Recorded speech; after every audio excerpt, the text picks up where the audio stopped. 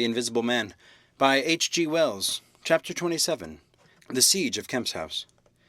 Kemp read a strange missive, written in pencil on a greasy sheet of paper. "You've been amazingly energetic and clever," this letter ran, "though what you stand to gain by it I cannot imagine. You are against me. For a whole day you've chased me. You've tried to rob me of a night's rest, but I have had food in spite of you. I have slept in spite of you, and the game is only beginning. The game is only beginning. There is nothing for it but to start the terror. This announces the first day of terror. Port Burdock is no longer under the Queen. Tell your colonel of police and tell the rest of them. It is under me, the terror. This is the day of year 1 of the new epoch, the epoch of the Invisible Man. I am Invisible Man the first. To begin with, the rule will be easy. The first day there will be one execution for the sake of an example. A man named Kemp. Death starts for him today. He may lock himself away, hide himself away, get guards about him, put on armor if he likes. Death, the unseen death is coming. Let him take precautions. It will impress my people. Death starts from the pillar box by midday. The letter will fall as the postman comes along, then off. The game begins. Death starts. Help him not, my people, lest death fall upon you also. Today, Kemp is to die." Kemp read the letter twice. "It's no hoax," he said. "That's his voice, and he means it." He turned and folded the sheet over and saw on the address side of it the postmark Hittending and the prosaic detail 2D to pay. He got up slowly, leaving his lunch unfinished. The letter had come by 1 o'clock post, and went into his study. He rang for his housekeeper and told her to go round the house at once, examine all the fastenings of the windows, and close all the shutters. He closed the shutters of his study himself. From a locked drawer in his bedroom he took a little revolver, examined it carefully, and put it into the pocket of his lounge jacket. He wrote a number of brief notes, one to Colonel Eddy, gave him to a servant to take, with explicit instructions as to her way of leaving the house. "There's no danger," he said, and added a mental reservation, "to you." He remained meditative for a space after doing this. He then returned to his cooling lunch. He ate with gaps of thought. Finally he struck the table sharply. "We will have him," he said, "and I'm the bait. He will come too far." He went up to the Belvedere, carefully shutting every door after him. "It's a game," he said. "An old game, but the chances are all for me, Mr. Griffin, in spite of your invisibility. Griffin contra mundum, with a vengeance." He stood at the window, staring at the hot hillside. He must get food every day, and I don't envy him. Did he really sleep last night, out in the open somewhere, secure from collisions? I wish we could get some cold, wet weather instead of the heat. He may be watching me now. He went to close the window. Something rapped smartly against the brickwork over the frame, and made him start violently back. "I'm getting nervous," said Kemp, but it was 5 minutes before he went to the window again. "It must have been a sparrow," he said. Presently he heard the front door bell ringing, and hurried downstairs. He unbolted and unlocked the door, examined the chain, put it up, and opened cautiously without showing himself. A familiar voice hailed him. It was Eddy. "Your servant's been assaulted, Kemp," he said around the door. "What?" exclaimed Kemp. "Had that note of yours taken away from her. He's close about here. Let me in." Kemp released the chain, and Eddy entered through a narrow opening as possible. He stood in the hall, looking with infinite relief at Kemp refastening the door. "Note was snatched out of her hand. Scared her horribly. She's down at the station. Hysterics. He's close here. What was it about?" Kemp swore. "What a fool I was," said Kemp. "I might have known. It's not an hour's walk from Hiddentine already." "What's up?" said Eddy. "Look here," said Kemp, and led the way into his study. He handed Eddy the Invisible Man's letter. Eddy read it and whistled softly. "And you," said Eddy, "proposed a trap." "Like a fool," said Kemp, "and sent my proposal out by a maidservant to him." Eddy followed Kemp's profanity. "He'll clear out," said Eddy. "Not he," said Kemp. A resounding smash of glass came from upstairs. Eddy had a silvery glimpse of a little revolver half out of Kemp's pocket. "It's the window upstairs," said Kemp, and led the way up. There came a second smash while they were still on the staircase. When they reached the study they found 2 of the 3 windows smashed, half the room littered with splintered glass, and one big flint lying on the writing table. 2 men stopped in the doorway, contemplating the wreckage. Kemp swore again. As he did so, the 3rd window went with a snap like a pistol, hung starred for a moment, and collapsed in jagged, shivering triangles into the room. "What's this for?" asked Eddy. "It's a beginning," said Kemp. "There's no way of climbing up here?" "Not for a cat," said Kemp. "No shutters?" "Not here. All the downstairs rooms." Hello! Smash, and then whack of boards, head hard, came downstairs. "Confound him," said Kemp. "That must be... Yes, it's one of the bedrooms. He's going to do all the house. But he's a fool. The shutters are up, and the glass would fall outside. He'll cut his feet." Another window proclaimed its destruction, and two men stood on the landing perplexed. "I have it," said Eddie. "Let me have a stick or something, and I'll go down to the station and get the bloodhounds put on. That ought to settle him. They're hard by, not 10 minutes. Another window went the way of its fellows. "You haven't a revolver?" asked Eddie. Kemp's hand went into his pocket. Then he hesitated. I haven't one, at least to spare." "I'll bring it back," said Eddie. "You'll be safe here." Kemp, ashamed of his momentary lapse of truthfulness, handed him the weapon. "Now for the door," said Eddie. As they stood hesitating in the hall, they heard one of the first-floor bedroom windows crack and clash. Kemp went to the door and began to slip the bolts as silently as possible. His face was a little paler than usual. "You must step straight out," said Kemp. In another moment Eddie was on the doorstep and the bolts were dropping back into the staples. He hesitated for a moment, feeling more comfortable with his back against the door. Then he marched, upright and square, down the steps. He crossed the lawn and approached the gate. A little breeze seemed to ripple over the grass. Something moved near him. "Stop a bit," said a voice, and Eddie stopped dead and his hand tightened on the revolver. "Well?" said Eddie, white and grim, and every nerve tense. "Oblige me by going back into the house," said the voice, as tense and grim as Eddie's. "Sorry," said Eddie a little hoarsely, and moistened his lips with his tongue. The voice was on his left front, he thought. Suppose he were to take his luck with a shot. "What are you going for?" said the voice, and there was a quick movement of the two, a flash of sunlight from the open lip of Eddie's pocket. Eddie desisted and thought. "Where I go," he said slowly, "is my own business." The words were still on his lips. When an arm came around his neck, he felt the back and a knee, and he was sprawling backwards. He drew clumsily and fired absurdly, and in another moment he was struck in the mouth, and the revolver wrested from his grip. He made a vain clutch at its slippery limb, tried to struggle, and fell back. "Damn," said Eddie. The voice laughed. "I'd kill you now if it wasn't the waste of a bullet," it said. He saw the revolver in mid-air, 6 feet off, covering him. "Well?" said Eddie, sitting up. "Get up," said the voice. Eddie stood up. "Attention," said the voice, and then fiercely, "don't try any games. Remember, I can see your face if you can't see mine. You've got to go back to the house." "You won't let me in," said Eddie. "That's a pity," said the invisible man. "I've got no quarrel with you." Eddie moistened his lips again. He glanced away from the barrel of the revolver and saw the sea far off, very blue and dark under the midday sun, the smooth green down and the white cliff of the head, and the multitudinous town, and suddenly he knew that life was very sweet. His eyes came back to the little metal thing hanging between heaven and earth 6 yards away. "What am I to do?" he said sullenly. "What am I to do?" asked the invisible man. "You will get help. The only thing for you is to go back." "I will try. If he lets me in, will you promise not to rush the door?" "I've got no quarrel with you," said the voice. Kemp had hurried upstairs after letting Eddie out, and now, crouching among the broken glass and peering cautiously over the edge of the study window-sill, he saw Eddie stand parleying with the unseen. "Why doesn't he fire?" whispered Kemp to himself. Then the revolver moved a little. The glint of sunlight flashed in Kemp's eyes. He shaded his eyes and tried to see the source of the blinding beam. "Surely," he said, "Eddie's given up the revolver." "Promise not to rush the door," Eddie was saying. "Don't push a winning game too far. Give a man a chance." "You go back to the house, and I tell you flatly, I will not promise anything." Eddie's decision seemed suddenly made. He turned towards the house, walking slowly with his hands behind him. Kemp watched him, puzzled. The revolver vanished, flashed again into sight, vanished again, and became evident on a closer scrutiny as a little dark object following Eddie. Then things happened very quickly. Eddie leapt backwards, swung around, clutched at his little object, missed it, and threw up his hands and fell forward on his face, leaving a puff of blue in the air. Kemp did not hear the sound of a shot. Eddie writhed, raised himself on one arm, fell forward, and lay still. For a space Kemp remained staring into the quiet carelessness of Eddie's attitude. The afternoon was still hot, and nothing seemed stirring in all the world save a couple of yellow butterflies chasing each other through the shrubbery between the house and the road gate. Eddie lay on the lawn near the gate. The blinds of all the villas down the hill road were drawn, but in one little green summer house was a white figure, apparently an old man asleep. Kemp scrutinized the surroundings of the house for a glimpse of the revolver, but it had vanished. His eyes came back to Eddie. The game was opening well. Then came a ringing and knocking at the front door that grew at last tumultuous. But pursuant to Kemp's instructions, the servants had locked themselves into their rooms. This was followed by a silence. Kemp sat listening and began peering cautiously out of the 3 windows, one after another. He went to the staircase head and stood listening uneasily. He armed himself with his bedroom poker and went to examine the interior fastenings of the ground floor windows again. Everything was safe and quiet. He returned to the belvedere. Eddie lay motionless over the edge of the gravel, just as he had fallen. Coming along the road by the vias were the housemaid and 2 policemen.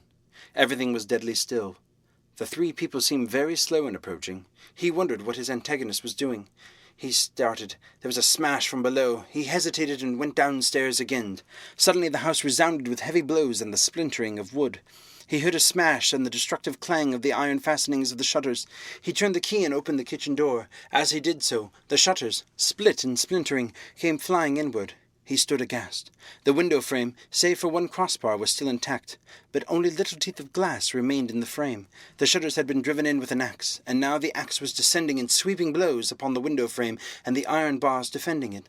Then suddenly it leapt aside and vanished. He saw the revolver lying on the path outside, and then the little weapon sprang into the air. He dodged back. The revolver cracked just too late, and a splinter from the edge of the closing door flashed over his head. He slammed and locked the door, and as he stood outside he heard Griffin shouting and laughing. The blows of the axe, with its splitting and splashing consequences, were resumed. Kemp stood in the passage trying to think. In a moment the Invisible Man would be in the kitchen. This door would not keep him a moment, and then a ringing came from the front door again.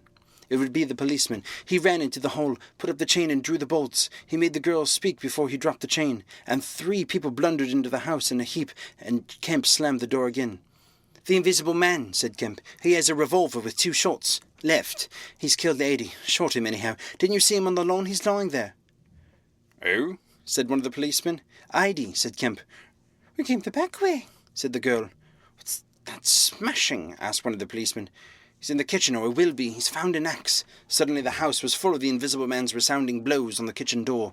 The girls stared towards the kitchen, shuddered, and retreated to the dining room. Kemp tried to explain in broken sentences. They heard the kitchen door give. "This way," said Kemp, starting into activity, and bundled the policeman into the dining room doorway. "Poker," said Kemp, and rushed to the fender. He handed the poker he had carried to the policeman, and the dining room one to the other. He suddenly flung himself backwards. "Whoop," said one policeman, ducked and caught at the axe on his poker. The pistol snapped its penultimate shot, and ripped a valuable Sydney copper. The second policeman brought his poker down on the little weapon, as one might knock down a wasp, and set it rattling to the floor. At the first clash the girl screamed, stood screaming for a moment by the fireplace, and then ran to open the shutters, possibly with the idea of escaping by the shattered window. The axe receded into the passage, and fell to a position about 2 feet from the ground. They could hear the Invisible Man breathing. "Stand away, you 2, he said. "I want that man Kemp." "We want you," said the first policeman, making a quick step forward and wiping with his poker at the voice. The Invisible Man must have started back, and he blundered into the umbrella stand. Then, as the policeman staggered with the swing of the blow he had aimed, the Invisible Man countered with his axe.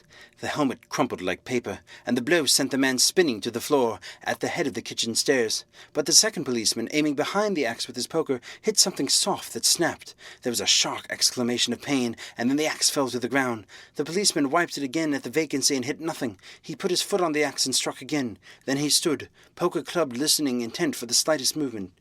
He heard the dining room window open and a quick rush of feet within. His companion rolled over and sat up, with the blood running down between his eye and ear. "Where is he?" asked the man on the floor. "Don't know. I've hit him. He's standing somewhere in the hall, unless he slipped past you, Dr. Kemp. Sir." Pause. "Dr. Kemp?" cried the policeman again. The second policeman began struggling to his feet. He stood up. Suddenly the faint pad of bare feet on the kitchen stairs could be heard. "Yap!" cried the first policeman, and incontinently flung his poker. It smashed the little gas bracket. He made as if he would pursue the Invisible Man downstairs. Then he thought better of it, and stepping into the dining room. "Dr. Kemp," he began, and stopped short. "Dr. Kemp's a hero," he said as his companion looked over his shoulder. The dining room window was wide open, and neither housemaid nor Kemp was to be seen. The second policeman's opinion was terse and vivid. End of chapter 27. Read by David Russell. For Lit to Go. Available on the web at fcit.usf.edu.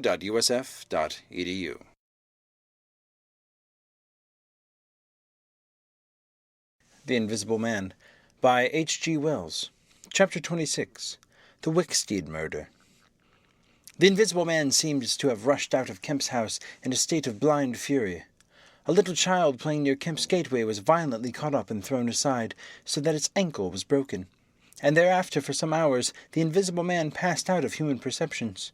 No one knows where he went, nor what he did, but one can imagine him hurrying through the hot June afternoon, up the hill and on to the open downland behind Port Stowe, raging and despairing his intolerable fate, and sheltering at last, heated and weary, among the thickets of Hiddentine, to piece together again his shattered schemes against his species. That seems to most probable refuge for him, for there it was he reasserted himself in a grimly tragical manner about 2 in the afternoon. One wonders what his state of mind may have been during that time, and what plans he had devised. No doubt he was almost ecstatically exasperated by Kemp's treachery, and though we may be able to understand the motives that led to that deceit, we may still imagine and even sympathize a little with the fury the attempted surprise must have occasioned. Perhaps something of the stunned astonishment of his Oxford Street experiences may have returned to him, for he had evidently counted on Kemp's cooperation in his brutal dream of a terrorized world. At any rate, he vanished from human ken about midnight, and no living witness can tell what he did until 2:30. It was a fortunate thing, perhaps, for humanity, but for him it was a fatal inaction.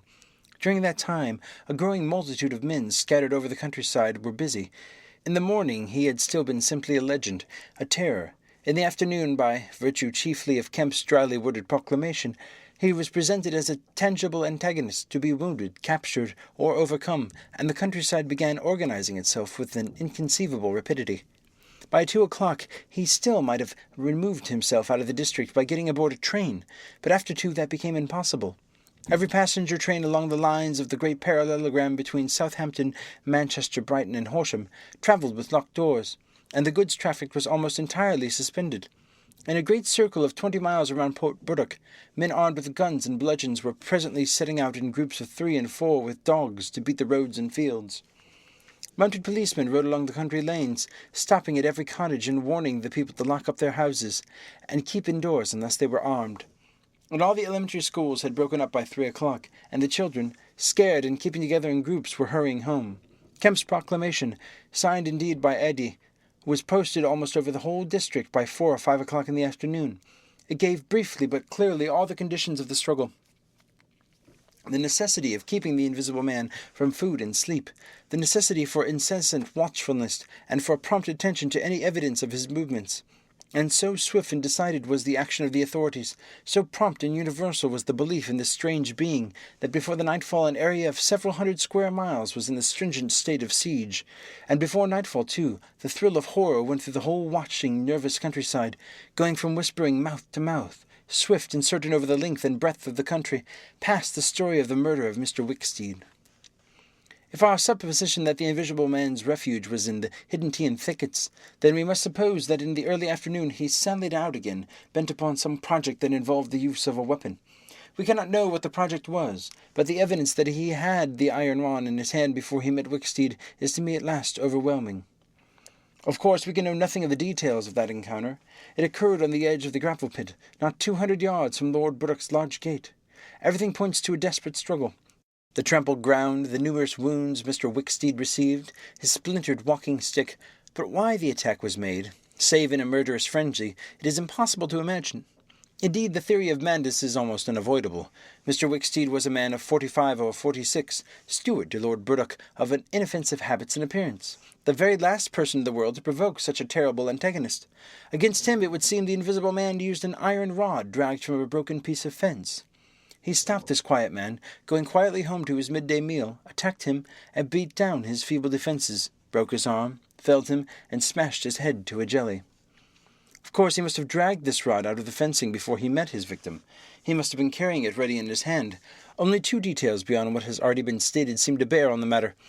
One is the circumstance that the gravel pit was not in Mr. Wicksteed's direct path home, but nearly a couple of 100 yards out of his way. The other is the assertion of a little girl to the effect that, going to her afternoon school, she saw the murdered man trotting in a peculiar manner across a field towards the gravel pit.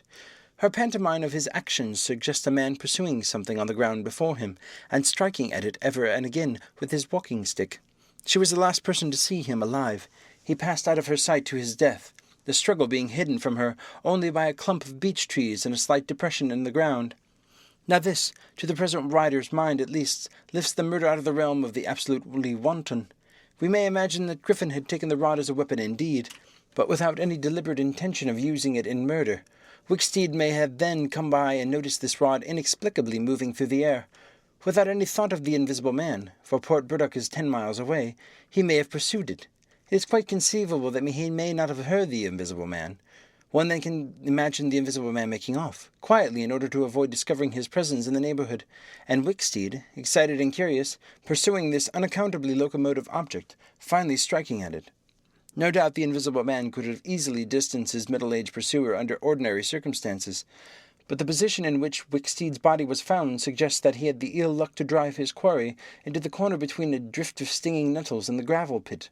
To those who appreciate the extraordinary irascibility of the Invisible Man, the rest of the encounter will be easy to imagine.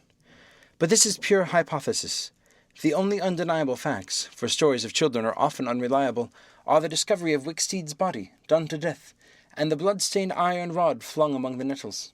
The abandonment of the rod by Griffin suggests that the emotional excitement of the affair, the purpose for which he took it, if he had a purpose, was abandoned. He was certainly an intensely egotistical and unfeeling man, but the sight of his victim, his first victim, bloody and pitiful at his feet, may have released some long-pent fountain of remorse for which a time may have flooded whatever scheme of action he had contrived. After the murder of Mr. Wicksteed, he would have seemed to have struck across the country wards toward the downland. There is a story of a voice heard about sunset by a couple of men in a field near Fernbottom. It was wailing and laughing, sobbing and groaning, and ever and again it shouted. It must have been queer hearing. It drove up the middle of a clover field and died away towards the hills. That afternoon, the Invisible Man must have learnt something of the rapid use Kemp has made of his confidences. He must have found houses locked and secured. He may have loitered about the railway stations and prowled about inns, and no doubt he read the proclamations and realized something of the nature of the campaign against him. And as the evening advanced, and the fields became dotted here and there with groups of 3 or 4 men, and noisy with the yelping of dogs, these men-hunters had particular instructions in the case of encounter as to the way they should support one another, but he avoided them all. We may understand something of his exasperation, and it could have been none the less because he himself had supplied the information that was being used so remorselessly against him. For that day, at least, he lost heart. For nearly 24 hours, save when he turned on Wicksteed, he was a hunted man. In the night he must have eaten and slept, for in the morning he was himself again, active, powerful, angry, and malignant, prepared for his last great struggle against the world. End of Chapter 26. Read by David Russell. 4 Let's Go. Available on the web at fcit.usf.edu.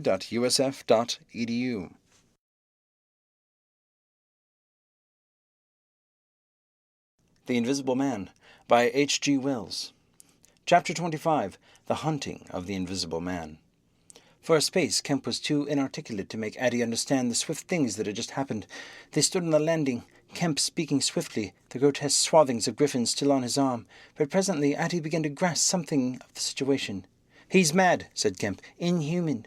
He is pure selfishness. He thinks nothing but his own advantage, his own safety. I've listened to such a story this morning of brutal self-seeking. He has wounded men. He will kill them unless we can prevent him. He will create a panic. Nothing can stop him. He's going out now, furious." "He must be caught," said Addie. "That is certain." "But how?" cried Kemp, suddenly became full of ideas. "You must begin at once. You must set every available man to work. You must prevent his leaving this district. Once he gets away, he may go roaming through the countryside as he wills, killing and maiming. He dreams of a reign of terror. A reign of terror, I tell you. You must set a watch on trains and roads and shipping. The garrison must help. You must wire for help. The only thing that may keep him here is the thought of recovering some of the books and notes he counts of value. I will tell you that. There's a man in your police station. Marvel." "I know," said Eddie. "I know of these books, yes, but the tramp." "Says he hasn't them. But he thinks the tramp has, and you must prevent him from eating or sleeping. Day and night the country must be astir for him. Food must be locked up and secured. All food, so that we have to break his way to it. The houses everywhere must be barred against him. Heaven send us cold nights and rain. The whole countryside must be hunting and keep hunting. I tell you, Eddie, he's a danger, a disaster unless he's pinned and secured. It is frightful to think of the things that may happen." "Well, what else can we do?" said Eddie. "I must go down at once and begin organising. But why not come? Yes, you come too. Come, and we must hold a sort of council of war. Get Hops to help. The railway manager, by Jove, it's urgent. Come along. Tell me as we go. What else there is we can do? Put that stuff down." In another moment, Eddie was leading his way downstairs. They found the front door open and the policemen standing outside staring at empty air. "We got away, sir," said one. "We must go down to the central station at once," said Eddie. "One of you go down and get a cab to come up and meet us quickly. And now, Kemp, what else?" "Dogs," said Kemp. "Get dogs. They don't see him, but they wind him. Get dogs." "Good," said Eddie. "It's not generally known, but the prisoner officials over at Halstead know a man with bloodhounds' dogs." What else? Bear in mind, said Kemp, his food shows. After eating, his food shows until it's assimilated, so that he has to hide after eating. You must keep on beating every thicket, every quiet corner. Put all weapons, all implements that might be weapons away. He can't carry such things for long, and what he can snatch up and strike men with must be hidden away. Good again, said Adie. We shall have him yet. And on the roads, said Kemp, and hesitated. Yes, said Adie. Powdered glass. It's cruel, I know, but think of what he may do. Eddie drew in the air sharply between his teeth. It's unsportsmanlike. I don't know, but I'll have powdered Rescott ready. If he goes too far... The man's become inhuman, I tell you, said Kemp. I'm as sure he will establish a reign of terror, so soon as he got over the emotions of his escape. As I'm sure I'm talking to you, our only chance is to be ahead. He's cut himself off from his kind. His blood be upon his own head. End of chapter 25. Read by David Russell. For Lit to Go. Available on the web at fcit.usf.edu.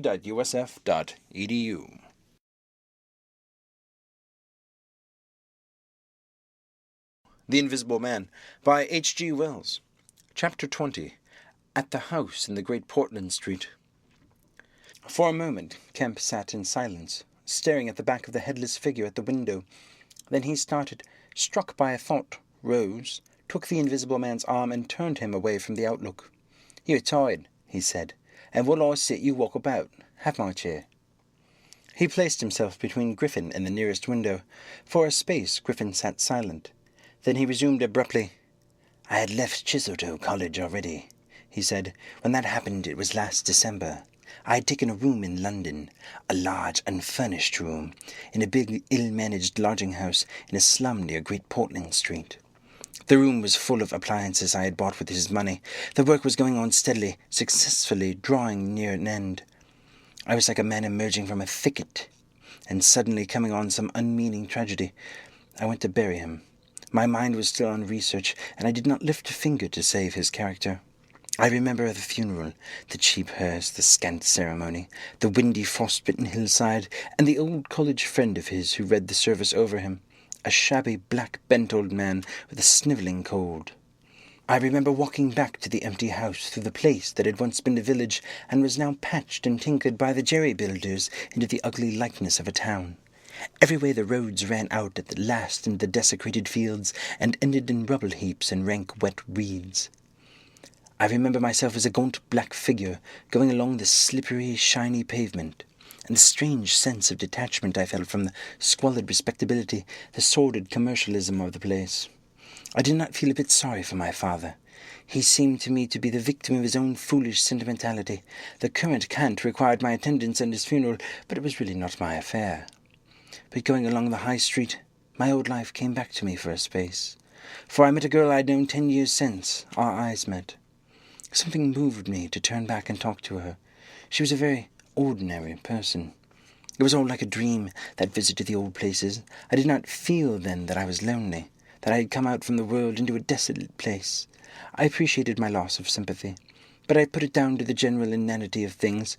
Re-entering my room seemed like the recovery of reality. There were the things I knew and loved. There stood the apparatus, the experiments arranged and waiting, and now there was scarcely a difficulty left beyond the planning of details. I would tell you, Kemp, sooner or later, all the complicated processes. We need not go into that now. For the most part, saving certain gaps I chose to remember, they are written in cipher in those books that Tramp has hidden. We must hunt him down. We must get those books again. But the essential phase was to place the transparent object, whose refractive index was to be lowered between the two radiating centers of a sort of ethereal vibration, of which I will tell you more fully later, not those Rungunton vibrations. I don't know what those others of mine have been described, yet they are obvious enough. I needed 2 little dynamos, and these I worked with a cheap gas engine. My first experiment was with a bit of white wool fabric. It was the strangest thing in the world to see it flicker of the flashes soft and white, and then watch it fade like a wreath of smoke and vanish. I could scarcely believe I had done it. I put my hand into the emptiness, and there was the thing as solid as ever. I felt it awkwardly, and threw it on the floor. I had a little trouble finding it again. And then came a curious experience. I heard a meow behind me, and, turning, saw a lean white cat, very dirty on the cistern cover outside the window. A thought came into my head. "Everything ready for you," I said, and went to the window and opened it, and called softly. She came in purring. The poor beast was starving. I gave her some milk. All my food was in a cupboard in the corner of the room. After that she went smelling around the room, evidently with the idea of making herself at home. The invisible rag upset her a bit. You should have seen her spit at it. But I made her comfortable on the pillow of my truckle bed, and I gave her butter to get her to wash. And you processed her? I processed her. But giving drugs to a cat is no joke, Kemp, and the process failed. Failed? In two particulars.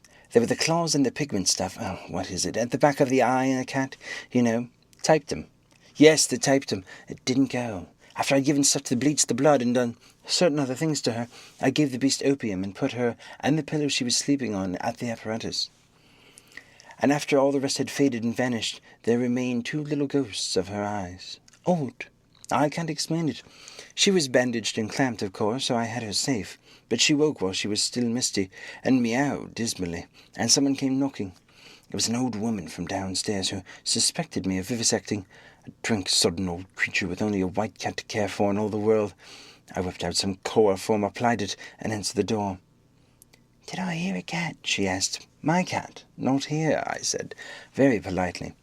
She was a little doubtful and tried to peer past me into the room, strange enough to her, no doubt, bare walls, uncurtained window, truckle bed, and with the gas engine vibrating in the seethe of the radiant points, and that faint ghastly stinging of chloroform in the air. She had to be satisfied at last and went away. "How long did that take?" asked Kemp. 3 or 4 hours. The cat, the bones, the sinews, and the fat of the last to go, and the tips of the coloured hairs, and, as I say, the black part of the eye. Tough, iridescent stuff it is, wouldn't go at all. It was night outside long before the business was over, and nothing was to be seen but the dim eyes and the claws. I stopped the gas engine, felt for and stroked the beast, which was still insensible, and then, being tired, left it sleeping on the invisible pillow and went to bed. I found it hard to sleep. I lay awake thinking the weak, aimless stuff, going over the experiment over and over again, or dreaming fervorously of things growing misty and vanishing about me, until everything I stood on vanished. And so I came to that sickly falling nightmare one gets, about 2. The cat began meowing about the room, and tried to hush it by talking to it. And then I decided to turn it out. I remember the shock I had when striking a light. There were just the round eyes shining green and nothing around them. I would have given it milk, but I hadn't any. It wouldn't be quiet. It just sat down and meowed at the door. I tried to catch it, with an idea of putting it out the window, but it wouldn't be caught. It vanished. Then it began meowing in different parts of the room. At last I opened the window and made a bustle. I suppose it went out at last. I never saw any more of it. Then, heaven knows why, I fell thinking of my father's funeral again, and the dismal windy hillside until the day had come. I found sleeping was hopeless, and, locking my door after me, wandered out into the morning streets. "You don't mean to say there's an invisible cat at large?" said Kemp. "If it hasn't been killed," said the invisible man. "Why not?" "Why not? I didn't mean to interrupt." "It's very probably been killed," said the invisible man. "It was alive 4 days after, I know, and down a grading in Great Titchfield Street, because I saw a crowd around the place trying to see where the meowing came." He was silent for the best part of a minute, then he resumed abruptly. "I remember that morning before the change very vividly. I must have gone up Great Portland Street. I remember the barracks in Albany Street, and the horse soldiers coming out. And at last I found the summit of Primrose Hill. It was a sunny day in January, one of those sunny frosty days that come before the snow each year. My weary brain tried to formulate the position, to plot out a plan of action. I was surprised to find now that the prize was in my grasp. How inconclusive its attainment seemed. As a matter of fact, I was worked out. The intense stress of nearly 4 years' continuous work left me incapable of any strength of feeling. I was apathetic, and I tried in vain to recover the enthusiasm of my first inquiries. The passion of discovery that had enabled me to compass even the downfall of my father's grey hairs. Nothing seemed to matter. I saw pretty clearly this was a transient mood, due to overwork and want of sleep, and either by drugs or rest it would be possible to recover my energies.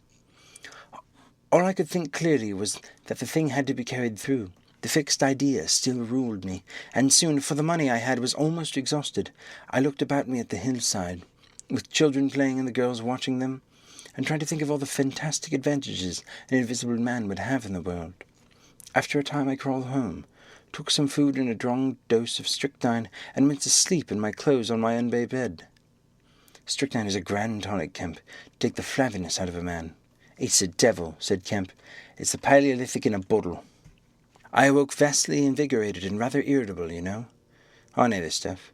And there was someone rapping at the door. It was my landlord, with threats and inquiries, an old Polish Jew in a long grey coat and greasy slippers. I had been tormenting a cat in the night, he was sure, and the old woman's tongue had been busy. He insisted on knowing all about it. The laws in this country against vivisection were very severe. He might be liable. I denied the cat. Then the vibration of the little gas engine could be felt all over the house. He said that was true, certainly. He edged around me into the room, peering about over his German silver spectacles. And a sudden dread came into my mind that he might carry away something of my secret. I tried to keep between him and the concentrating apparatus I had arranged, and that only made him more curious. What was I doing? Why was I always alone and secretive? Was it legal? Was it dangerous? I paid nothing but the usual rent. His had always been a most respectable house in a disreputable neighbourhood. Suddenly my temper gave way. I told him to get out. He began to protest, to jabber of his right of entry. In a moment I had him by the collar. Something ripped, and he went spinning out into his own passage. I slammed and locked the door and sat down quivering. He made a fuss outside, which I disregarded, and after a time he went away. But this brought matters to a crisis. I did not know what he would do, nor even what he had the power to do. To move to fresh apartments would have meant delay. Altogether I had barely £20 left in the world, for the most part in a bank, and I could not afford that. Vanish. It was irresistible. Then there would be an inquiry, and the sacking of my room. I thought of the possibility of my work being exposed or interrupted at its very climax. I became very angry and active. I hurried out with my 3 books of notes and my cheque-book. The tramp has them now. I directed them to the nearest post office, to a house of call for letters and parcels in the great Portland Street. I tried to go out noiselessly. Coming in, I found my landlord going quietly upstairs. He had heard the noise of the door close. I suppose you would have laughed to see him jump aside on the landing as I came tearing after him. He glared at me as I went by him, and I made the house quiver with the slamming of my door. I heard him come shuffling up to my door, hesitate, and go down. I set work upon my preparations forthwith. It was all done that evening and night, while I was still sitting under the sickly, drowsy influence of the drugs that decolorize blood. There came a repeated knocking at the door. It ceased. Footsteps went away and returned, and the knocking was resumed. There was an attempt to push something under the door, a blue paper. Then in a fit of irritation I rose and went and flung the door wide open. "Now then," said I. He was my landlord, with a notice of ejectment or something. He held it out to me, saw something odd about my hands, I expected it, and lifted his eyes to my face. For a moment he gaped, and then gave sort of an inarticulate cry, dropped candle and writ together, and went blundering down the dark passage to the stairs. I shut the door, locked it, and went to the looking-glass. Then I understood his terror. My face was white, like white stone. But it was all horrible. I had not expected the suffering. A night of rakish anguish, sickness, and fainting. I set my teeth through my skin and was presently afire, all my body afire. But I lay there like grim death. I understood now how it was the cat had howled until I chloroformed it. Lucky it was I lived alone and unattended in my room. There were times where I sobbed and groaned and talked, but I stuck to it. I became insensible and woke languid in the darkness. The pain had passed. I thought I was killing myself, and I did not care. I shall never forget that dawn, and the strange horror of seeing that my hands had become as clouded glass, and watching them grow clearer and thinner as the day went by, until at last I could see the sickly disorder of my room through them. Though I closed my transparent eyelids, my limbs became glassy, and the bones and arteries faded, vanished, and the little white nerves went last. I gritted my teeth and stayed there to the end. At last only the dead tips of fingernails remained, pallid and white, and the brown stain of some acid upon my fingers. I struggled up. At first I was incapable as a swathed infant, stepping with limbs I could not see. I was weak and very hungry. I went and stared at nothing in my shaving-glass, at nothing save where an attenuated pigment still remained behind the retina of my eyes. Fainter than mist, I had to hang onto the table and press my forehead against the glass. It was only by a frantic effort of will that I dragged myself back to the apparatus and completed the process. I slept during the forenoon, pulling the sheets over my eyes to shut out the light, and about midday I was awakened again by a knocking. My strength had returned, and I sat up and listened and heard a whispering. I sprang to my feet as noiselessly as possible, began to detach the connections of my apparatus, and to distribute it about the room as to destroy the suggestions of its arrangement. Presently the knocking was renewed and the voices called, first my landlord and then 2 others. To gain time I answered them. The invisible rag and pillow came to hand, and I opened the window and pitched them out under the cistern cover. As the window opened, a heavy crash came at the door. Someone had charged it with the idea of smashing the lock, but the stout bolts I'd screwed up some days before stopped him. That startled me, made me angry. I began to tremble and do things hurriedly. I tossed together some loose paper, straw, packing paper, and so forth, in the middle of the room, and turned on the gas. Heavy blows began to rain upon the door. I could not find the matches. I beat my hands on the wall with rage. I turned down the gas again, stepped out of the window with the cistern cover, and very softly lowered the sash, and sat down, secure and invisible, but quivering with anger, to watch events. They split a panel, I saw, and in another moment they had broken away the staples of the bolts, and stood in the open doorway. It was the landlord and his 2 stepsons, sturdy young men of 3 or 4 and 20. Behind them fluttered the old hag of a woman from downstairs. You may imagine their astonishment to find the room empty. One of the younger men rushed to the window at once, flung it up and stared out. His staring eyes and thick-lipped, bearded face came a foot from my face. I was half-minded to hit his soundly consonants, but I rested my doubled fist. He stared right through me. So did others as they joined him. The old men went and peered under the bed. They all made a rush for the cupboard. They had to argue at length in Yiddish and Cockney English. They concluded I had not answered them, that their imagination had deceived them. A feeling of extraordinary elation took place of my anger as I sat outside the window and watched those 4 people, for the old lady came in, glancing suspiciously about her like a cat, trying to understand the riddle of my behaviour. The old man, so far as I could understand his patois, agreed with the old lady that I was a vivisectionist. The sons protested in garbled English that I was an electrician, and appealed to all the dynamos and radiators. They were all nervous about my arrival, although I found subsequently that they had bolted the front door. The old lady peered into the cupboard under the bed, and one of the young men pushed the register and stared up the chimney. One of my fellow lodgers, a costermonger who shared the opposite room with the butcher, appeared on the landing, and he was called in and told incoherent things. It occurred to me that the radiators, if they fell into the hands of some acute, well-educated person, would give me away too much, and watching my opportunity, I came into the room and tilted one of the little dynamos off its pillow, on which it was standing, and smashed both apparatus. Then, while they were trying to explain the smash, I dodged out of the room and went softly downstairs. I went into one of the sitting rooms and waited until they came down, still speculating and argumentative, all a little disappointed at finding no horrors, and a little puzzled how they stood legally towards me. Then I slipped up again with a box of matches, fired my heap of paper and rubbish, put the chairs and bedding thereby, led gas to the affair by means of an india-rubber tube, and waving a farewell to the room, left it for the last time. "You fired the house?" exclaimed Kemp. "Fired the house? It was the only way to cover my trail, and no doubt it was insured. I slipped the bolts of the front door quietly and went out into the street. I was invisible, and I was only just beginning to realize the extraordinary advantage of my invisibility gave me. My head was already teeming with plans of all the wild and wonderful things I had now the impunity to do." End of Chapter 20. Read by David Russell.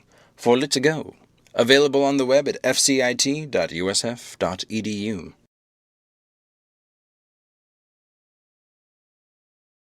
The Invisible Man by H.G. Wells. Chapter 19. Certain First Principles. "What's the matter?" asked Kemp when the Invisible Man admitted him. "Nothing," was the answer. "But confound it, this smash! Fit of temper," said the Invisible Man. "Forgot this arm, and it's sore." "You're rather liable to that sort of thing." "I am." Kemp walked across the room and picked up the fragments of broken glass. "All the facts are out about you," said Kemp, standing up with the glass in his hand. "All that happened in Ipping and down the hill, the world has become aware of its invisible citizen. But no one knows you're here." The Invisible Man swore. "The secret's out. I gather it was a secret. I don't know where your pants are, but of course I'm anxious to help you." The Invisible Man sat down on the bed. "There's breakfast upstairs," said Kemp, speaking as easily as possible, and he was delighted to find his strange guest rose willingly. Kemp led the way up the narrow staircase to the belvedere. "Before we can do anything else," said Kemp, "I must understand a little more about this invisibility of yours." He had sat down, after one nervous glance out the window, with the air of a man who has talking to do. His doubts of the sanity of the entire business flashed and vanished again as he looked across the street to where Griffin sat at the breakfast table, a headless, handless dressing gown, wiping unseen lips on a miraculously held serviette. "It's simple enough, incredible enough," said Griffin, putting aside the serviette and leaning the invisible head on an invisible hand. "No doubt to you, but," Kemp laughed, "well, Yes, to me it seemed wonderful at first, no doubt, but now, great God! But we would do great things yet. I came on the stuff first at Chesilstowe. Chesilstowe? I went there after I left London. You know, I dropped medicine and took up physics, no? Well, I did. Light fascinated me. Ah, optical density. The whole subject is a network of results. A mind network with the solutions glimmering elusively through, and being but 22 and full of enthusiasm, I said, I will devote my life to this. This is worthwhile. You know what fools we are at 22.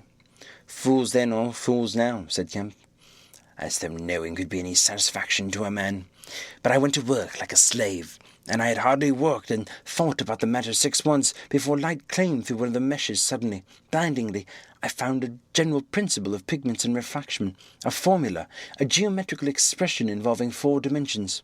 Fools, common men, even common mathematicians, do not know anything of what some general expression may mean to the student of molecular physics. In the books that tramp his hidden, there are marvels, miracles. But this was not a method. It was an idea that might lead to a method by which it would be possible, without changing any other property of the matter, except in some instances colours, to lower the refractive index of a substance, solid or liquid, to that of air, so far as all practical purposes are concerned.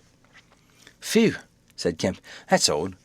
But I still don't see... Well, I can understand thereby you could spoil a valuable stone, but a personal invisibility is a far cry. Precisely, said Griffin. But consider, visibility depends on the action of visible bodies on light. Either a body absorbs lights, or it reflects or refracts it, or does all of these things. If it neither reflects nor absorbs light, it cannot itself be visible. You see an opaque red box, for instance, because the color absorbs some of the light and reflects the rest. All the red part of the light to you. If it did not absorb any particular part of the box, but reflected it all, then it would be a shining white box, silver. A diamond box would neither absorb much of the light nor reflect much from the general surface, but just here and there, where the surface were favourable, the light would be reflected and refracted, so that you would get a brilliant appearance of flashing reflections and translucencies, a sort of skeleton of light. A glass box would not be so brilliant, not so clearly visible as a diamond box, because there would be less reflection and reflection. See that from certain points of view you could see quite clearly through it. Some kinds of glass would be more visible than others. A box of flint glass would be brighter than a box of ordinary window glass.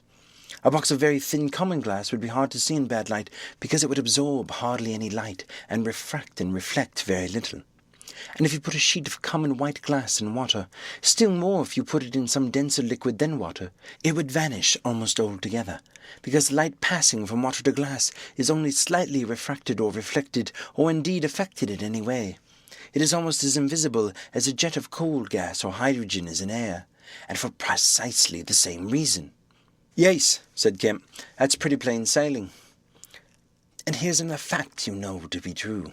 If a sheet of glass is smashed, Kemp, and beaten into a powder, it becomes much more visible while it is in the air.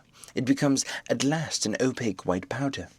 This is because the powdering multiplies the surfaces of the glass at which refraction and reflection occur. In the sheet of glass there are only 2 surfaces. In the powder the light is reflected or refracted by each grain it passes through, and very little gets right through the powder. But if the white powdered glass is put into water, it forthwith vanishes. The powdered glass and water have very much the same refractive index. That is, the light undergoes very little refraction or reflection in passing from one to the other. You make the glass invisible by putting it into a liquid of nearly the same refractive index. A transparent thing becomes invisible if it is put in any medium of almost the same refractive index. And if you will consider only a second, you will see that the powder of glass might be made to vanish in air, if its refractive index could be made the same as that of air. For then there would be no refraction or reflection as the light passed from the glass to air. Yes, said Kemp, but a man's not powdered glass. No, said Griffin, he's more transparent. Nonsense. That from a doctor, how one forgets. Have you already forgotten your physics in 10 years? Just think of all the things that are transparent and seem not to be so. Paper, for instance, is made up of transparent fibers, and it is white and opaque for only the same reason that a powder of glass is white and opaque. Oil white paper. Fill up the interstices between the particles with oil, so that there is no longer refraction or reflection except at the surfaces. and it becomes as transparent as glass.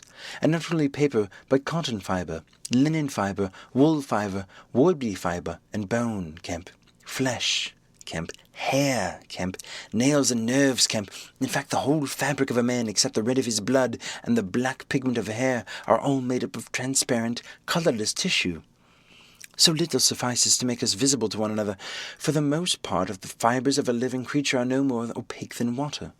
Good heavens, cried Kemp. Of course. I was thinking only last night of the sea larva and of the jellyfish. Now you have me. And all that I knew I had in mind a year after I left London. 6 years ago, but I kept it to myself. I had to do my work under frightful disadvantages. Oliver, my professor, was a scientific bounder. A journalist by instinct, a thief of ideas. He was always prying. And you know the knavish system of the scientific world. I simply would not publish, and let him share my credit. I went on working, and I got nearer and nearer to making my formula into an experiment, a reality. I told no living soul, because I meant to flash my work upon the world with crushing effect and become famous at a blow. I took up the question of pigments to fill up certain gaps, and suddenly, not by design but by accident, I made a discovery in physiology. Yes? You know the red colouring matter of blood. It can be made white, colourless, and remain with all the functions it has now. Kemp gave a cry of incredulous amazement. The Invisible Man rose and began pacing at the little study. You may exclaim, I remember that night. It was late at night. In the daytime one was bothered with the gaping, silly students, and I worked then sometimes till dawn. It came suddenly, splendid and complete in my mind. I was alone. The lavatory was still, with the lights tall burning brightly and silently. In my great moments I have been alone. One could make it animal, a tissue transparent. One could make it invisible, all except the pigments. I could be invisible, I said, suddenly realizing what it meant to be an albino with such knowledge. It was overwhelming. I left the filtering I was doing and went and stared out of the great window at the stars. I could be invisible, I repeated. To do such a thing would transcend magic, and I beheld, unclouded by doubt, a magnificent vision of all that invisibility might mean to a man, the mystery, the power, the freedom. Drawbacks I saw none. You have only to think. And I, a shabby, poverty-struck, hemmed-in demonstrator, teaching fools in a provincial college, might suddenly become... This, I ask you, Kemp, if you, anyone, I tell you, would have flung himself upon that research, and I worked 3 years, and every mountain of difficulty I toiled over showed another from its summit. The infinite details and the exasperation. A provincial professor, always prying. When are you going to publish this book of yours? Was his everlasting question. And the students, the cramped means, 3 years I had of it. After 3 years of secrecy and exasperation, I find that to complete it was impossible. Impossible! How? Asked Kemp. Money, said the Invisible Man, and went out to stare out the window. He turned around abruptly. I robbed the old man. Robbed my father. The money was not his, and he shot himself. End of chapter 19. Read by David Russell. For Lit to Go. Available on the web at fcit.usf.edu.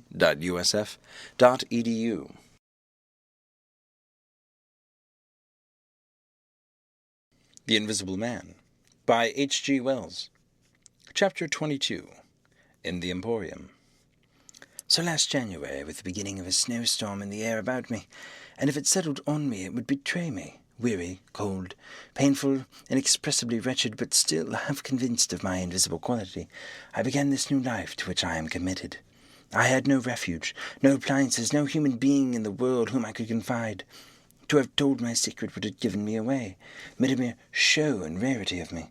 Nevertheless, I was half-minded to accost some passer-by and throw myself upon his mercy. But I knew too clearly the terror and brutal cruelty my advances would evoke. I had no plans in the street. My sole subject was to get shelter from the snow, to get myself covered and warm, that I might hope to plan. But even to me, an invisible man, the rows of London houses stood latched, barred, and bolted impregnably.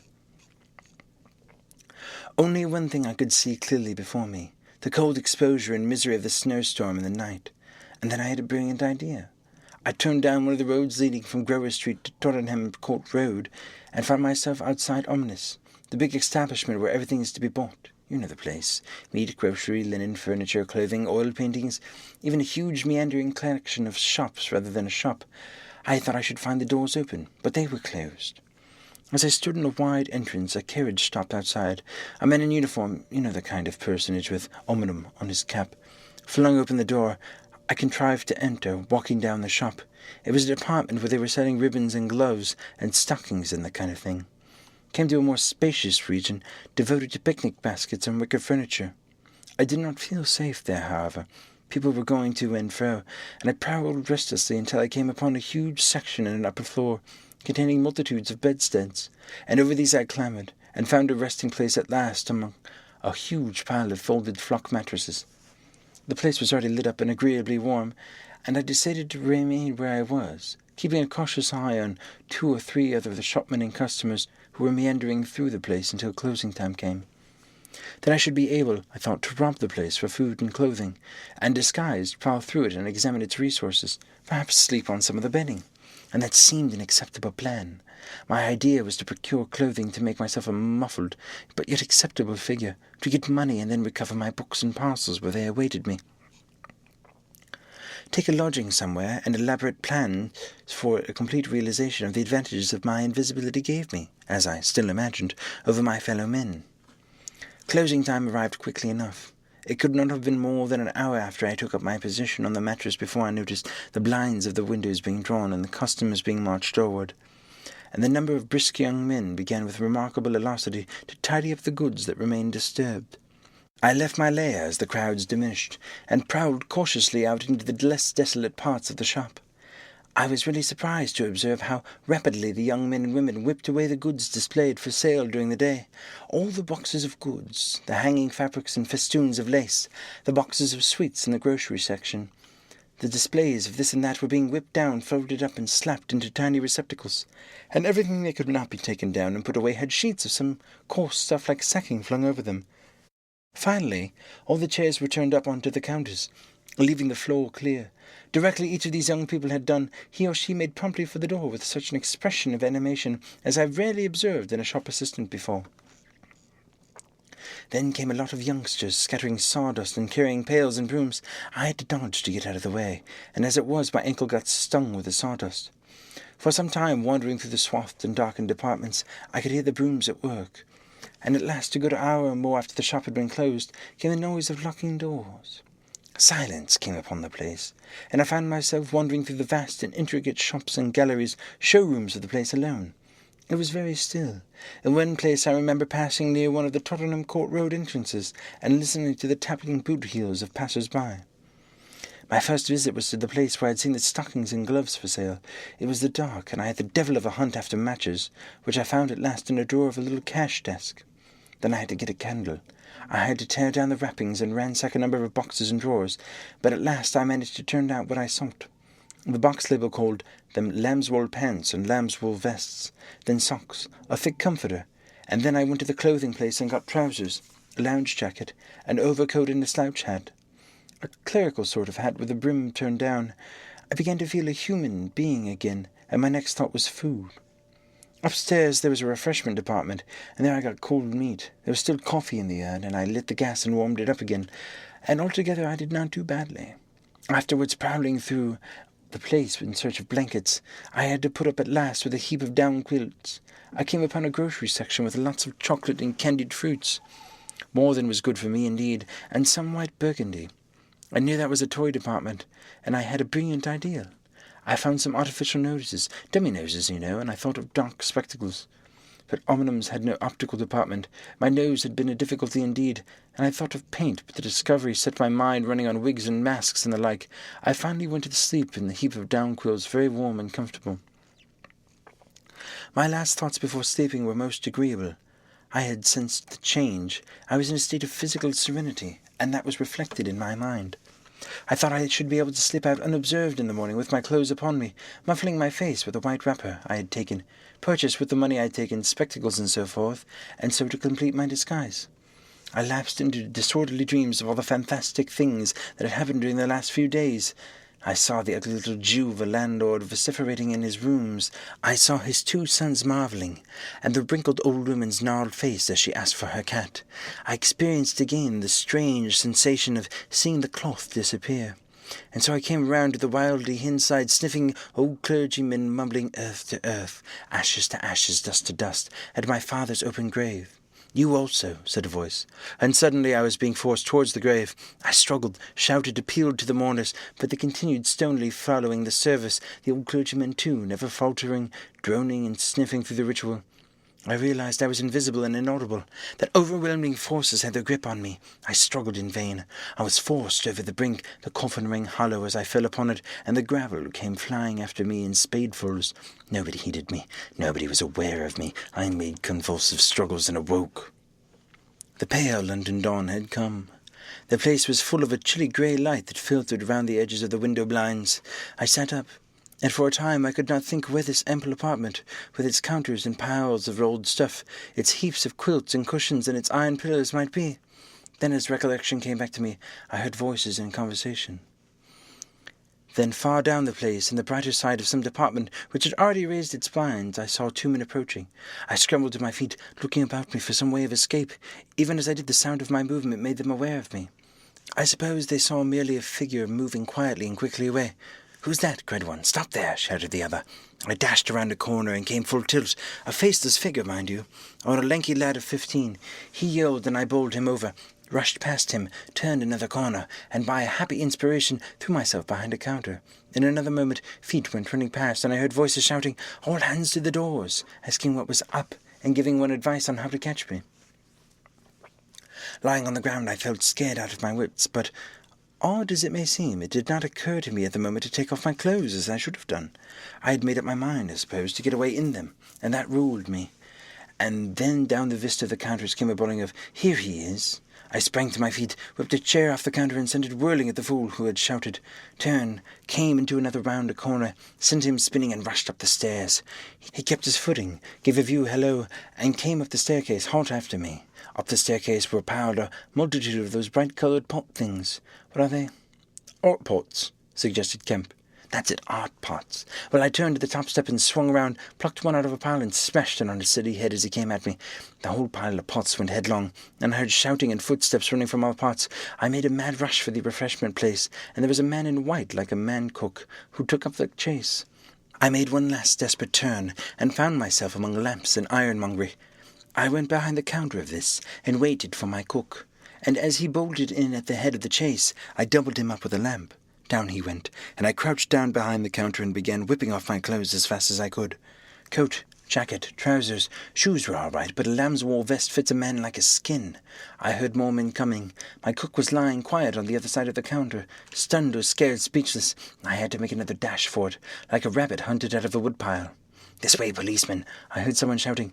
I found myself in a bedstead storeroom again, and at the end of a wilderness of wardrobes I rushed among them, went flat, got rid of my vest after infinite wriggling, and stood a free man again, panting and scared. As the policeman and 3 of the shopmen came around the corner, they made a rush for the vests and pants, and collared the trousers. "He's dropping his plunder," said one of the young men. "He must be somewhere here." But they did not find me all the same. I stood watching them hunt for me for a time, and cursing my ill luck in losing the clothes. Then I went into the refreshment room, drank a little milk I found there, and sat down by the fire to consider my position. In a little while 2 assistants came in and began to talk over the business very excitedly, like the fools they were. I heard a magnified account of my depredations, and other speculations as to my whereabouts. Then I fell to scheming again.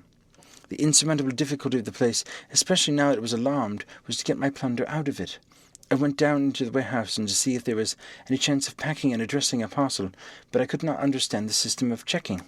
About 11 o'clock, the snow having thawed as it fell, and the day being a finer and a little warmer than the previous one, I decided that the Emporium was hopeless and went out again, exasperated at my want of success, with only the vaguest plans of action in my mind.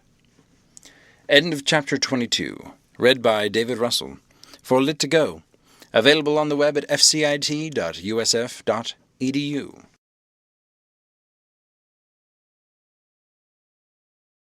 The Invisible Man by H.G. Wells. Chapter 21. In Oxford Street. In going downstairs the first time, I found an unexpected difficulty because I could not see my feet. Indeed, I stumbled twice, and there was an unaccustomed clumsiness in gripping the bolt. By not looking down, however, I managed to walk on the level passably well. My mood, I say, was one of exultation. I felt as a seeing man might do, with padded feet and noiseless clothes in a city of the blind. I experienced a wild impulse to jest, to startle people, clap men on the back, fling people's hats astray, and gently revel in my extraordinary advantage. But hardly had I emerged upon Great Portland Street, however, my lodging was close to the big draper's shop there, when I heard a clashing concussion, and was hit violently behind, and turning, saw a man carrying a basket of soda-water siphons, and looking in amazement at his burden, although the blow had really hurt me. I found something so irresistible in his astonishment that I laughed aloud. "The devil's in the basket," I said, and suddenly twisted it out of his hand. He let go incontinently, and I swung the whole weight into the air. But the fool of a cabman standing outside a public house made a sudden rush for this, and his extending fingers took me with excruciating violence under the ear.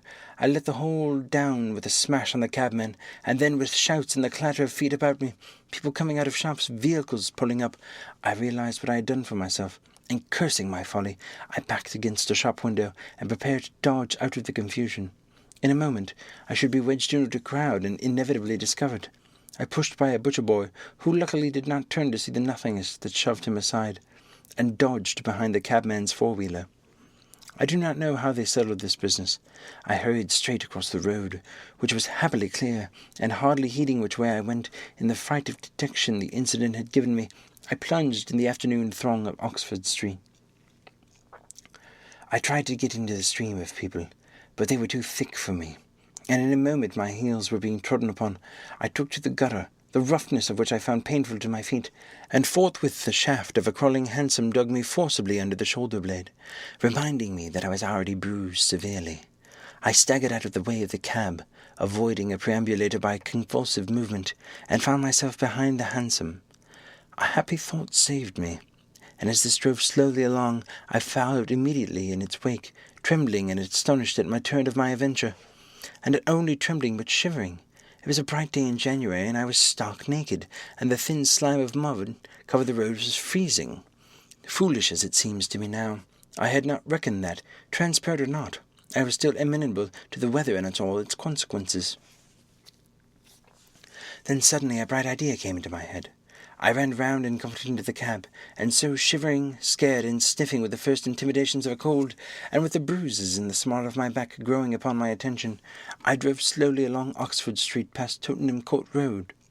My mood was different than in which I had sallied forth 10 minutes ago, as it is possible to imagine. This invisibility, indeed, the one thought that possessed me was how to get out of the scrape I was in. We crawled past Muddy's, and there was a tall woman with 5 or 6 yellow-labelled books hailed my cab. I sprang out just in time to escape her, shaving a railway van narrowly in my flight. I made off up the roadway to Bloomsbury Square, intending to strike north past the museum, and so get into the quiet district. I was now crudely chilled, and the strangeness of my situation so unnerved me that I whimpered as I ran. At the northward corner of a square, a little white dog ran out of Pharmaceutical Society's offices and incontinently made for me, nose down. I never realized it before, for the nose is to the mind of a dog what the eye is to the mind of a seeing man. Dogs perceive the scent of a man moving as men perceive his vision. The brute began barking and leaping, showing, as it seemed to me, all too plainly that he was aware of me. I crossed Great Russell Street, glancing over my shoulder as I did so, and went some way along the Montague Street before I realized what I was running towards. Then I became aware of a blare of music, and looking along the street saw a number of people advancing out of Russell Square, red shirts and the banner of the Salvation Army to the fore. Such a crowd, chanting in the roadway and scoffing on the pavement. I could not hope to penetrate, and dreading to go back farther from home again, and deciding on the spur of the moment, I ran up the white steps of the house facing the museum railings, and stood there until the crowd should have passed. Happily the dog stopped the noise of the band too, hesitated, and turning tail running back to Bloomsbury Square again. On came the band, bawling with unconscious irony some hymn about "When shall we see his face?" and it seemed an interminable time to me before the tide of the crowd washed along the pavement by me. Thud, thud, thud came the drum with a vibrating resonance, and for the moment I did not notice 2 urchins stopping at the railings by me. "See him," says one. "See what?" says the other. "Why, them footmarks, bare, like what you make in the mud." I looked down and saw the youngsters had stopped and were gaping at the muddy footmarks I had left behind me up the newly whitened steps. Passing people elbowed and jostled them, but their confounded intelligence was arrested. Thud, thud, thud, when thud shall we see thud his face, thud, thud. "There's a barefoot man going up them steps, or I don't know nothing," said one, "and he ever come down again, and his foot was a-bleeding." The thick crowd had already passed. "Looky there, Ted," quoth the younger of the detectives with the sharpness of surprise in his voice, and pointed straight to my feet. I looked down and saw at once the dim suggestion of their outlines sketched in splashes of mud. For a moment I was paralyzed. "Oh, that's rum," said the elder. "Dashed rum. It's like the ghost of a foot, ain't it?" He hesitated and advanced with an outstretched hand. A man pulled up short to see what he was catching, and then a girl. In another moment he would have touched me. Then I saw what to do. I made a step. The boy startled back with an exclamation, and with a rapid movement I swung myself over the portico to the next house. But the smaller boy was sharp-eyed enough to follow the movement, and before I was well down the steps and upon the pavement, he had recovered from his momentary astonishment, and was shouting that the feet had gone over the wall. They rushed round and saw my new footmarks flash upon the lower step upon the pavement. "What's up?" asked someone. "Feet! Look, feet running!" Everybody in the road, except my 3 pursuers, was not pawing along after the Salvation Army, and this blow not only impeded me, but them. There was an eddy of surprise and interrogation. At the cost of bowling over one of the young fellow, I got through, and in another moment I was rushing headlong into the circuit of Russell Square, with 6 or 7 astonished people following my footmarks. There was no time for exclamation, or else the whole host would have been after me. Twice I doubled round corners. Thrice I crossed the road and came back upon my tracks. And then, as my feet grew hot and dry and the damp impressions began to fade, at last I had a breathing space and rubbed my feet clean with my hands, and so got away altogether. The last I saw of the chase was a little group of 12 people, perhaps, studying with an infinite perplexity a slowly drying footprint that had resulted from a puddle in Tavistock Square. A footprint as isolated and incomprehensible to them as Crusoe's solitary discovery.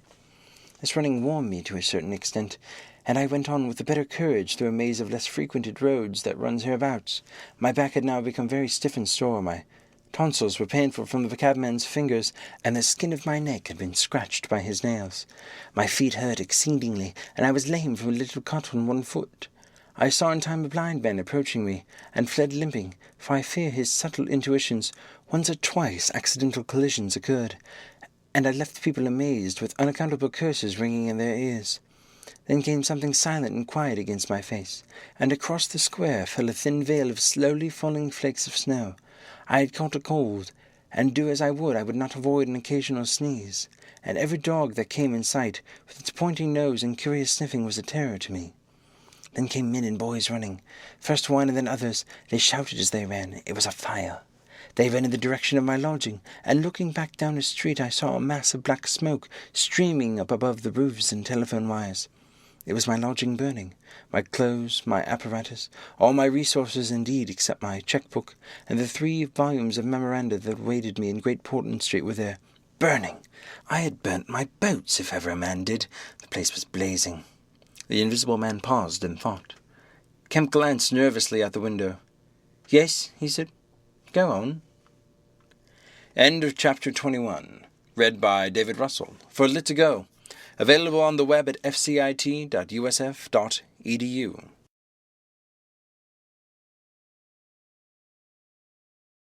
The Invisible Man by H.G. Wells. Chapter 18. The Invisible Man Sleeps. Exhausted and wounded as the Invisible Man was, he refused to accept Kemp's word that his freedom should be respected.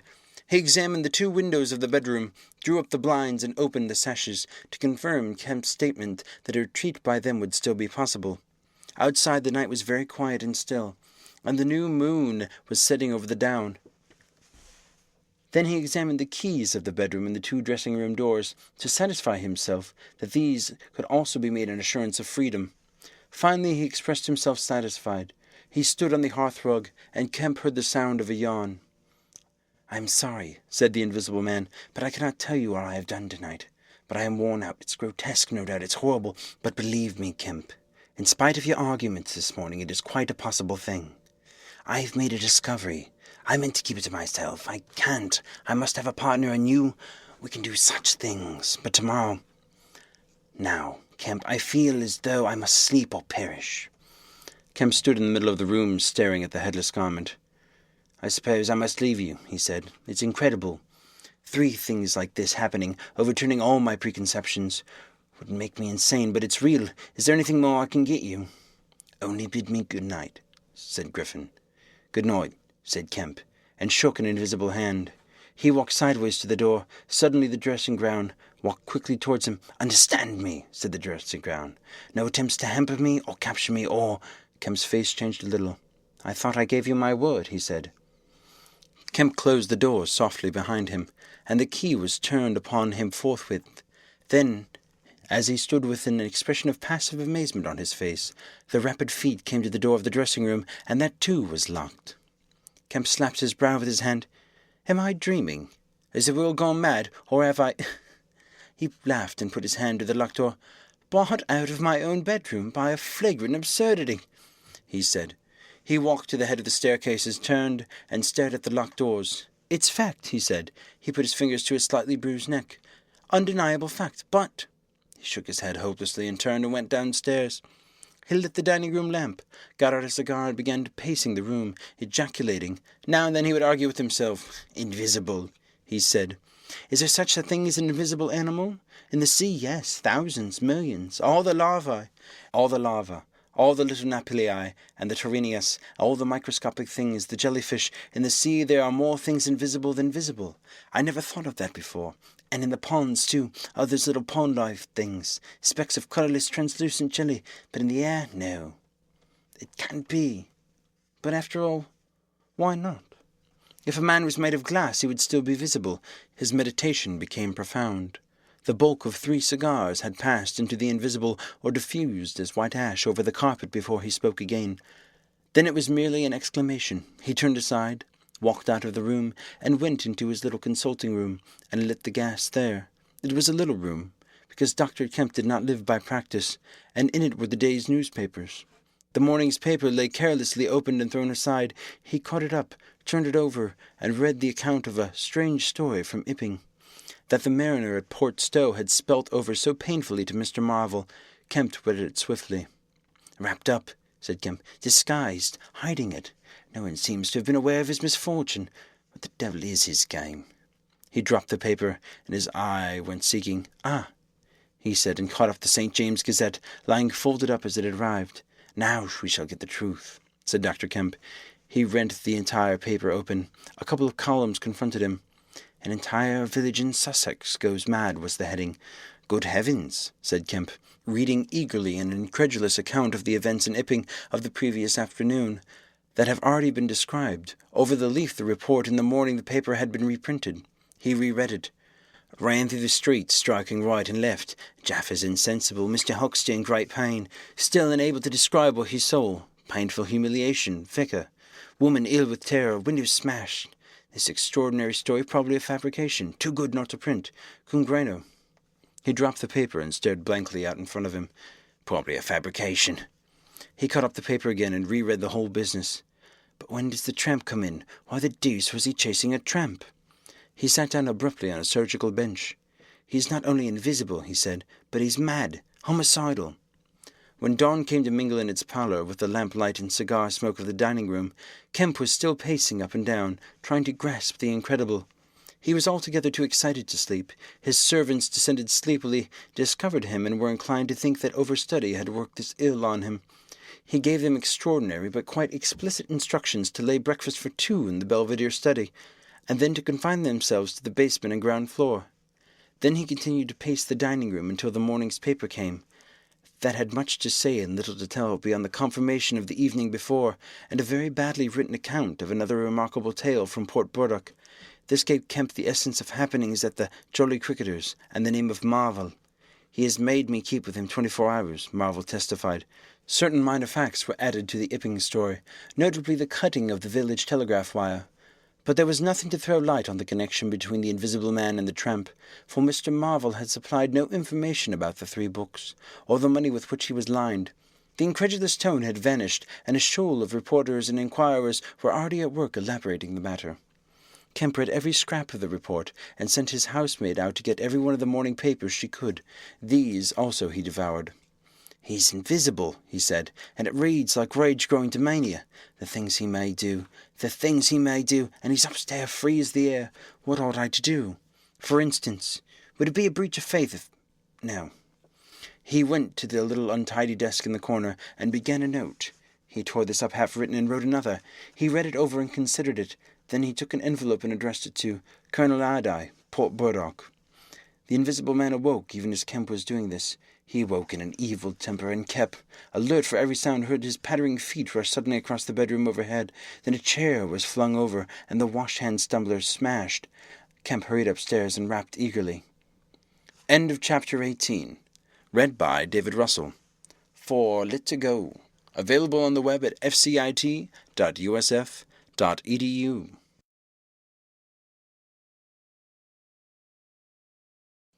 The Invisible Man by H.G. Wells. Chapter 17. Dr. Kemp's Visitor. Dr. Kemp had continued writing in his study until the shots aroused him. Crack, crack, crack. They came one after another. "Hello?" said Dr. Kemp, putting his pen to his mouth again and listening. "He's letting off revolvers in Burdock. What are those asses at now?" He went to the south window, threw it up, and leaning out, stared down on the network of windows, beaded gas lamps and shops, with its black interstices of roof and yard that made up the town at night. "Looks like a crowd down by the hill," he said, "by the cricketers," and remained watching, thence his eyes wandered over the town to far away where the ship's lights shone and the pier glowed, a little illuminated, faceted pavilion like a gem of yellow light. The moon in its first quarter hung over the westward hill, and the stars were clear and almost tropically bright. After 5 minutes, during which his mind had travelled into a remote speculation of social conditions of the future, and lost itself at last over the time dimension, Dr. Kemp roused himself with a sigh, pulled down his window again, and returned to his writing desk. It must have been about a half-hour after this that the front door-bell rang. He had been writing slackly, and with intervals of abstraction since the shots. He sat listening. He heard the servant answer the door, and waited for her feet on the staircase, but she did not come. "Wonder what that was," said Dr. Kemp. He tried to resume his work, failed, got up, went downstairs from his study to the landing, rang, and called over the balustrade to the housemaid as she appeared in the hall below. "Was that a letter?" he asked. "Only a runaway ring, sir," she answered. "I'm restless tonight," he said to himself, and went back to his study, and this time attacked his work resolutely. In a little while he was hard at work again, and the only sounds in the room were the ticking of the clock and the subdued shrillness of his quill hurrying in the very centre of the circle of light his lampshade threw on his table. It was 2 o'clock before Dr. Kemp had finished his work for the night. He rose, yawned, and went downstairs to bed. He had already removed his coat and vest when he noticed that he was thirsty. He took a candle and went down to the dining-room in search of a siphon and whiskey. Dr. Kemp's scientific pursuits have made him a very observant man, and as he recrossed the hall, he noticed a dark spot on the linoleum near the mat at the foot of the stairs. He went on upstairs, and then it suddenly occurred to him to ask what the spot on the linoleum might be. Apparently some subconscious element was at work. At any rate, he turned with his burden, went back to the hall to put down the siphon and whiskey, and bending down touched the spot. Without any great surprise, it had the stickiness and colour of drying blood. He took up his burden again and returned upstairs, looking about him, trying to account for the blood spot. On the landing he saw something and stopped astonished. The door-handle of his own room was blood-stained. He looked at his own hand. It was quite clean, and he remembered that the door of his room had been open when he came down from his study, and that consequently he had not touched the handle at all. He went straight into his room, his face quite calm, perhaps a trifle more resolute than usual. His glance, wandering inquisitively, fell on the bed. On the counterpane was a mess of blood, and the sheet had been torn. He had not noticed this before because he had walked straight to the dressing-table. On the further side the bedclothes were depressed, as if someone had been recently sitting there. Then he had an odd impression that he heard a low voice say, "Good heavens, Kemp!" But Dr. Kemp was no believer in voices. He stood staring at the tumbled sheets. Was that really a voice? He looked about again, but noticed nothing further than the disordered and blood-stained bed. Then he distinctly heard a movement across the room. Near the wash-hand stand, all men, however highly educated, retain some superstitious inklings. That feeling is called eerie. came upon him. He closed the door of the room, came forward to the dressing table, and put down his burdens. Suddenly, with a start, he perceived a coiled and blood-stained bandage of linen and rag hanging in mid-air between him and the wash-hand stand. He stared at this in amazement.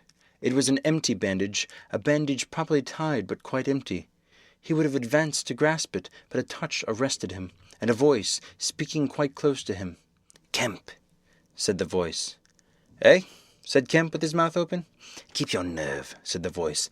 "I'm an invisible man." Kemp made no answer for a space, simply stared at the bandage. "Invisible man," he said.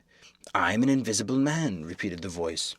The story he had been active to ridicule only that morning rushed through Kemp's brain. He does not appear to have been either very much frightened or very greatly surprised at the moment. Realization came later. "I thought it was all a lie," he said. The thought uppermost in his mind was the reiterated arguments of this morning. "Have you a bandage on?" he asked. "Yes," said the invisible man. "Oh," said Kemp, then roused himself. "I say," he said. "But this is nonsense. It's some trick." He stepped forward suddenly, and his hand, extended towards the bandage, met invisible fingers. He recoiled at the touch, and his colour changed. "Keep steady, Kemp, for God's sake. I want help badly. Stop." The hand gripped his arm. He struck at it. "Kemp!" cried the voice. "Kemp, keep steady." And the grip tightened. A frantic desire to free himself took possession of Kemp. The hand of the bandaged arm gripped his shoulder, and he was suddenly tripped and flung backwards upon the bed. He opened his mouth to shout, and the corner of the sheet was thrust between his teeth. The invisible man had him down grimly, but his arms were free, and he struck and tried to kick savagely. "Listen to reason, will you?" said the invisible man, sticking to him in spite of pounding in the ribs. "By heaven, you'll madden me in a minute." "Lie still, you fool," bawled the invisible man in Kemp's ear. Kemp struggled for another moment and then lay still. "If you shout, I'll smash your face," said the invisible man, relieving his mouth. "I'm an invisible man. It is no foolishness and no magic. I really am an invisible man, and I want your help. I don't want to hurt you, but if you behave like a frantic rustic, I must. Don't you remember me, Kemp? Griffin, of University College?" "Let me get up," said Kemp. "I'll stop where I am and let me sit quiet for a minute." He sat up and felt his neck. "I am Griffin, of University College, and I've made myself invisible. I'm just an ordinary man, a man you have known, made invisible." "Griffin," said Kemp. "Griffin," answered the voice. "A younger student than you were, almost an albino, 6 feet high and broad, with a pink and white face and red eyes, who won the medal for chemistry." "I'm confused," said Kemp. "My brain is rioting. What has this to do with Griffin?" "I am Griffin." Kemp thought. "It's horrible," he said, "but what devilry must happen to make a man invisible?" "It's no devilry, it's a process, sane and intelligible enough." "That's horrible," said Kemp. "How on earth it's horrible enough, and I'm wounded and I'm in pain and tired. Great God, Kemp, you're a man. Take it steady. Give me some food and drink and let me sit down here." Kemp stared at the bandage as it moved across the room, then saw a basket chair dragged across the floor and come to rest near the bed. It creaked, and the seat was depressed a quarter of an inch or so. He rubbed his eyes and felt his neck again. "This beats ghost," he said, and laughed stupidly. "That's better, thank heaven." "That's better, thank heaven. You're getting sensible." "All silly," said Kemp, and knuckled his eyes. "Give me some whiskey. I'm near dead." If I didn't feel so, where are you? If I get up, shall I run into you? There, all right, whiskey. Here, where shall I give it to you?" The chair creaked, and Kemp felt the glass drawn away from him. He let it go by an effort. His instinct was all against it. It came to rest poised 20 inches from above the front edge of the seat of the chair. He stared at it in an infinite perplexity. This must be hypnotism. You have suggested you are invisible." "Nonsense," said the voice. "It's frantic. Listen to me. I demonstrated conclusively this morning," began Kemp, "that invisibility—" "Never mind what you've demonstrated. I'm starving," said the voice, "and the night is chilly to a man without clothes." "Food?" said Kemp. The tumbler of whiskey tilted itself. "Yes," said the invisible man, wrapping it down. "Have you a dressing-gown?" Kemp made some exclamation in an undertone. He walked to a wardrobe and produced a robe of dingy scarlet. "This do?" he asked, and it was taken from him.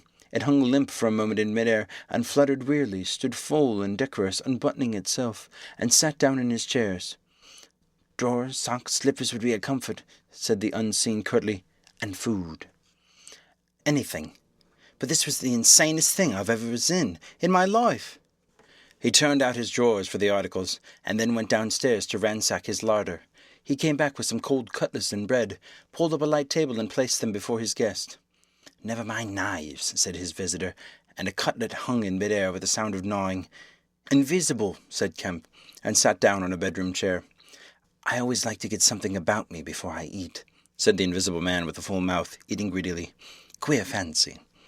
"Suppose that wrist is all right," said Kemp. "Trust me," said the Invisible Man. "Of all the strange and wonderful—" "Exactly. But it's odd I should blunder into your house to get my bandaging. My first stroke of luck. Anyhow, I meant to sleep in this house tonight. You must stand that. It's a filthy nuisance. My blood showing, isn't it? Quite a clot over there. Gets visible as it coagulates. I see. It's the only living tissue I've changed, and only for as long as I'm alive. I've been in the house 3 hours." "But how's it done?" began Kemp in a tone of exasperation. "Confound it, the whole business. It's unreasonable from beginning to end." "Quite reasonable," said the Invisible Man. "Perfectly reasonable." He reached over and secured the whiskey bottle. Kemp stared at the devouring dressing-gown. A ray of candlelight penetrating a torn patch in the right shoulder made a triangle of light under the left ribs. "What were the Schultz?" he asked, "and how did the shooting begin?" "There was a real fool of a man, a sort of confederate of mine, curse him, who tried to steal my money. Has done so. Is he invisible too?" "No." "Well, can't I have some more to eat before I tell you all that? I'm hungry, in pain, and you want me to tell stories." Kemp got up. "You didn't do any shooting?" he asked. "Not me," said his visitor. "Some fool I'd never seen fired at random. A lot of them. Got scared. They all got scared at me, curse them. I say, I want to eat more than this, Kemp." "I'll see what there is to eat downstairs," said Kemp. "Not much, I'm afraid." After he had done eating, and he made a heavy meal, the Invisible Man demanded a cigar. He bit the end savagely before Kemp could find the knife, and cursed when the outer leaf loosened. It was strange to see him smoking. His mouth and throat and pharynx and nares became visible as a sort of whirling smoke cast. "This blessed gift of smoking," he said, and puffed vigorously. "I'm lucky to have fallen upon you, Kemp. You must help me. Fancy tumbling on you just now. I'm in a devilish scrape. I've been mad, I think. The things I've been through. But we will do things yet, let me tell you." And he helped himself to more whiskey and soda. Kemp got up and looked about him, and fetched a glass from his spare room. "It's wild, I suppose I might drink." "You haven't changed much, Kemp, in these dozen years. You fair men don't, cool and methodical. After the first collapse, I must tell you, we will work together." "But how was it all done?" said Kemp. "And how did you get like this?" "For God's sake, let me smoke in peace for a little while, and then I will begin to tell you." But the story was not told that night. The Invisible Man's wrist was growing painful. He was feverish, exhausted, and his mind came round to brood upon his chase down the hill, and the struggle about the inn. He spoke in fragments of marvel. He smoked faster. His voice grew angry. Kemp tried to gather what he could. "He was afraid of me. I could see that he was afraid of me," said the Invisible Man many times over. "He meant to give me a slip. He was always casting about. Oh, what a fool I was! The cur! I should have killed him."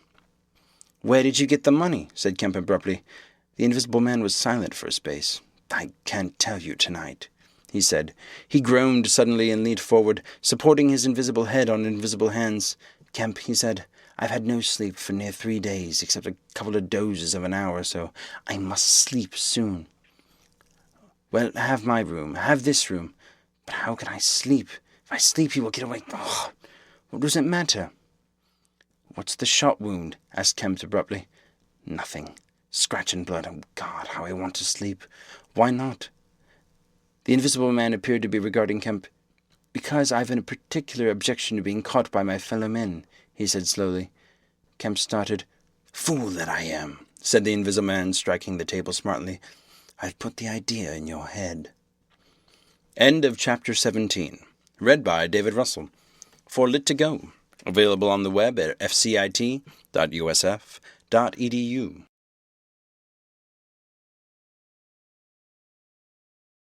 The Invisible Man by H.G. Wells. Chapter 16. In the Jolly Cricketers. The Jolly Cricketers is just at the bottom of the hill, where the tram lines begin. The barman leant his fat red arms on the counter and talked of horses with an anemic cabman, while the black-bearded man and his grey snapped-up biscuit and cheese drank Burton and conversed in American with the policeman off duty. "What's all the shouting about?" said the anemic cabman, going off on a tangent, trying to see at the hill over the dirty yellow blind in the low window of the inn. Somebody ran outside. "Fire, perhaps," said the barman. Footsteps approached. Running heavily, the door was pushed open violently, and Marvel, weeping and dishevelled, his hat gone, the neck of his coat torn open, rushed in, made a convulsive turn, and attempted to shut the door. It was held half open by a strap. "Coming!" he bawled, his voice shrieking with terror. "He's coming, the visible man, after me, for God's sake! Help! Help! Help!" "Shut the doors," said the policeman. "Who's coming?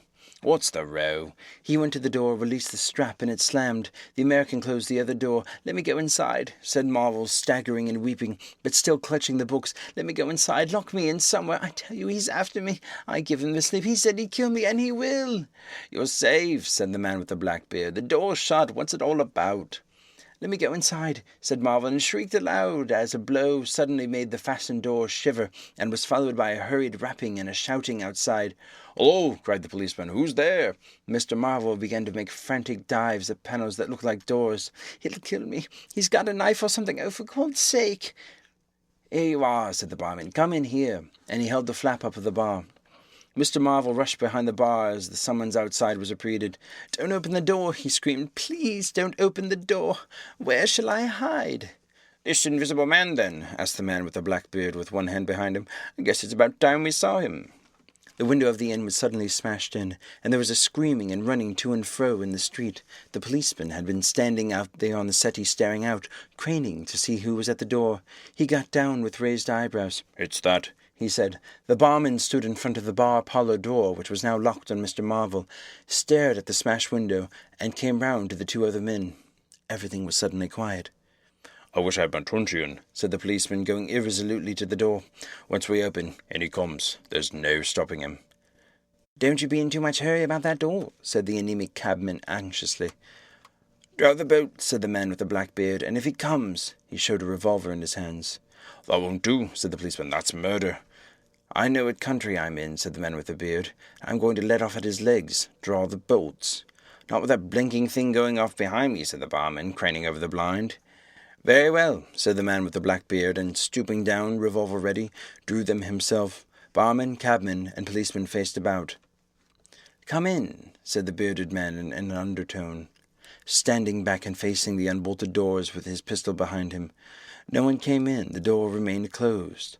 5 minutes afterwards, when a second cabman pushed his head in cautiously, they were still waiting, and an anxious face peered out of the bar parlour and supplied information. "Are all the doors of the house shut?" asked Marvel. "Is he going round, prowling round? He's as artful as the devil." "Good Lord," said the burly barman. "There's the pack. Just watch them doors, I say." He looked about him helplessly. The bar parlour door slammed shut, and they heard the key turn. "There's the yard door, and the private door, the yard door." He rushed out of the bar. In a minute he reappeared, with carving knife in his hand. "The yard door was open," he said, and his fat underlip dropped. "He may be in the house now," said the first cabman. "He's not in the kitchen," said the barman. "There's 2 women there, and I've stabbed every inch of it with this little beef slicer, and I don't think he's come in. They haven't noticed." "Have you fastened it?" asked the first cabman. "I'm out of frocks," said the barman. The man with the beard replaced his revolver, and even as he did so the flap of the bar was shut down, and the bolt clicked. And then with a tremendous thud the catch of the door snapped, and the bar parlour door burst open. They heard Marvel squeal like a caught leveret, and forthwith they were clambering over the bar to his rescue. The bearded man's revolver cracked, and the looking-glass at the back of the parlour starred and became smashing and tinkling down. As the barman entered the room he saw Marvel, curiously crumpled up and struggling against the door that led to the yard and kitchen. The door flew open while the barman hesitated, and Marvel was dragged into the kitchen. There was a scream and a clatter of pans. Marvel, head down and lugging back obstinately, was forced into the kitchen door, and the bolts were drawn. Then the policeman, who had been trying to pass the barman, rushed in, followed by one of the cabmen, gripped the wrist of the invisible hand that collared Marvel, and was hit in the face and went reeling back. The door opened, and Marvel made a frantic effort to obtain lodgment behind it. Then the cabman collared something. "I've got him," said the cabman. The barman's red hands came clawing at the unseen. "Here he is," said the barman. Mr. Marvel, released, suddenly dropped to the ground and made an attempt to crawl behind the legs of the fighting men. The struggle blundered around the edge of the door. The voice of the Invisible Man was heard for the first time, yelling out sharply as the policeman trod on his foot. Then he cried out passionately, and his fists flew round like flails. The cabman suddenly whooped and doubled up, kicked under the diaphragm. The door into the bar parlour from the kitchen slammed and covered Mr. Marvel's retreat. The men in the kitchen found themselves clutching at and struggling with empty air. "Where's he gone?" cried the man with the beard. "Out?" "This way," said the policeman, stepping into the yard and stopping. A piece of tile whizzed by his head and smashed among the crockery on the kitchen table. "I'll show him," shouted the man with the black beard, and suddenly a steel barrel shone over the policeman's shoulders, and 5 bullets had followed one another into the twilight, whence the missile had come. As he fired, the man with the beard moved his hand in a horizontal curve, so that his shots radiated out in the narrow yard like spokes from a wheel. A silence followed. 5 cartridges," said the man with the black beard, "and that's the best of all. 4 aces and a joker. Get a lantern, someone, and come feel about for his body." End of chapter 16. Read by David Russell for Lit to Go. Available on the web at fcit.usf.edu.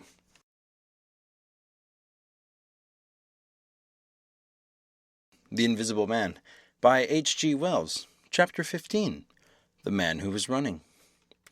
In the early evening time, Dr. Kemp was sitting in his study in the Belvedere on the hill overlooking Burdock. It was a pleasant little room with 3 windows, north, west, and south, and bookshelves covered with books and scientific publications, and a broad writing table, and under the north window a microscope, glass slips, minute instruments, some cultures, and scattered bottles of reagents. Dr. Kemp's solar lamp was lit, albeit the sky was still bright with the sunset light, and his blinds were up because there was no offence of peering outsiders to require them pulled down. Dr. Kemp was a tall and slender young man, with flaxen hair and a moustache almost white, and the work he was upon would earn him, he hoped, the fellowship of the Royal Society. So highly did he think of it. And his eye, presently wandering from his work, caught the sunset blazing on the back of a hill that is over against his own. For a minute perhaps he sat, pen in mouth, admiring the rich golden colour above the crest, and then his attention was attracted by a little figure of a man, inky black, running over the hill brow towards him. He was a shortish little man, and he wore a high hat, and he was running so fast that his legs verily twinkled. "Another one of those fools," said Dr. Kemp, "like that ass who ran into me this morning around a corner with the Visible Man a-coming. Can't imagine what possesses people. One might think we were in the 13th century. He got up, went to the window, and stared at the dusky hillside, and the little dark figure tearing down it. "He seems in a confounded hurry," said Dr. Kemp, "but he doesn't seem to be getting on. If his pockets were full of lead, he couldn't run heavier." "Spirited, sir," said Dr. Kemp. In another moment the higher of the vias that had clambered up the hill from Burdock had occulted the running figure. He was visible again for a moment, and again, and then again, 3 times between the 3 detached houses that came next, and then the terrace hid him. "Asses," said Dr. Kemp, swinging around on his heel and walking back to his writing table. But those who saw the fugitive nearer, and perceived the abject terror on his perspiring face, being themselves in an open roadway, did not share in the doctor's contempt. By the man pounded as he ran chinked like a well-filled purse that is tossed to and fro. He looked neither to the right nor the left, but his dilated eyes stared straight downhill to where the lamps were being lit, and the people were crowded in the street, and his ill-shaped mouth fell apart, and a glary foam lay on his lips, and his breath came hoarse and noisy. All he passed stopped and began to staring up the road, and down, and interrogating one another with an inkling of discomfort for the reason of his haste. Then presently, far up the hill, a dog playing in the road yelped and ran under a gate, and as they still wondered something, a wind, a pad-pad-pad, a sound like a panting breathing rushed by. People screamed. People sprang off the pavement. It passed in shouts. It passed by instinct down the hill. They were shouting in the street before Marvel was halfway there. They were bolting into houses and slamming the door behind them with the news. He had heard. It made one last desperate spurt. Fear came striding by, rushed ahead of him. In a moment had seized the town. The Invisible Man is coming. The Invisible Man! End of chapter 15. Read by David Russell. For Lit to Go. Available on the web at fcit.usf.edu.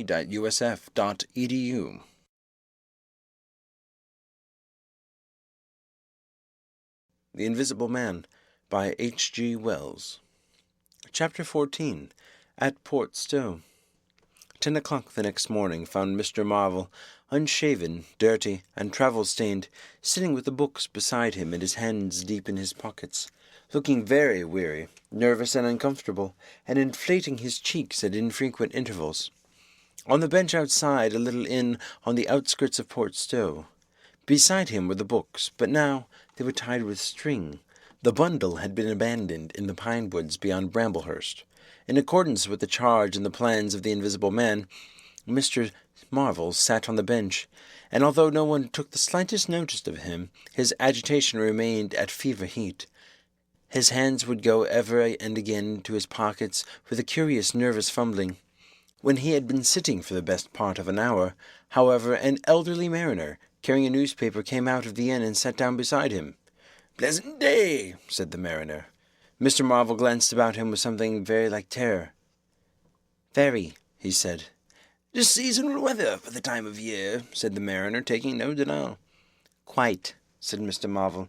The mariner produced a toothpick, and, saving his regard, was engrossed thereby for some minutes. His eyes, meanwhile, were at liberty to examine Mr. Marvel's dusty figure, and the books beside him. As he approached Mr. Marvel, he heard a sound like the dropping of coins into a pocket. He was struck by the contrast of Mr. Marvel's appearance with this suggestion of opulence. Thence his mind wandered back again to a topic that had taken a curiously firm hold in his imagination. "Books?" he said suddenly, noisily finishing with a toothpick. Mr. Marvel stared and looked at them. "Oh, yes," he said. "Yes, they're books." "There's some extraordinary things in books," said the mariner. I believe you," said Mr. Marvel. "And some extraordinary things out of 'em," said the mariner. "True likewise." He eyed his interlocutor, and then glanced about him. "There's some extraordinary things in newspapers, for example," said the mariner. "There are?" "In this newspaper," said the mariner. "Ah," said Mr. Marvel. "There's a story," said the mariner, fixing Mr. Marvel with an eye that was firm and deliberate. "There's a story about an invisible man, for instance." Mr. Marvel pulled his mouth askew and scratched his cheek and felt his ears glowing. "What will they be writing next?" he asked faintly. "Austria or America?" "Neither," said the mariner. "Here." "Lord," said Mr. Marvel, starting. "When I say here," said the mariner to Mr. Marvel's intense relief, "I don't, of course, mean here in this place. I mean hereabouts." "An invisible man?" said Mr. Marvel. "And what's he been up to?" "Everything," said the mariner, controlling Marvel with his eye, and then amplifying every blessed thing. "I ain't seen a paper for 4 days," said Marvel. "Epping's the place he started at," said the mariner. "Indeed," said Mr. Marvel. "He started there, and where he come from nobody don't seem to know. Here it is. Peculiar story from Imping, and it says in this paper that the evidence is extraordinary strong. Extraordinary." "Lord," said Mr. Marvel. "But then it's an extraordinary story. There's a clergyman and a medical gent witness. Saw him all right and proper. Or leastways didn't see him. He was staying, it says, at the Coach and Horses, and no one don't seem to have been aware of his misfortune. It says aware of his misfortune until an altercation at the inn. It says his bandages on his head was tore off, and it was observed that his head was invisible. Attempts were at once made to secure him, but casting off his garments, it says he succeeded in escaping, but not until after a desperate struggle, in which he had inflicted serious injuries, it says, on our worthy and able constable, Mr. J.A. Jaffers. Pretty straight story, eh? Names and everything." "Lord," said Mr. Marvel, looking nervously about him, trying to count the money in his pockets by his unaided sense of touch. "And a fool of a strange and novel idea. It sounds most astonishing. Don't it? Extraordinary, I call it. I'd never heard of invisible men before. I haven't. But nowadays one hears such a lot of extraordinary things that—" "That all he did?" asked Marvel, trying to seem at his ease. "It's enough, ain't it?" said the mariner. "Didn't go back by chance?" asked Marvel. "Just escaped, and that's all, eh?" "All?" said the mariner. "Why, ain't it enough?" "Oh, quite enough," said Marvel. "I should think it was enough," said the mariner. "I should think it was enough." "He didn't have any pals? It don't say he had any pals, does it?" asked Mr. Marvel, anxious. "Ain't one of a sort for you?" asked the mariner. "No, thank heaven, as one might say, he didn't." He nodded his head slowly. "It makes me regular uncomfortable, the bare thought of that chap running around the country. He is at present at large, and from certain evidence it is supposed that he has took, I suppose they mean, the road to Port Stowe. You see, we're right in it. None of your American wonders, this time. And just to think the things he might do. What'd you be, if he took a drop over and above and had a fancy go for you?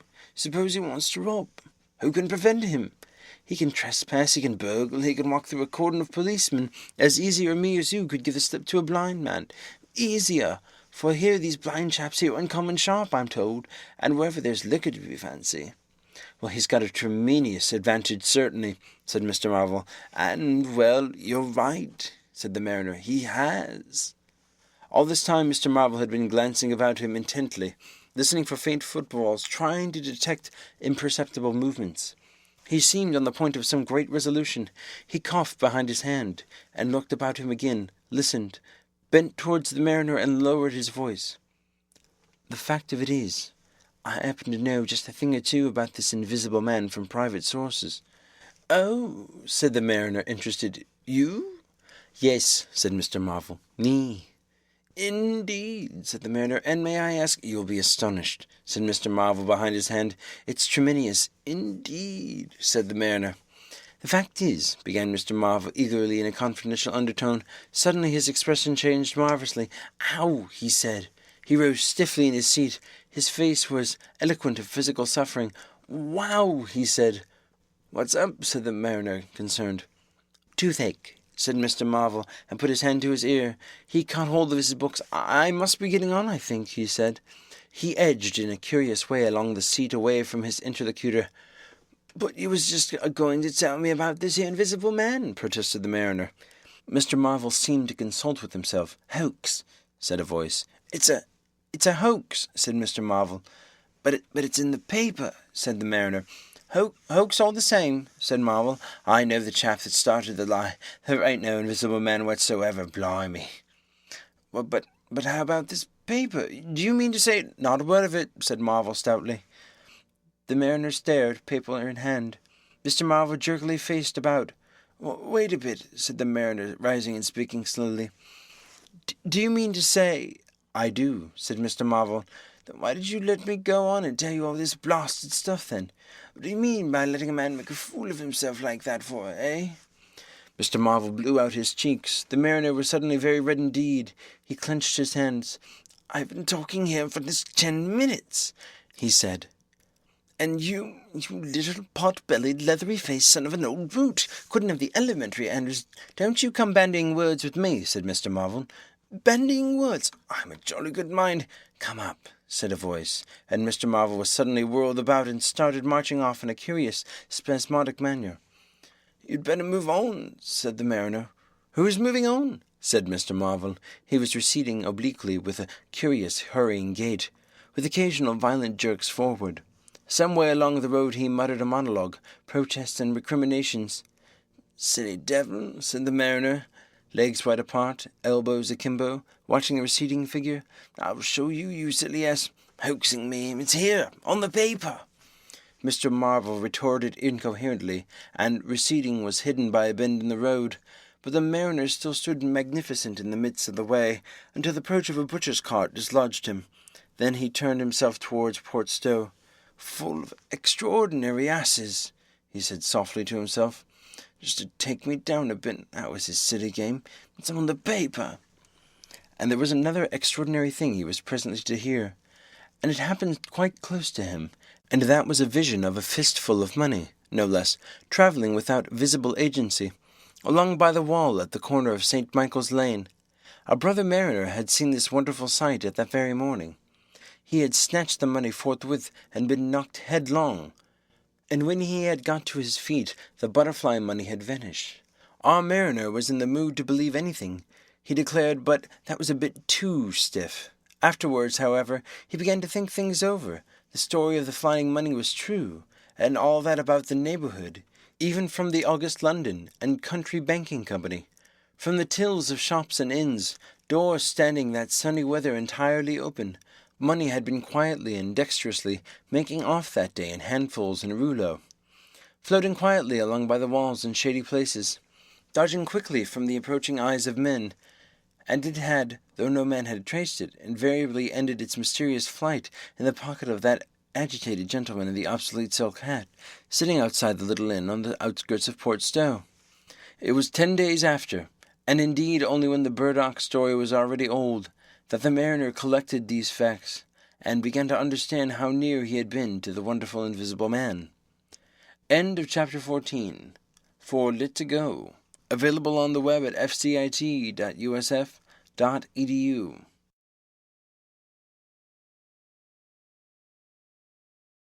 The Invisible Man by H.G. Wells. Chapter 13. Mr. Marvel discusses his resignation. When the dusk was gathering and Epping was just beginning to peep timorously forth again upon the shattered wreckage of its bank holiday, a short, thick-set man in a shabby silk hat was marching painfully through the twilight behind the benchwood on the road to Bramblehurst. He carried 3 books bound together by some sort of ornamental elastic ligature, and a bundle wrapped in a blue tablecloth. His rubicund face expressed consternation and fatigue. He appeared to be in a spasmodic sort of hurry. He was accompanied by a voice other than his own, and ever, as again he winced under the touch of an unseen hand. "If you give me the slip again," said the voice, "if you attempt to give me the slip again—" "Lord," said Mr. Marvel, "our shoulder's a mass of bruises as it is." "On my honour," said the voice, "I will kill you." "I didn't try to give you the slip," said Marvel in a voice that was not far removed from tears. "I swear I didn't. I didn't know the blessed turning. That was all. How the devil was I to know the blessed turning? As it is, I've been knocked about." "You'll get knocked about a great deal more if you don't mind," said the voice, and Mr. Marvel abruptly came silent. He blew out his cheeks, and his eyes were eloquent of despair. "It's bad enough you let these floundering yokels explode my little secret without cutting off with my books. It's lucky for some of them that they cut and ran when they did. Here I am. No one knew I was invisible. And now what am I to do?" "What am I to do?" said Marvel sotto voce. "It's all about. It will be in the papers. Everyone will be looking for me. Everyone on their guard." The voice broke off into vivid curses and ceased. The despair of Mr. Marvel's face deepened, and his pace slackened. "Go on," said the voice. Mr. Marvel's face assumed a greyish tint between ruddier patches. "Don't drop those books, stupid," said the voice sharply, overtaking him. "The fact is," said the voice, "that I shall have to make use of you. You're a poor tool, but I must." "I'm a miserable tool," said Marvel. "You are," said the voice. "I'm the worst possible tool you could have," said Marvel. "I'm not strong," he said after a discouraging silence. "I'm not over-strong," he repeated. "No? And my heart's weak, that little business. I pulled it through, of course, but bless you, I could have dropped." "Well?" "I haven't the nerve, the strength for the sort of thing you want." "I'll stimulate you." "I wish you wouldn't. I wouldn't like it to mess up your plans, you know, but I might, out of sheer funk and misery." "You'd better not," said the voice with quiet emphasis. "I wish I was dead," said Marvel. "It ain't justice," he said. "You must admit it. It seems to be. I've a perfect right—" "Get on," said the voice. Mr. Marvel mended his pace, and for a time they went in silence again. "It's devilish hard," said Mr. Marvel. This was quite ineffectual. He tried another tack. "What do I make by it?" he began again in a tone of unendurable wrong. "Oh, shut up," said the voice, with such amazing vigor. "I'll see to you all right. You do what you're told, you'll do it all right. You're a fool, and all that, but you'll do. I tell you, sir, I'm not the man for it, respectfully. But it is so. If you don't shut up, I shall twist your wrist again," said the invisible man. "I want to think." Presently 2 oblongs of yellow light appeared through the trees, and the square tower of a church loomed through the gloaming. "I shall keep my head on your shoulder," said the voice, "all through the village. Go straight through, and try no foolery, for it will be worse if you do." "I know that," sighed Mr. Marvel. "I know all that." The unhappy-looking figure in the obsolete silk hat passed up the village with his burdens and vanished into the gathering darkness beyond the lights of windows. End of Chapter 13. Read by David Russell. For Lit to Go. Available on the web at fcit.usf.edu.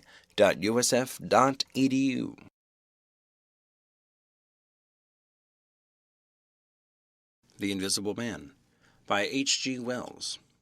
Chapter 5. The Burglary at the Vicarage. The facts of the burglary at the vicarage came to us chiefly through the medium of the vicar and his wife. It occurred in the small hours of Whit Monday, the day devoted in Epping to the club festivities. Mrs. Bunting, it seems, woke up suddenly in the stillness that comes before the dawn, with the strong impression that the door of their bedroom had opened and closed. She did not arouse her husband at first, but sat up in bed listening. She then distinctly heard the pad, pad, pad of bare feet coming out of the adjoining dressing-room, and walking along the passage towards the staircase. As soon as she felt assured of this, she roused the Reverend Mr. Bunting as quickly as possible. He did not strike a light, but, putting on his spectacles, her dressing-gown, and his bath slippers, he went out on the landing to listen. He heard quite distinctly a fumbling going on at his study desk downstairs, and then a violent sneeze.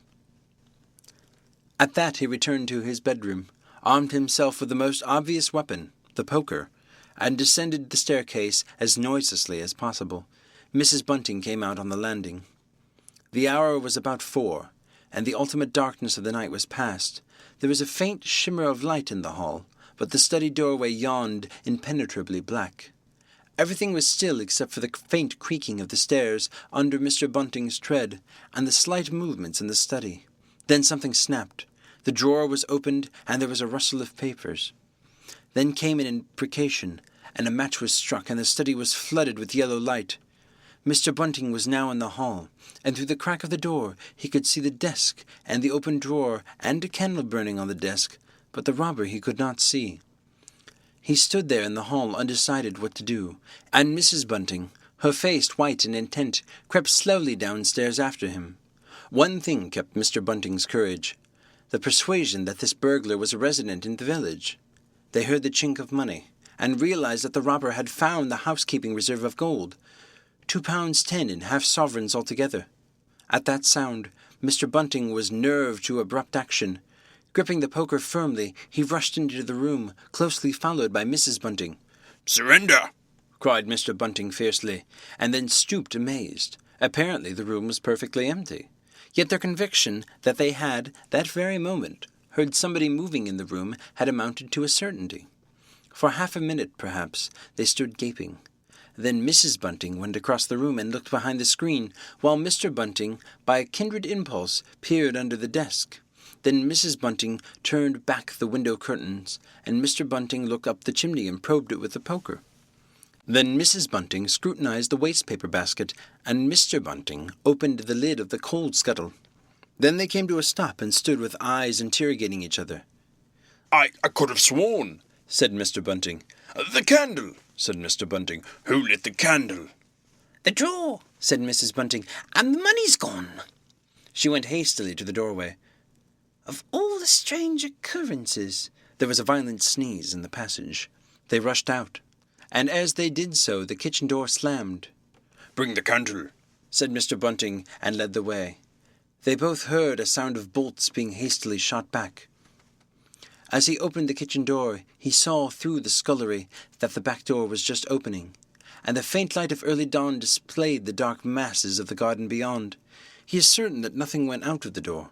It opened, stood open for a moment, and then closed with a slam. As it did so, The candle Mrs. Bunting was carrying from the study flickered and flared. It was a minute before they entered the kitchen. The place was empty. They refastened the back door, examined the kitchen, pantry, and scullery thoroughly, and at last went down into the cellar. There was not a soul to be found in the house, search as they would. Daylight found the vicar and his wife, a quaintly costumed little couple, still marvelling about on their own ground floor by the unnecessary light of a guttering candle. End of Chapter 5. Read by David Russell. For Lit to Go. Available on the web at fcit.usf.edu.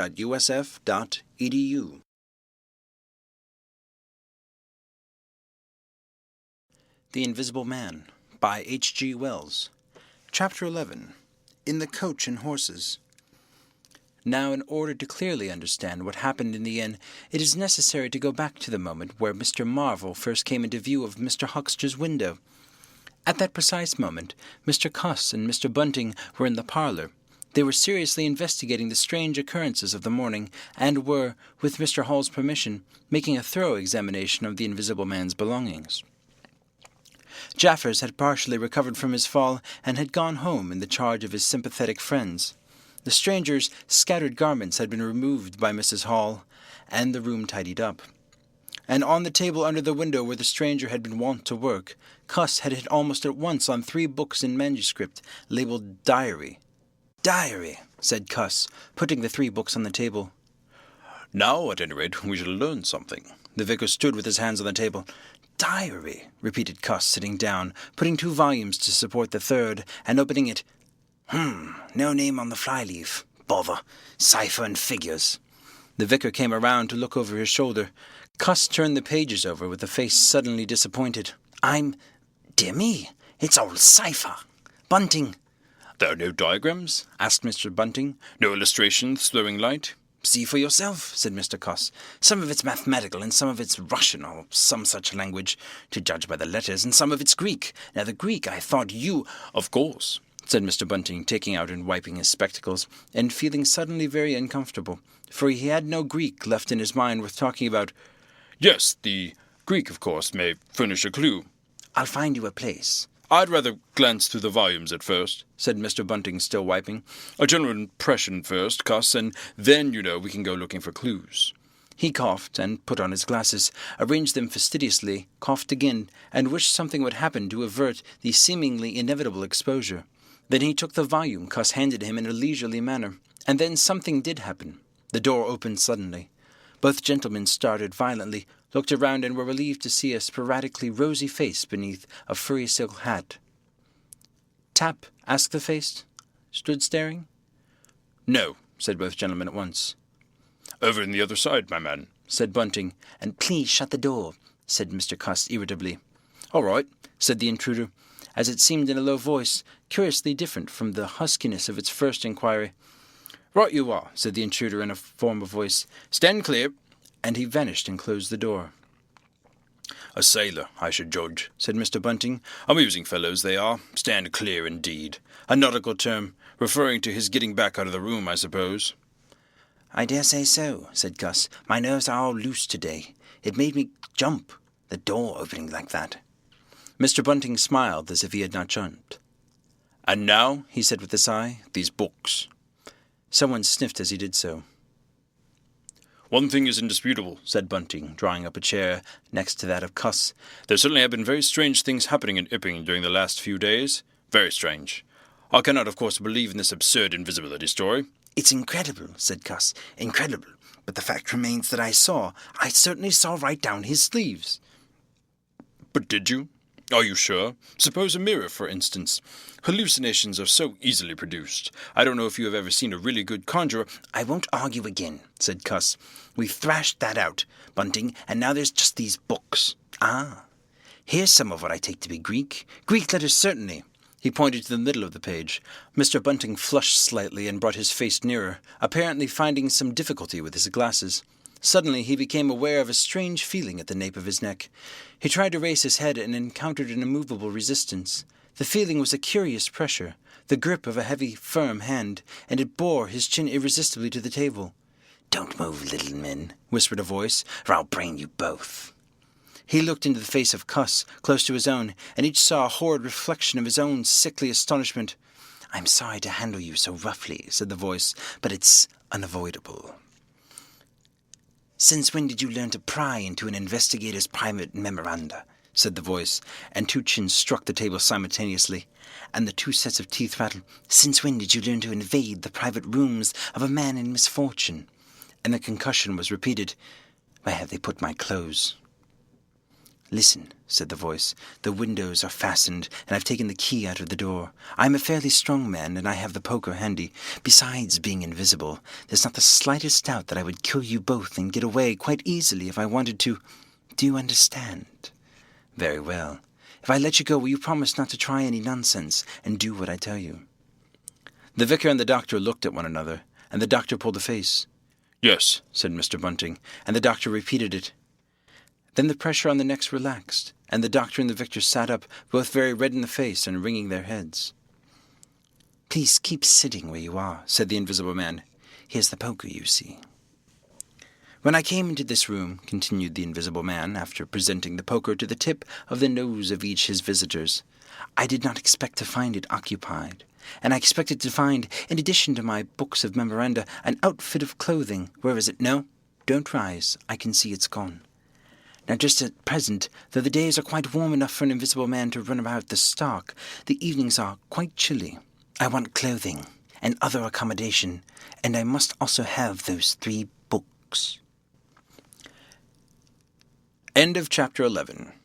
Read by David Russell. For Lit to Go. Available on the web at fcit.usf.edu.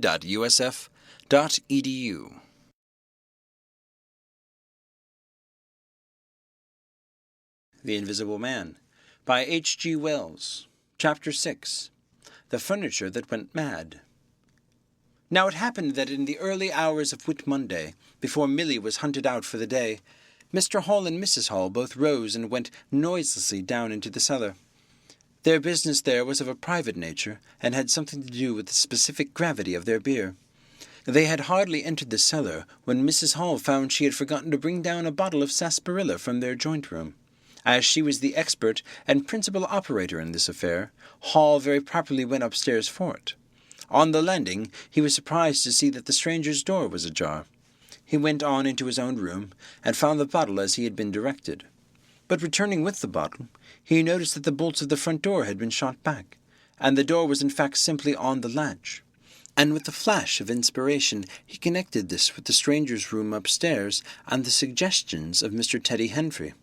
He distinctly remembered holding the candle while Mrs. Hall shot these bolts overnight. At the sight he stopped, gaping. Then, with the bottle still in his hand, went upstairs again. He rapped at the stranger's door. There was no answer. He rapped again, then pushed the door wide open and entered. It was as he expected. The bed, the room also, was empty. And what was stranger, even to his heavy intelligence, on the bedroom chair and along the rail of the bed were scattered the garments, the only garments so far as he knew, and the bandages of their guests. His big slouch hat was even cocked jauntily over the bedpost. As Hall stood there, he heard his wife's voice coming out of the depth of the cellar, with that rapid telescoping of the syllables and interrogative cocking up of the final words to a high note, by which the West Sussex villager is wont to indicate a brisk impatience. "George, you got what I want?" He turned down and hurried to her. "Jenny," he said over the steps to the rail cellar. "'Tis the truth what Henry says. He's not in his room, he ain't, and the front door's unbolted." At first Mrs. Hall did not understand, and as soon as she did, she resolved to see the empty room for herself. Hall, still holding the bottle, went first. "If he ain't there," he said, "is a close off. And what's he doing without his clothes, then? 'Tis a most curious business." As they came up the cellar steps, they both, it was afterwards ascertained, fancied they'd heard the front door open and shut. But seeing it closed and nothing there, neither said a word to the other about it at the time. Mrs. Hall passed her husband in the passage and ran on first upstairs. Someone sneezed on the staircase. Hall, following 6 steps behind, thought that he heard her sneeze. She, going on first, was under the impression that Hall was sneezing. She flung open the door and stood regarding the room. "Of all the curious," she said. She heard a sniff close behind her head, as it seemed, and turning, was surprised to see Hall a dozen feet off in the topmost stair. But in another moment he was beside her. She bent forward and put her hand on the pillow and then under the clothes. "Cowed," she said. "He's been up this hour or more." As she did so, a most extraordinary thing happened. The bedclothes gathered themselves together, leapt up suddenly in a sort of peak, and then jumped headlong over the bottom rail. It was exactly as if a hand had clutched them in the centre and flung them aside. Immediately after, the stranger's hat hopped off the bedpost, described a whirling flight in the air through the better part of the circle, and then dashed straight at Mrs. Hall's face. Then as swiftly came the sponge from the washstand, and then the chair, flinging the stranger's coat and trousers carelessly aside, and laughing dryly in a voice singularly like the stranger's. Turned itself up with its 4 legs at Mrs. Hall, seemed to take aim at her for a moment, and then charged at her. She screamed and turned, and then the chair legs came gently but firmly against her back, and impelled her and Hall out of the room. The door slammed violently and was locked. The chair and bed seemed to be executing a dance of triumph for the moment, and then abruptly everything was still. Mrs. Hall was left almost in a fainting condition in Mr. Hall's arms on the landing. It was with the greatest difficulty that Mr. Hall and Milly, who had been roused by her scream of alarm, succeeded in getting her downstairs and applying the restoratives customary in such cases. "'Tis spirits," said Mrs. Hall. "I know 'tis spirits. I've read in papers, in tables and chairs leaping and dancing." "Type a drop more, Jenny," said Hall. "'Twas steady ye." "Lock him out," says Mrs. Hall. "Don't let him come in again. I half-caste. I might have known with them goggling eyes and bandaged head, and never going to church of a Sunday, and all they bottles. More'n it's right for anyone to have. He's putting the spirits in the furniture. My good old furniture. 'Twas in that very chair my poor dear mother used to sit when I was a little girl. To think you should rise up against me now." "Just a drop more, Jenny," said Hall. "Your nerves is all upset." They sent Milly across the street through the golden 5 o'clock sunshine to rouse up Mr. Sandy Wadgers, the blacksmith. Mr. Hall's compliments and the furniture upstairs were behaving most extraordinary. Would Mr. Wadgers come around? He was a knowing man, was Mr. Wadgers, and very resourceful. He took quite a grave view of the case. "Damned armed if that ain't witchcraft," was the view of Mr. Sandy Wadgers. "If you want horseshoes for such a gentry as he." He came round greatly concerned. They wanted him to lead the way upstairs to the room, but he didn't seem to be in any hurry. He preferred to talk in the passage. Over the way, Huckster's apprentice came out and began taking down the shutters of the tobacco window. He was called over to join the discussion. Mr. Huckster naturally followed over in the course of a few minutes. The Anglo-Saxon genius for parliamentary government asserted itself. There was a great deal of talk and no decisive action. "Let's have the facts first," insisted Mr. Sandy Wadgers. "Let's be sure we be acting perfectly right in busting in that door open. A door unbust is always open to busting, but you can't unbust a door once you bust it in." And suddenly, the most wonderfully, the door of the room upstairs opened of its own accord. And as they looked up in amazement, they saw descending the stairs the muffed figure of the stranger, staring more blackly and blankly than ever with those unreasonably large blue glass eyes of his. He came down stiffly and slowly, staring all the time. He walked across the passage staring, then stopped. "Look there," he said, and their eyes followed the direction of his gloved finger, and saw a bottle of sarsaparilla hard by the cellar door. Then he entered the parlour, and suddenly, swiftly, viciously, slammed the door in their faces. Not a word was spoken until the last echoes of the slam had died away. They stared at one another. "Well, if that don't lick everything," said Mr. Wadgers, and left the alternative unsaid. "I'll go in and ask him about it," said Wadgers to Mr. Hall. "I'll demand an explanation."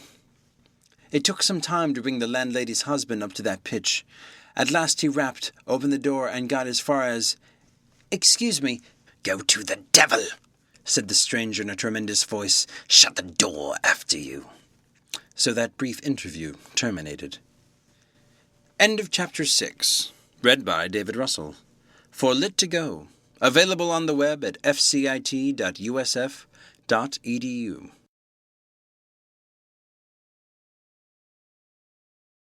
The Invisible Man by H.G. Wells. Chapter 8. In Transit. The 8th chapter is exceedingly brief, and relates that Gibbons, the amateur naturalist of the district, while lying out on the open spacious downs, without a soul within a couple miles of him, as he thought, and almost dozing, heard close to him the sound of a man coughing, sneezing, and then swearing savagely to himself, and looking beheld nothing. Yet the voice was indisputable. It continued to swear with that breadth and variety that distinguishes the swearing of a cultivated man. It grew to a climax, diminished again, and died away in the distance, going, as it seemed, to him in the direction of Aberdeen. It lifted to a spasmodic sneeze and ended. Gibbons had heard nothing of the morning's occurrences, but the phenomenon was so striking and disturbing that his philosophical tranquillity vanished.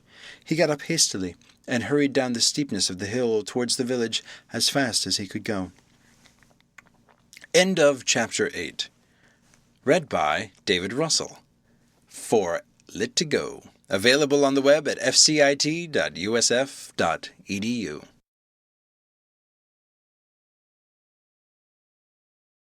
The Invisible Man by H.G. Wells. Chapter 7. The Unveiling of the Stranger.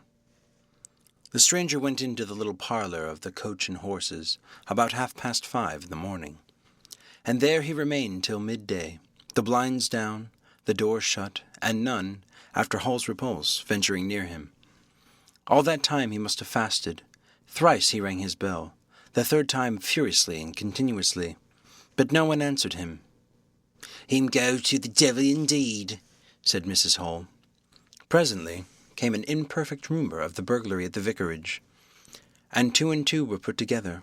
Hall, assisted by Wadgers, went off to find Mr. Shuckleforth, the magistrate, and take his advice. No one ventured upstairs. How the stranger had occupied himself is unknown. Now and then he would stride violently up and down, and twice came an outburst of curses, a tearing of paper, and a violent smashing of bottles. The little group of scared but curious people increased. Mrs. Huckster came over. Some gay young fellows resplendent in black ready-made jackets and pike paper ties, for it was Whit Monday, joined the group with confused interrogations. Young Archie Harker distinguished himself by going up the yard and trying to peep under the window blinds. He could see nothing, but gave reason for supposing that he did, and the others of the Ipping youth presently joined him. It was the finest of all possible Whit Mondays, and down the village street stood a row of nearby 12 booths, a shooting gallery, and on the grass by the forge were 3 yellow and chocolate wagons, and some picturesque strangers of both sexes putting up a coconut shy. The gentlemen wore blue jerseys, the ladies white aprons, and quite fashionable hats with heavy plumes. Woodver, of the Purple Fawn, and Mr. Jaggers, the cobbler, who also sold old second-hand ordinary bicycles, were stretching a string of Union Jacks and Royal Ensigns, which had originally celebrated the first Victorian Jubilee, across the road. And inside, in the artificial darkness of the parlour, into which only one thin jet of sunlight penetrated, the stranger, hungry, we must suppose, and fearful, hidden in his uncomfortable hot wrappings, pored through his dark glasses upon his paper, or chinked his dirty little bottles, and occasionally swore savagely at the boys, audible, if invisible, outside the windows. In the corner by the fireplace lay the fragments of 6 smashed bottles, and a pungent twang of chlorine tainted the air. So much we know from what was heard at the time and from what was subsequently seen in the room. About noon he suddenly opened his parlour door and stood glaring fixedly at 3 or 4 people in the bar. "Mrs. Hall," he said. Somebody went sheepishly and called for Mrs. Hall. Mrs. Hall appeared after an interval, a little short of breath, but all the fiercer for that. Hall was still out. She had deliberated over this scene, and she came holding a little tray with an unsettled bill upon it. "Is your bill you wanting, sir?" she said. "Why wasn't my breakfast laid? Why haven't you prepared my meals and answered my bell? Do you think I live without eating?" "Why isn't my bill paid?" said Mrs. Hall. "That's what I want to know." "I told you 3 days ago I was waiting remittance." "I told you 2 days ago I wasn't going to wait no remittances. You can't grumble if your breakfast waits a bit if my bill's been waiting for 5 days, can you?" The stranger swore briefly but vividly. "Na, na," from the bar. "And I'd thank you kindly, sir, if you keep your swearing to yourself," said Mrs. Hall.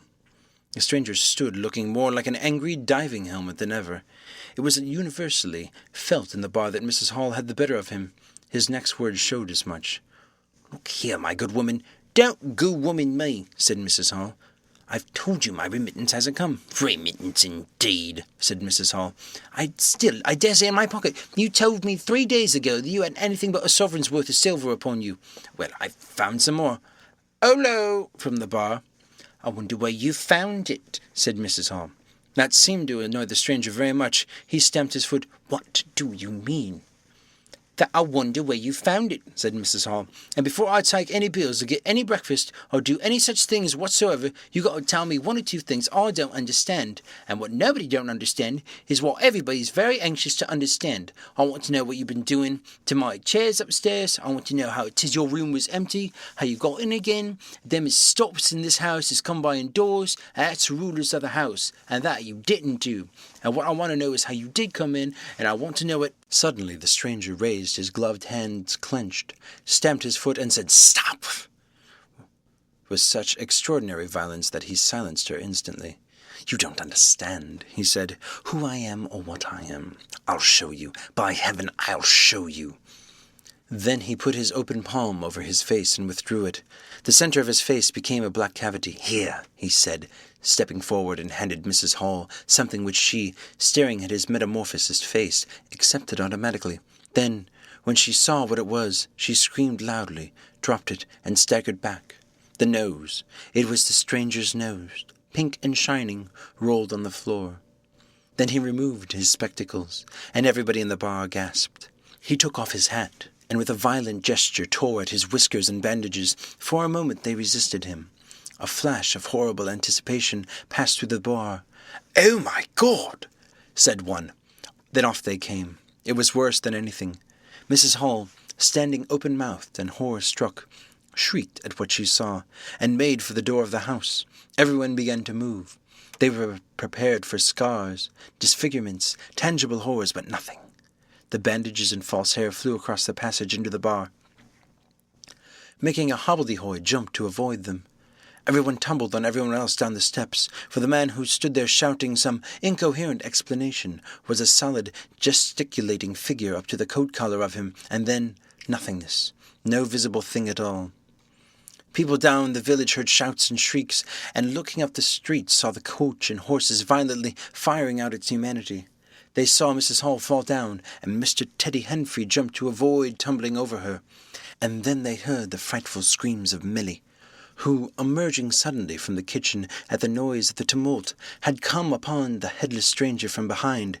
These increased suddenly.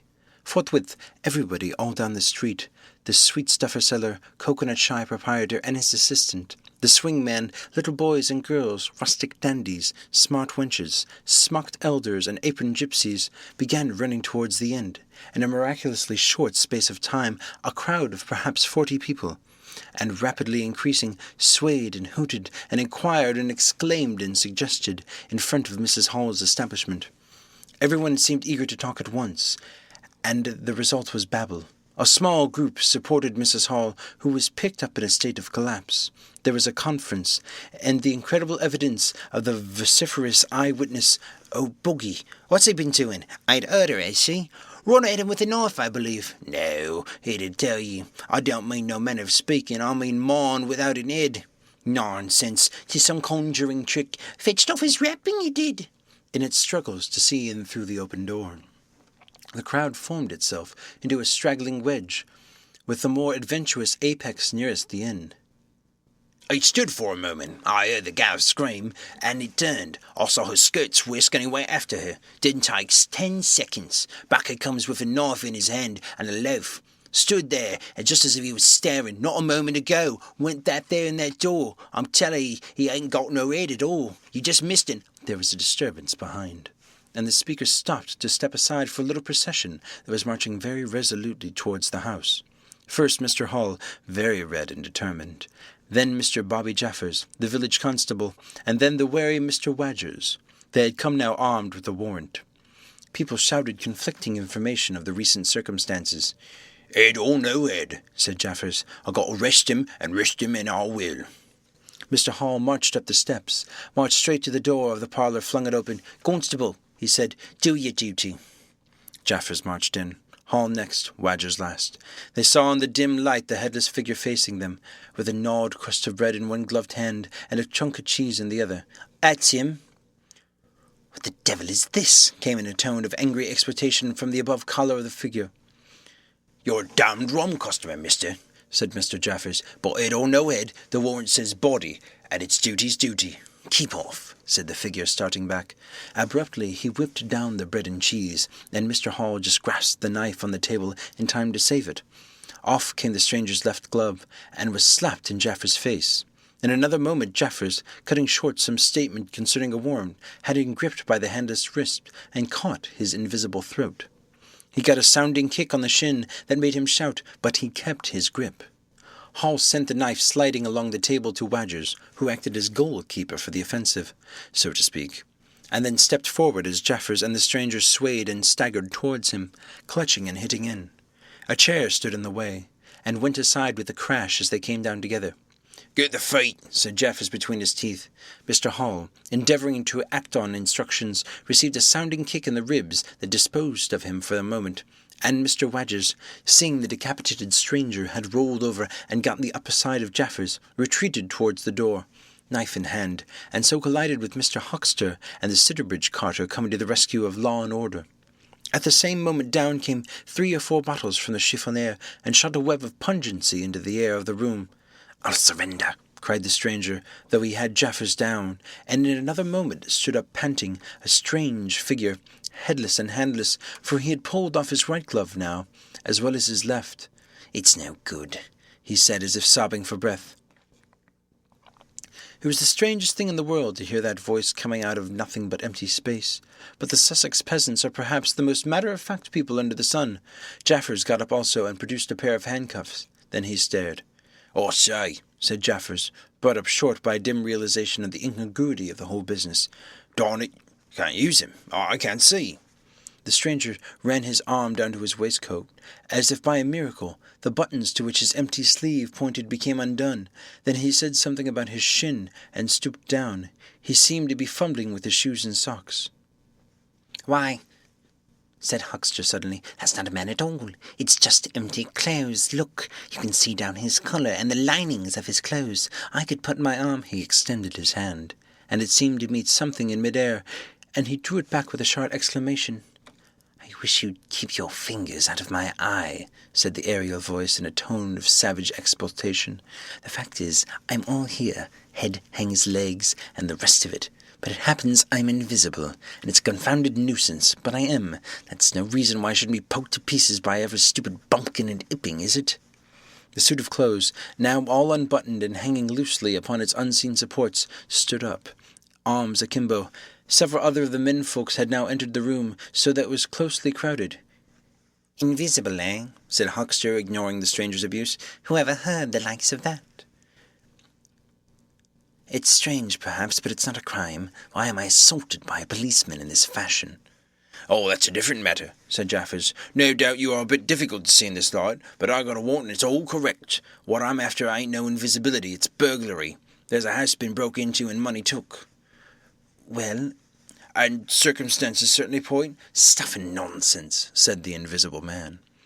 "I hope so, sir, but I got my instructions." "Well," said the stranger, I'll come, but no handcuffs." "Why, it's a regular thing." "No handcuffs," stipulated the stranger. "Pardon me," said Jaffers. Abruptly the figure sat down, and before anyone could realize what was being done, the slippers, socks, and trousers had been kicked off under the table. Then he sprang up and flung off his coat. "Here, stop that," said Jaffers, suddenly realizing what was happening. He gripped at the waistcoat, it struggled, and the shirt slipped out of it, and he left it limply and empty in his hand. "Hold him," said Jaffers loudly. "Once you get things off—" "Hold him!" cried everyone, and there was a rush at the fluttering white shirt, which was now all that was visible of the stranger. The shirt-sleeve planted a shrewd blow in Hall's face that stopped his open-armed advance, and sent him backwards into the old toothsome, the sexton. and in another moment the garment was lifted up and became convulsed and vacantly flapping about the arms, even as a shirt that is being thrust over a man's head. Jaffers clutched at it, and it only helped to pull it off. He was struck in the mouth out of the air, and incontinently threw up his truncheon and smote Teddy Henfrey savagely on the crown of his head. "Look out!" said everybody, fencing at random and hitting nothing. "Hold him! Shut the door! Don't let him loose! I got something! Here he is!" A perfect babble of noises they made. Everybody, it seemed, was getting hit all at once, and Sandy Wadgers, knowing as ever, and his wit sharpened by a frightful blow and the noise, reopened the door and led the rout. The others, following incontinently, were jammed for a moment in the corner by the hallway. The hitting continued. Phipps, the Unitarian, had a front tooth broken, and Henfrey was injured in the cartilage of his ear. Jaffers was struck under the jaw, and, turning, caught at something that intervened between him and Hoxter in the melee, and prevented their coming together. He felt a muscular chest. In another moment the whole mass of struggling, excited men shot into the crowded hall. "I got him!" shouted Jaffers, choking and reeling through them all, and wrestling with purple face and swelling veins against his unseen enemy.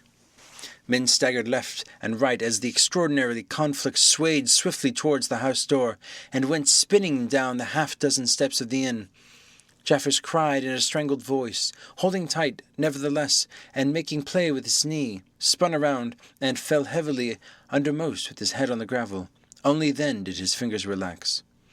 There was excited cries of, "Hold him! Invisible!" and so forth, and a young fellow, a stranger in the place whose name did not come to light, rushed in at once, caught something, missed his hold, and fell over the constable's prostrate body.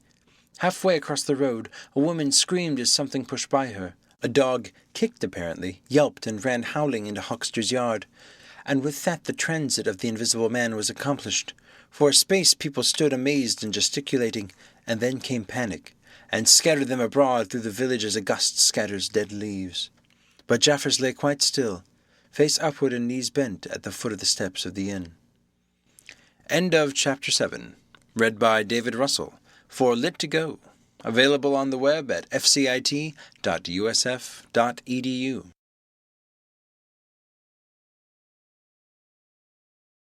The Invisible Man by H.G. Wells. Chapter 9. Mr. Thomas Marvel.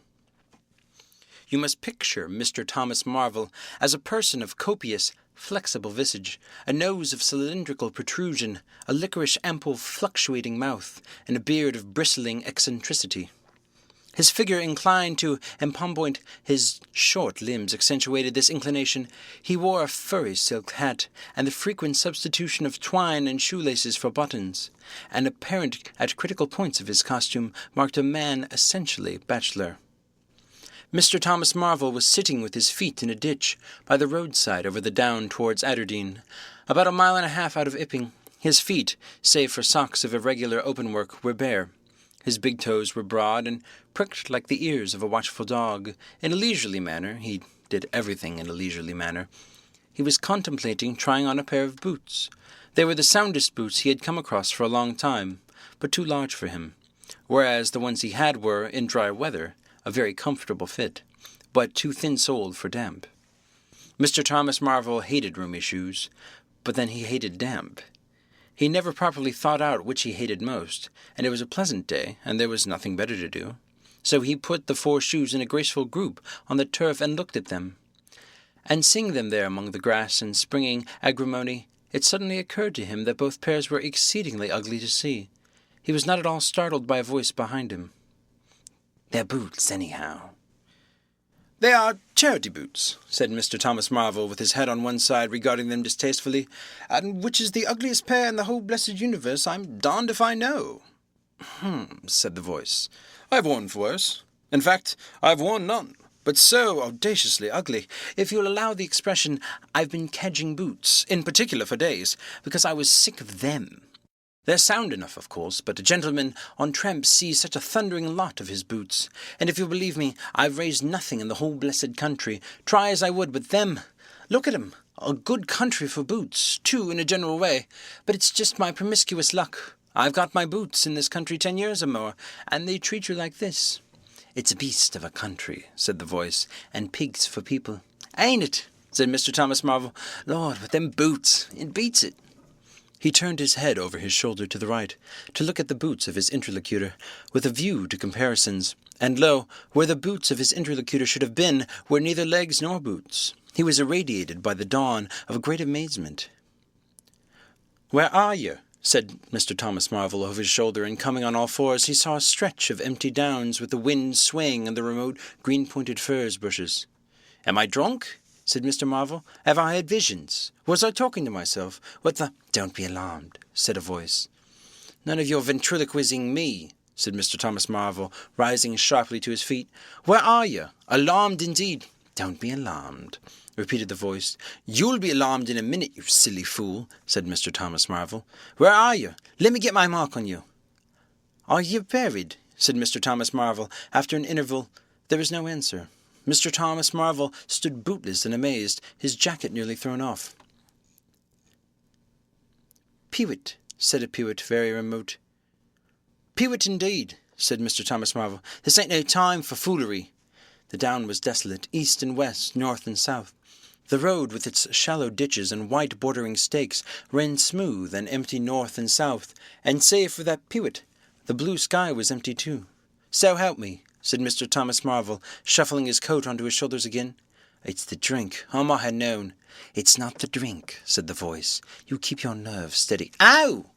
said Mr. Marvel, and his face grew white amidst its patches. "It's the drink," his lips repeated noiselessly. He remained staring about him, rotating slowly backwards. "I could have swore I heard a voice," he whispered. "Of course you did." "It's there again," said Mr. Marvel, closing his eyes and clasping his hand on his brow with a tragic gesture. He was suddenly taken by the collar and shaken violently, and left more dazed than ever. "Don't be a fool," said the voice. I'm off my bloomin' chump," said Mr. Marvel. "It's no good. It's fretting about them blasted boots. I'm off my blessed bloomin' chump. Or it's the spirits." "It's neither one or the other," said the voice. "Listen, chump," said Mr. Marvel. "1 minute," said the voice, penetratingly, tremulous with self-control. "Well," said Mr. Thomas Marvel, with a strange feeling of having been dug in the chest by a finger. "You think I'm just imagination?" "Just imagination." "What else can you be?" said Mr. Thomas Marvel, rubbing the back of his neck. "Very well," said the voice in a tone of relief. "Then I'm going to throw flints at you till you think differently." "But where are you?" The voice made no answer. Whiz came a flint, apparently out of the air, and missed Mr. Marvel's shoulder by a hair's breadth. Mr. Marvel, turning, saw Flint jerk up into the air, trace a complicated path, hang for a moment, then fling at his feet with almost invisible rapidity. He was too amazed to dodge. Whizzed it came and ricocheted from a bare toe into the ditch. Mr. Thomas Marvel jumped a foot and howled aloud. He started to run, tripped over an unseen obstacle, then came head over heels into a sitting position. "Now," said the voice as a third stone curved upward and hung in the air above the tramp, "am I imagination?" Mr. Marvel, by way of reply, struggled to his feet, and was immediately rolled over again. He lay quiet for a moment. "If you struggle any more," said the voice, "I shall throw the flint at your head." "It's a fair do," said Mr. Thomas Marvel, sitting up, taking his wounded toe in hand and fixing his eye on the third missile. "I don't understand it. Stones flinging themselves, stones talking. Put yourself down, rot away, I'm done." The third flint fell. "It's very simple," said the voice. "I'm an invisible man." "And tell us something I don't know," said Mr. Marvel, gasping with pain. "Where you've hid, how you do it, I don't know, I'm beat." "That's all," said the voice. "I'm invisible. That's what I want you to understand."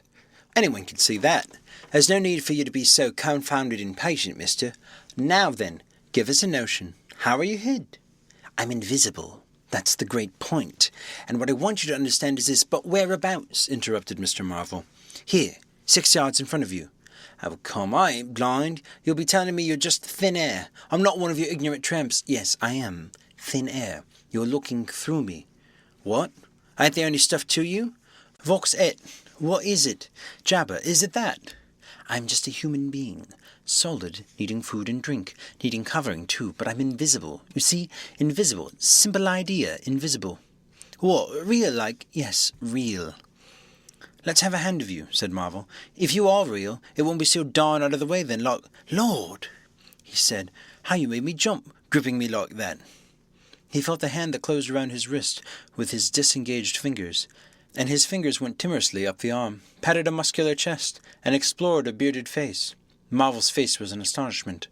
"Oh, I'm dashed," he said. "This don't beat cockfighting. Most remarkable. And there I can see a rabbit clean through you half a mile away.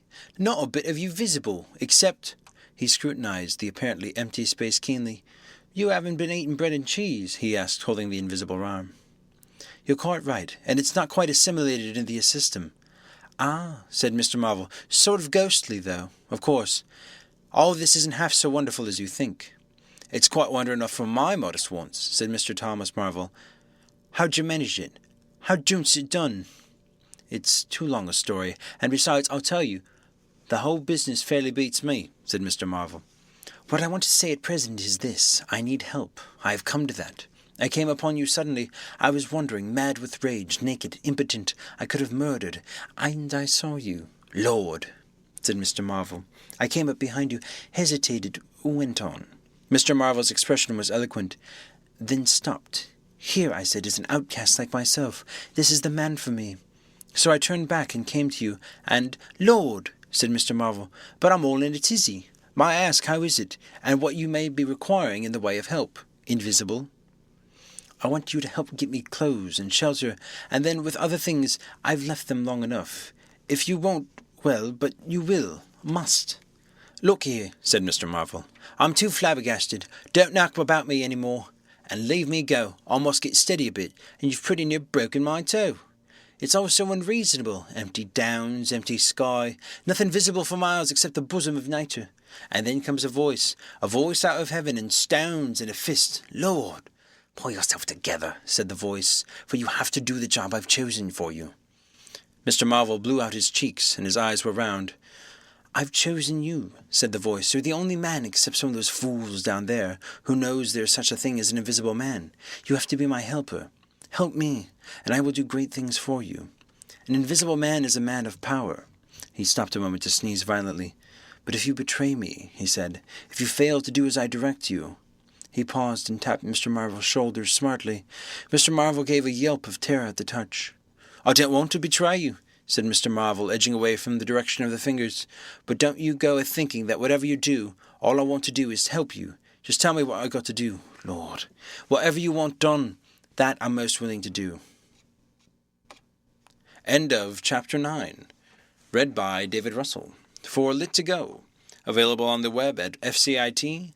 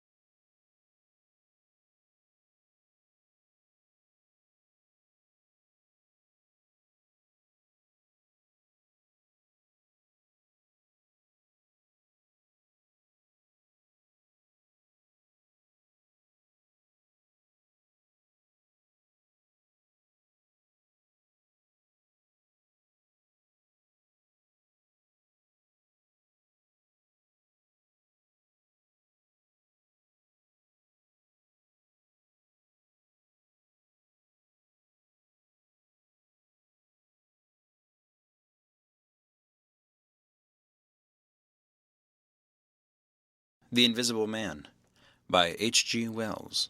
Chapter 3. The 1001 Bottles.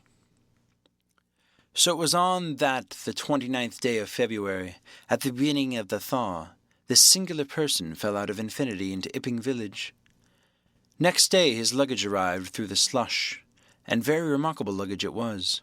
There were a couple of trunks indeed, such as a rational man might need, but in addition there were a box of books, big fat books, of which some were just in an incomprehensible handwriting, and a dozen or more crates, boxes and cases, containing objects packed in straw. As it seemed to Hall, tugging with a casual curiosity at the straw, glass bottles. The stranger, muffled in hat, coat, gloves, and wrapper, came out impatiently to meet Farenside's cot, while Hall was having a word or so of gossip preparatory to helping bring them in. Out he came, not noticing Farenside's dog, who was sniffing in a dilettante spirit at Hall's legs. "Come along with those boxes," he said. "I've been waiting long enough." And he came down the steps towards the tail of the cart, as if to lay hands on the smaller crate. No sooner had Farenside's dog caught a sight of him, however, than it began to bristle and growl savagely, and when he rushed down the steps, it gave an undecided hop, and then sprang straight at his hands. "Whoop!" cried Hall, jumping back, for he was no hero with dogs. And Farenside howled, "Lie down!" and snatched his whip. They saw the dog's teeth had slipped the hand, heard a kick, saw the dog execute a flanking jump and get home on the stranger's leg, and then heard the rip of his trousering. Then the finer end of Farenside's whip reached his property, and the dog, yelping with dismay, retreated under the wheels of the wagon. It was all the business of a swift half-minute. No one spoke. Everyone shouted. The stranger glanced swiftly at his torn glove and at his leg, made as if he would stoop to the ladder, then turned and rushed swiftly up the steps into the inn. They heard him go headlong across the passage and up the uncarpeted stairs to his bedroom. "You brute, you," said Farenside, climbing off the wagon with his whip in his hand, while the dog watched him through the wheel. "Come here," said Farenside. "You'd better." Hall stood gaping. "He was bit," said Hall. "I better go to see him." And he trotted off after the stranger. He met Mrs. Hall in the passage. "Carrier's dog," he said. "Bitten." He went straight upstairs, and the stranger's door being ajar, he pushed it open and was entering without any ceremony, being of a naturally sympathetic turn of mind. The blind was down and the room dim. He caught a glimpse of the most singular thing, what seemed a handless arm waving towards him, and a face of 3 huge indeterminate spots on white, like the face of a very pale pansy, when he was struck violently in the chest, hurled back, and the door slammed in his face and locked. It was so rapid that he gave him no time to observe, a waving of indecipherable shapes, a blow, and then a concussion. There he stood on the dark little landing, wondering what it might be that he had seen. A couple minutes after, he rejoined the little group that had formed outside the coach and horses. There was Farenside telling about it all over again for the second time. There was Mrs. Hall saying his dog didn't have no business to bite her guests. There was Huckster, the General Deal from over the road, interrogative, and Stanley Wadgers from the forge, judicial. Besides women and children, all of them saying fatuities. "Well, we didn't let him bite me, I knows. 'Tisn't right to have such dogs. What did bite for him then?" And so forth. Mr. Hall, staring at them from the steps and listening, found it incredible that he had seen anything so very remarkable happen upstairs.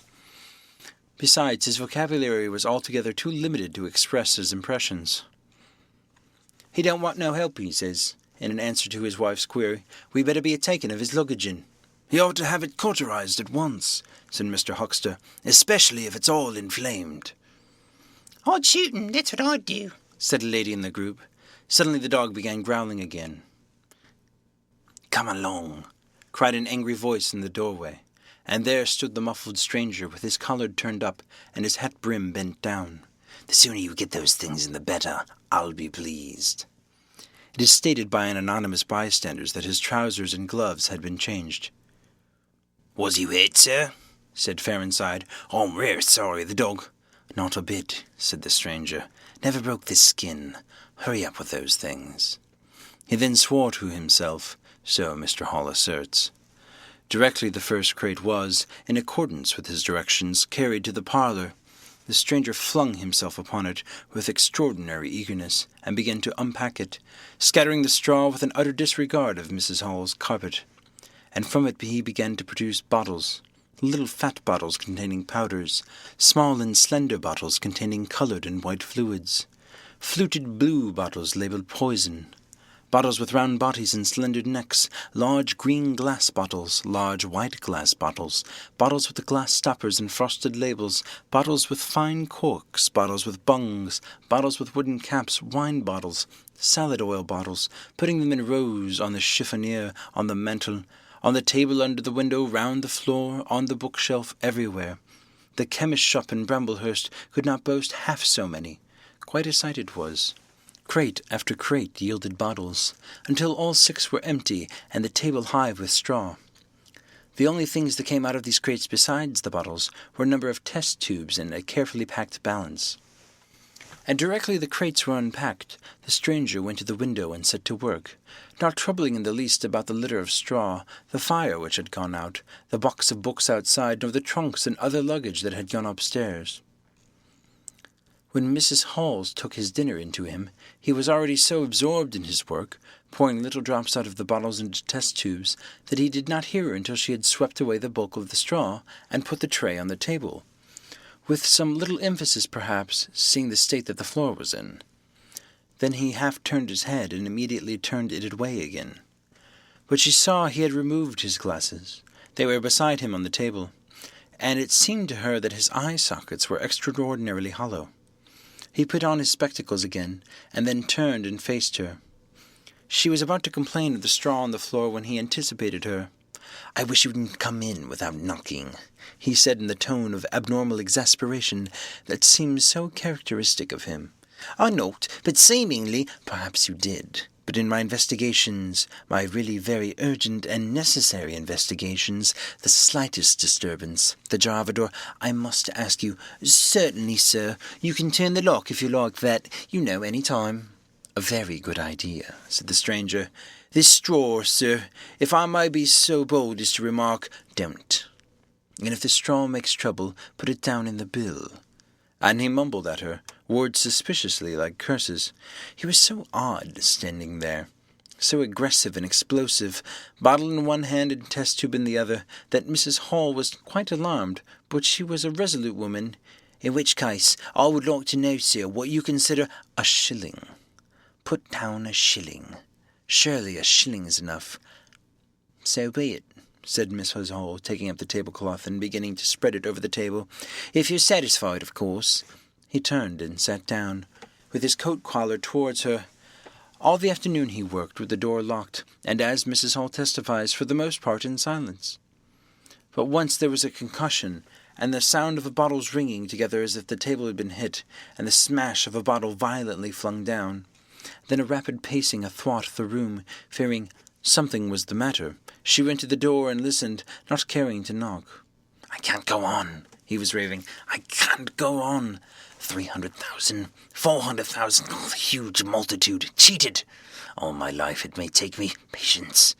Patience indeed. Fool. Fool." There was a noise of hobnails on the bricks in the bar, and Mrs. Hall had very reluctantly to leave the rest of his soliloquy. When she returned, the room was silent again, save for the faint crepitation of his chair and the occasional clink of a bottle. It was all over. The stranger had resumed work. When she took his tea, she saw broken glass in the corner of the room under the concave mirror, and a golden stain that had been carelessly wiped. She called attention to it. "Put it down in the bill," snapped her visitor. "For God's sakes, don't worry me. There's damage done. Put it down in the bill." And he went on ticking a list in the exercise book before him. "I'll tell you something," said Farnside mysteriously. It was late in the afternoon, and they were in the little beer shop of Ipping Hanger. "Well," said Teddy Henfrey. "This chap you're speaking of, what my dog bit, well, he's black. Leastways his legs are. I see through the tear of his trousers and the tear of his glove. You'd have expected a sort of pinky to show, wouldn't you? Well, there was none. Just blackness. I tell you, he's as black as my hat." "My sakes," said Henfrey. "It's a rummy case altogether. Why, his nose is as pink as paint." It's true, said Farnside. I knows that, and I tell ye what I'm thinking. That marn's a piebald, Teddy. Black here and white there, in patches, and he's ashamed of it. He's a kind of half-breed, and the colours come off patchy instead of mixing. I've heard of such things before, and it's the common way with horses, as anyone can see. End of Chapter 3. Read by David Russell. For Lit to Go. Available on the web at fcit.usf.edu.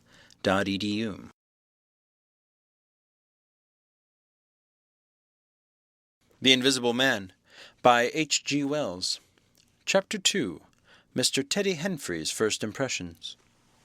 At 4 o'clock, when it was fairly dark and Mrs. Hall was screwing up her courage to go in and ask her visitor if he would take some tea, Teddy Henfrey, the clock jobber, came into the bar. "My sakes, Mrs. Hall," said he, "what is this? It's terrible weather for thin boots." The snow outside was falling faster. Mrs. Hall agreed, and then noticed that he had his bag with him. "There you're here, Mr. Teddy. I'll be glad if you'd give the old clock in the parlour a bit of a look. 'Tis going and it strikes well and hearty, but the hour hand won't do nothing but point at 6.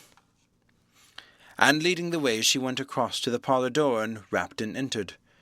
Her visitor, she saw as she opened the door, was seated in the armchair before the fire, dozing, it would seem, with his bandaged head drooping to one side. The only light in the room was the red glow from the fire, which lit his eyes like adverse railway signals, but left his downcast face in darkness. And the scanty vestiges of the day that came in through the open door. Everything was ruddy, shadowy, and indistinct to her, the more so since she had just been lighting the bar lamp, and her eyes were dazzled. But for a second it seemed to her that the man she looked at had an erroneous mouth wide open, a vast and incredible mouth that swallowed the whole of his lower portion of the face. It was the sensation of a moment, the white-bound head, the monstrous goggle eyes, and this huge yawn below it. Then he started up in his chair, put up his hand. She opened the door wide, so that the room was lighter, and she saw him more clearly, with the muffler held up to his face, just as she had seen him hold the serviette before. The shadows, she'd fancied, had tricked her. "Would you mind, sir? This man a coming to look at the clock, sir," she said, recovering from the momentary shock. "Look at the clock," he said, staring around in a drowsy manner and speaking over his hand, and then getting more fully awake. "Certainly." Mrs. Hall went away to get the lamp, and he rose and stretched himself. Then came the light, and Mr. Teddy Henfrey, entering, was confronted by this bandaged person. He was, he says, taken aback. "Good afternoon," said the stranger regarding him, as Mr. Henfrey says, with a vivid sense of the dark spectacles, like a lobster. "I hope," said Mr. Henfrey, "there's no intrusion." "None whatsoever," said the stranger, "though I understand," he said, turning to Miss Hall, "that this room is really to be mine for my own private use." "I thought, sir," said Mrs. Hall, "that you'd prefer the clock." "Certainly," said the stranger, "certainly, but as a rule I like to be alone and undisturbed." "But I am really glad to have the clock seen to," he said, seeing a certain hesitation in Mr. Henfrey's manner. "Very glad." Mr. Henfrey had intended to apologize and withdraw, but this anticipation reassured him. The stranger turned around with his back to the fireplace and put his hands behind his back. "And presently," he said, "when the clock mending is over, I think I should like to have some tea, but not till the clock mending is over." Mrs. Hall was about to leave the room. She made no conversational advances this time, because she did not want to be snubbed in front of Mr. Henfrey, when her visitor asked if she had made any arrangements about his boxes at Bramblehurst. She told him she had mentioned the matter to the postman, and that the carrier could bring them over on the morrow. "You are certain that is the earliest?" he said. She was certain, with a marked coldness. "I should explain," he added, "what I was really too cold and fatigued to do before, that I am an experimental investigator." "Indeed, sir," said Mrs. Hall, much impressed, "and my baggage contains apparatuses and appliances." "Very useful things indeed they are, sir, and I am particularly naturally anxious to get on with my inquiries.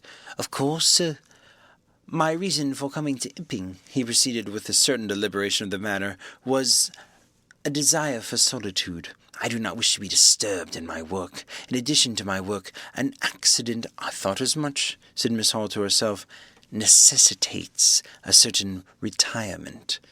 My eyes are sometimes so weak and painful that I have to shut myself up in the dark for hours together. Lock myself up sometimes, now and then, not presently, certainly. At such times the slightest disturbance, the entry of a stranger into the room, is a source of excruciating annoyance to me. It is well these things should be understood. Certainly, sir, said Mrs. Hall, and if I might be so bold as to ask, I think that is all, said the stranger, with that quietly irresistible air of finality he could assume at will. Mrs. Hall reserved her question in sympathy for a better occasion. After Mrs. Hall had left the room, he remained standing in front of the fire, glaring, so Mr. Henfrey puts it, at the clock mending. Mr. Henfrey not only took off the hands of the clock and the face, but extracted the works, and he tried to work as in a slow and a quiet and unassuming a manner as possible. He worked with the lamp close to him, and the green shade threw a brilliant light upon his hands, and upon the frame and wheels, and left the rest of the room shadowy. When he looked up, coloured patches swam in his eyes. Being constitutionally of a curious nature, he had removed the works, quite an unnecessary proceeding, with the idea of delaying his departure, and perhaps falling into a conversation with the stranger. But the stranger stood there, perfectly silent and still. So still, it got on Henfrey's nerves. He felt alone in the room, and looked up, and there, grey and dim, was the bandaged head and huge blue lenses staring fixedly, with a mist of green spots drifting in front of them. It was so uncanny to Henfrey that for a minute they remained staring blankly at one another. Then Henfrey looked down again. Very uncomfortable position. One would like to say something. Should he remark that the weather was very cold for the time of year? He looked up as if to take aim with that introductory shot. "The weather," he began. "Why don't you finish and go?" said the rigid figure, evidently in a state of painfully suppressed rage. "All you've got to do is fix the hour hand on its axle. You're simply humbugging." Certainly, sir. 1 minute more, I overlooked." And Mr. Henfrey finished and went. But he went feeling excessively annoyed. "Damn it," said Mr. Henfrey to himself, trudging down the village through the thawing snow. "A man must do a clock at times, surely." And again, "Can't a man look at you? Ugly." and yet again, "Seemingly not. If the police was wanting you, you couldn't be more roped and bandaged." At Cleason's corner he saw Hall, who had recently married the stranger's hostess at the Coach and Horses, and who now drove the Ipping conveyance, when occasional people required it, to Sidderbridge Junction. Coming towards him on his return from that place, Hall had evidently been stopping a bit at Sidderbridge, to judge by his driving. "How do you, Teddy?" he said, passing. "You got rumming up at home," said Teddy. Hall very sociably pulled up. "What's that?" he asked. "Rum-looking customers stopping at the Coach and Horses," said Steady. "My sakes!" and he proceeded to give Hall a vivid description of his grotesque guest. "Looks like a bit of disguise, don't it? I'd like to see a man's face if I had him stopping in my place," said Henfrey. "But women are that trustful when strangers are concerned. He took your rooms and he hadn't even given you a name, Hall." "You don't say so," said Hall, who was a man of sluggish apprehension. "Yes," said Teddy, "by the week. Wherever he is, you can't get rid of him in under the week, and he's got a lot of luggage coming tomorrow, so he says. Let's hope it won't be stones and boxes, Hall." He told Hall how his aunt at Hastings had been swindled by a stranger with an empty portmanteau. Although after he left Hall vaguely suspicious. "Get up, old girl," said Hall. "I suppose I must see about this." Teddy trudged on his way with his mind considerably relieved. Instead of seeing about it, however, Hall on his return was severely rated by his wife on the length of time he had spent in Sidderbridge, and his mild inquiries were answered snappishly, and in a manner not to the point. But the seed of suspicion Teddy had sown germinated in the mind of Mr. Hall despite these discouragements. "You women don't know everything," said Mr. Hall, resolved to ascertain more about the personality of his guest at the earliest possible opportunity. And after the stranger had gone to bed, which he did about 9:30, Mr. Hall went very aggressively into the parlour and looked very hard at his wife's furniture, just to show that the stranger wasn't the master there, and scrutinized closely and a little contemptuously a sheet of mathematical computations the stranger had left. When retiring for the night, he instructed Mrs. Hall to look very closely at the stranger's luggage when it came the next day. "You mind your own business, Hall," said Mrs. Hall, "and I'll mind mine." She was all the more inclined to snap at Hall, because the stranger was undoubtedly an unusually strange sort of stranger, and she was by no means assured about him in her own mind. In the middle of the night she woke up dreaming of huge white heads like turnips that came trailing after her at the end of interminable necks, with vast black eyes, but being a sensible woman, she subdued her terrors and turned over and went to sleep again. End of Chapter 2. Read by David Russell. For Lit to Go. Available on the web at fcit.usf.edu.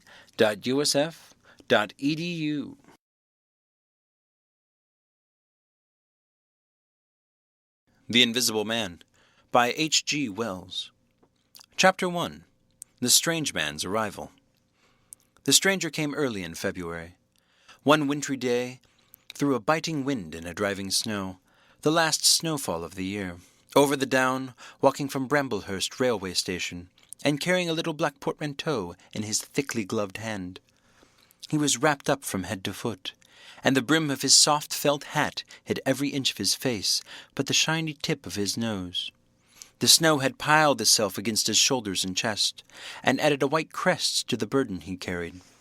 He staggered into the Coach and Horses, more dead than alive, and flung his portmanteau down. "A fire!" he cried. "In the name of human charity, a room and a fire!"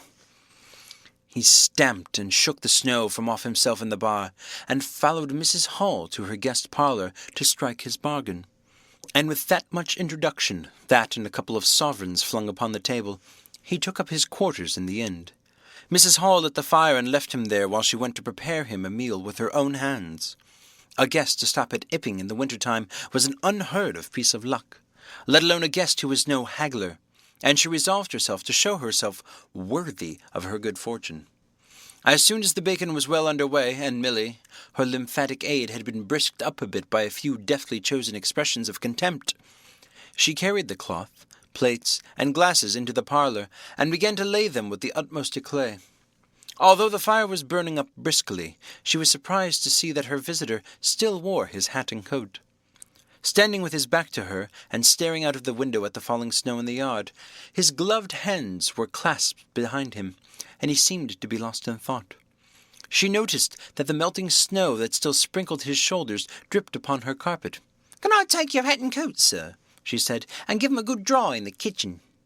"No," he said without turning. She was not sure she had heard him, and was about to repeat her question. He turned his head and looked at her over his shoulder.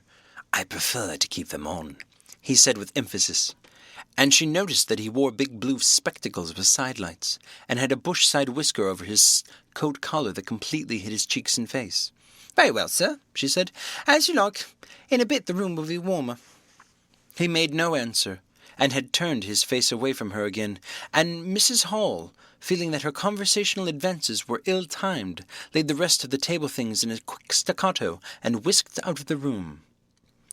When she returned, he was still standing there, like a man of stone, his back hunched, his collar turned up, his dripping hat-brim turned down, hiding his face and ears completely.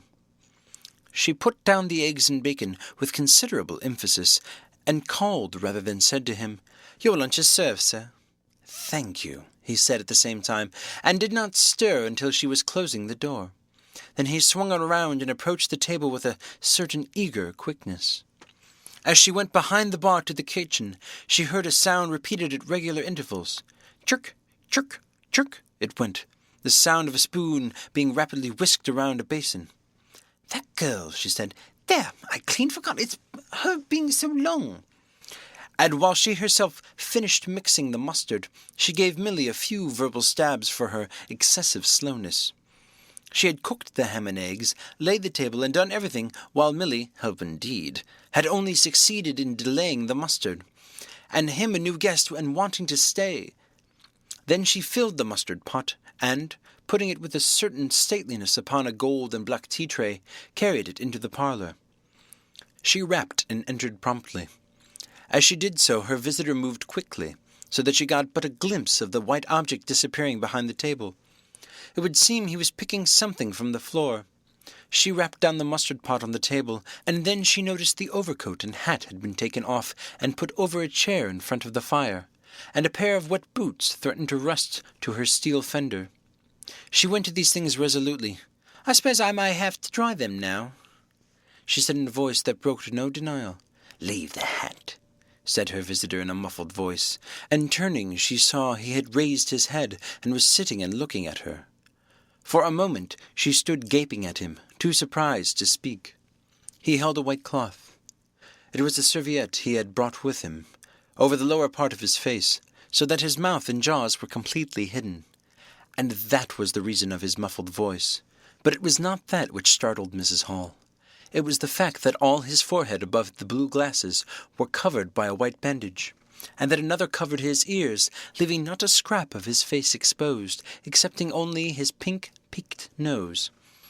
It was bright, pink, and shiny, just as it had been at first. He wore a dark brown velvet jacket, with a high black linen-lined collar turned up about his neck. The thick black hair escaping as it could below and between the crossed bandages, projecting in curious tails and horns, giving him the strangest appearance conceivable. This muffled and bandaged head was so unlike what she had anticipated, that for a moment she was rigid. He did not remove the serviette, but remained holding it, as she saw now, with a brown-gloved hand, and regarding her with his inscrutable blue glasses. "Leave the hat," he said, speaking very distinctly through the white cloth. Her nerves began to recover from the shock they had received. She placed the hat on the chair again by the fire. "I didn't know, sir," she began, "that—" and she stopped embarrassed. "Thank you," he said dryly, glancing from her to the door, then at her again. "I'll have them nicely dried, sir, at once," she said, and carried his clothes out of the room. She glanced at his white swathed head and blue goggles again as she was going out of the door, but his napkin was still in front of his face. She shivered a little as she closed the door behind her, and her face was eloquent of her surprise and perplexity. "I never," she whispered.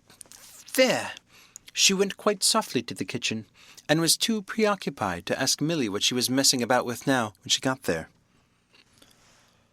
The visitor sat and listened to her retreating feet. He glanced inquiringly at the window before he removed his serviette and resumed his meal.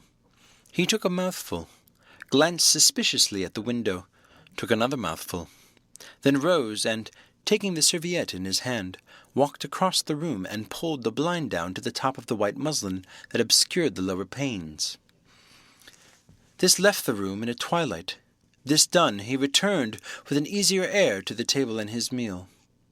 "The poor soul's had an accident or operation or something," said Mrs. Hall. "What a term them bandages did give me, to be sure."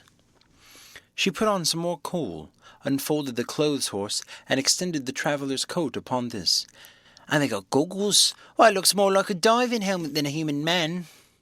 She hung his muffler on the corner of a horse, and holding that handkerchief over his mouth all the time, talking through it. Perhaps his mouth was hurt too, maybe.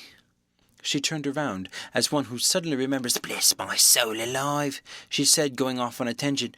"Ain't you done with them taters yet, Milly?" When Mrs. Hall went to clear away the stranger's lunch, her idea that his mouth must also have been cut or disfigured in the accident she supposed him to have suffered was confirmed, for he was smoking a pipe, and all the time that she was in the room he never loosened the silk muffler he had wrapped around the lower part of his face to put the mouthpiece to his lips. Yet it was not forgetfulness, for she saw he glanced at it as it smouldered out. He sat in the corner with his back to the window blind and spoke now, having eaten and drunk and being comfortably warmed through, with less aggressive brevity than before. The reflection of the fire lent a kind of red animation to his big spectacles they had lacked hitherto. "I have some luggage," he said, "at Bramblehurst Station." And he asked her how he could have sent it. He bowed his bandaged head quite politely in acknowledgment of her explanation. "Tomorrow," he said, "there's no speedier delivery," and seemed quite disappointed when she answered no. Was she quite sure? No man with a trap who would go over? Mrs. Hall, nothing loath, answered his questions and developed a conversation. "It's a steep road by the down, sir," she said in answer to the question about the trap, and then, snatching at an opening, said, "It was their carriage that was upsettled a year ago and more. A gentleman killed beside his coachman. Accidents, sir, happen in a moment, don't they?" But the visitor was not to be drawn in so easily. "They do," he said through his muffler, eyeing her quietly through his impenetrable glasses. "But they take long enough to get well, don't they? There's my sister's son, Tom, just cut off his arm with a scythe. Tumbled into it on the hayfield, and bless me, he was 3 months tied up, sir. You'd hardly believe it. It's regular giving me a dread of the scythe, sir." "I can quite understand that," said the visitor. "He was afraid one time that he'd have to have an operation. He was that bad, sir." The visitor laughed abruptly, a bark of a laugh that he seemed to bite and kill in his mouth. "Was he?" he said. "He was, sir, and no laughing matter to them has had the doing for him, as I had, my sister being took up with her little ones so much. There was bandages to do, sir, bandages to undo. So if I may make so bold as to say it, sir—" "Will you get me some matches?" said the visitor quite abruptly. "My pipe is out." Mrs. Hall was pulled up suddenly. It was certainly rude of him. After telling him all she had done, she gasped at him for a moment, and remembered the 2 sovereigns. She went for the matches. "Thanks," he said concisely, as she put them down, and turned his shoulder upon her, and stared out of the window again. It was altogether too discouraging. Evidently he was sensitive on the topic of operations and bandages. She did not make so bold as to say, however, after all, but his snubbing way had irritated her, and Milly had a hot time of it that afternoon. The visitor remained in the parlour until 4 o'clock, without giving the ghost of an excuse for an intrusion. For the most part he was quite still during that time. It would seem he sat in the growing darkness, smoking in the firelight, perhaps dozing. Once or twice a curious listener might have heard him at the coals, and for the space of 5 minutes he was audible pacing the room. He seemed to be talking to himself. Then the armchair creaked as he sat down again. End of Chapter 1. Read by David Russell. For Lit to Go. Available on the web at fcit.usf.edu.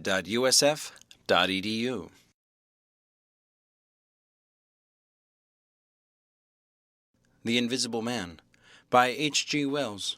Chapter 9. Mr. Thomas Marvel. You must picture Mr. Thomas Marvel as a person of copious, flexible visage, a nose of cylindrical protrusion, a liquorish ample fluctuating mouth, and a beard of bristling eccentricity. His figure inclined to embonpoint, his short limbs accentuated this inclination. He wore a furry silk hat, and the frequent substitution of twine and shoelaces for buttons, and apparent at critical points of his costume, marked a man essentially bachelor. Mr. Thomas Marvel was sitting with his feet in a ditch by the roadside over the down towards Aberdeen, about 1.5 miles out of Ipping. His feet, save for socks of irregular openwork, were bare. His big toes were broad and pricked like the ears of a watchful dog. In a leisurely manner, he did everything in a leisurely manner, he was contemplating trying on a pair of boots. They were the soundest boots he had come across for a long time, but too large for him, whereas the ones he had were, in dry weather, a very comfortable fit, but too thin-soled for damp. Mr. Thomas Marvel hated roomy shoes, but then he hated damp. He never properly thought out which he hated most, and it was a pleasant day, and there was nothing better to do. So he put the 4 shoes in a graceful group on the turf and looked at them. And seeing them there among the grass and springing agrimony, it suddenly occurred to him that both pairs were exceedingly ugly to see. He was not at all startled by a voice behind him. "They're boots, anyhow." "They are charity boots," said Mr. Thomas Marvel, with his head on one side, regarding them distastefully. "And which is the ugliest pair in the whole blessed universe, I'm darned if I know." Said the voice. "I've worn worse. In fact, I've worn none, but so audaciously ugly. If you'll allow the expression, I've been cadging boots, in particular for days, because I was sick of them." They're sound enough, of course, but a gentleman on tramp sees such a thundering lot of his boots. And if you'll believe me, I've raised nothing in the whole blessed country, try as I would with them. Look at 'em. A good country for boots, too, in a general way. But it's just my promiscuous luck. I've got my boots in this country 10 years or more, and they treat you like this. It's a beast of a country, said the voice, and pigs for people. Ain't it? Said Mr. Thomas Marvel. Lord, with them boots, it beats it. He turned his head over his shoulder to the right, to look at the boots of his interlocutor, with a view to comparisons, and lo, where the boots of his interlocutor should have been were neither legs nor boots. He was irradiated by the dawn of a great amazement. Where are you? Said Mr. Thomas Marvel over his shoulder, and coming on all fours, he saw a stretch of empty downs with the wind swaying on the remote green-pointed furze bushes. Am I drunk? Said Mr. Marvel. Have I had visions? Was I talking to myself? What the— Don't be alarmed, said a voice. None of your ventriloquizing me, said Mr. Thomas Marvel, rising sharply to his feet. Where are you? Alarmed indeed. Don't be alarmed, repeated the voice. You'll be alarmed in a minute, you silly fool, said Mr. Thomas Marvel. Where are you? Let me get my mark on you. Are you buried? Said Mr. Thomas Marvel. After an interval, there was no answer. Mr. Thomas Marvel stood bootless and amazed, his jacket nearly thrown off. Peewit, said a peewit very remote. Peewit indeed, said Mr. Thomas Marvel. This ain't no time for foolery. The down was desolate, east and west, north and south. The road, with its shallow ditches and white bordering stakes, ran smooth and empty north and south, and save for that peewit, the blue sky was empty too. So help me, said Mr. Thomas Marvel, shuffling his coat onto his shoulders again. It's the drink. I had known. It's not the drink, said the voice. You keep your nerves steady. Ow! Said Mr. Marvel, and his face grew white amidst its patches. It's the drink, his lips repeated noiselessly. He remained staring about him, rotating slowly backwards. I could have swore I heard a voice, he whispered. Of course you did. It's there again, said Mr. Marvel, closing his eyes and clasping his hand on his brow with a tragic gesture. He was suddenly taken by the collar and shaken violently, and left more dazed than ever. Don't be a fool, said the voice. I'm off my bloomin' chump, said Mr. Marvel. It's no good. It's fretting about them blasted boots. I'm off my blessed bloomin' chump. Or it's the spirits. It's neither one or the other, said the voice. Listen, chump, said Mr. Marvel. 1 minute, said the voice, penetratingly, tremulous with self-control. Well, said Mr. Thomas Marvel, with a strange feeling of having been dug in the chest by a finger. You think I'm just imagination? Just imagination. What else can you be? Said Mr. Thomas Marvel, rubbing the back of his neck. Very well, said the voice in a tone of relief. Then I'm going to throw flints at you till you think differently. But where are you? The voice made no answer. Whiz came a flint, apparently out of the air, and missed Mr. Marvel's shoulder by a hair's breadth.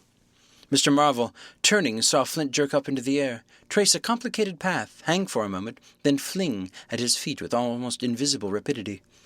He was too amazed to dodge. Whizzed it came and ricocheted from a bare toe into the ditch. Mr. Thomas Marvel jumped a foot and howled aloud. He started to run, tripped over an unseen obstacle, then came head over heels into a sitting position. Now, said the voice as a third stone curved upward and hung in the air above the tramp, am I imagination? Mr. Marvel, by way of reply, struggled to his feet, and was immediately rolled over again. He lay quiet for a moment. If you struggle any more, said the voice, I shall throw the flint at your head. It's a fair do, said Mr. Thomas Marvel, sitting up, taking his wounded toe in hand and fixing his eye on the third missile. I don't understand it. Stones flinging themselves, stones talking. Put yourself down, rot away, I'm done. The third flint fell. It's very simple, said the voice. I'm an invisible man. And tell us something I don't know, said Mr. Marvel, gasping with pain. Where you've hid, how you do it, I don't know, I'm beat. That's all, said the voice. I'm invisible. That's what I want you to understand. Anyone can see that. There's no need for you to be so confounded impatient, mister.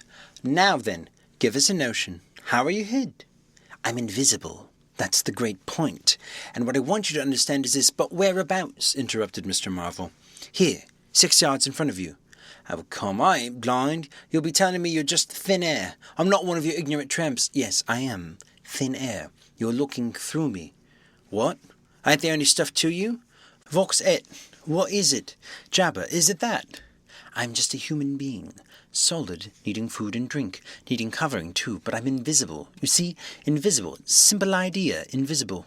What, real like? Yes, real. Let's have a hand of you, said Marvel. If you are real, it won't be so darn out of the way then, like... Lord, he said, how you made me jump, gripping me like that. He felt the hand that closed around his wrist with his disengaged fingers, and his fingers went timorously up the arm, patted a muscular chest, and explored a bearded face. Marvel's face was in astonishment. Oh, I'm dashed, he said. This don't beat cockfighting. Most remarkable. And there I can see a rabbit clean through you half a mile away. Not a bit of you visible, except... He scrutinized the apparently empty space keenly. You haven't been eating bread and cheese, he asked, holding the invisible arm. You're quite right, and it's not quite assimilated in the system. Ah, said Mr. Marvel, sort of ghostly, though. Of course, all this isn't half so wonderful as you think. It's quite wonder enough for my modest wants, said Mr. Thomas Marvel. How'd you manage it? How'd june's it done? It's too long a story, and besides, I'll tell you, the whole business fairly beats me, said Mr. Marvel. What I want to say at present is this. I need help. I have come to that. I came upon you suddenly. I was wandering, mad with rage, naked, impotent. I could have murdered. And I saw you. Lord, said Mr. Marvel. I came up behind you, hesitated, went on. Mr. Marvel's expression was eloquent, then stopped. Here, I said, is an outcast like myself. This is the man for me. So I turned back and came to you, and, Lord, said Mr. Marvel, but I'm all in a tizzy. May I ask, how is it, and what you may be requiring in the way of help? Invisible? I want you to help get me clothes and shelter, and then with other things, I've left them long enough. If you won't, well, but you will, must. Look here, said Mr. Marvel. I'm too flabbergasted. Don't knock about me any more. And leave me go. I must get steady a bit, and you've pretty near broken my toe.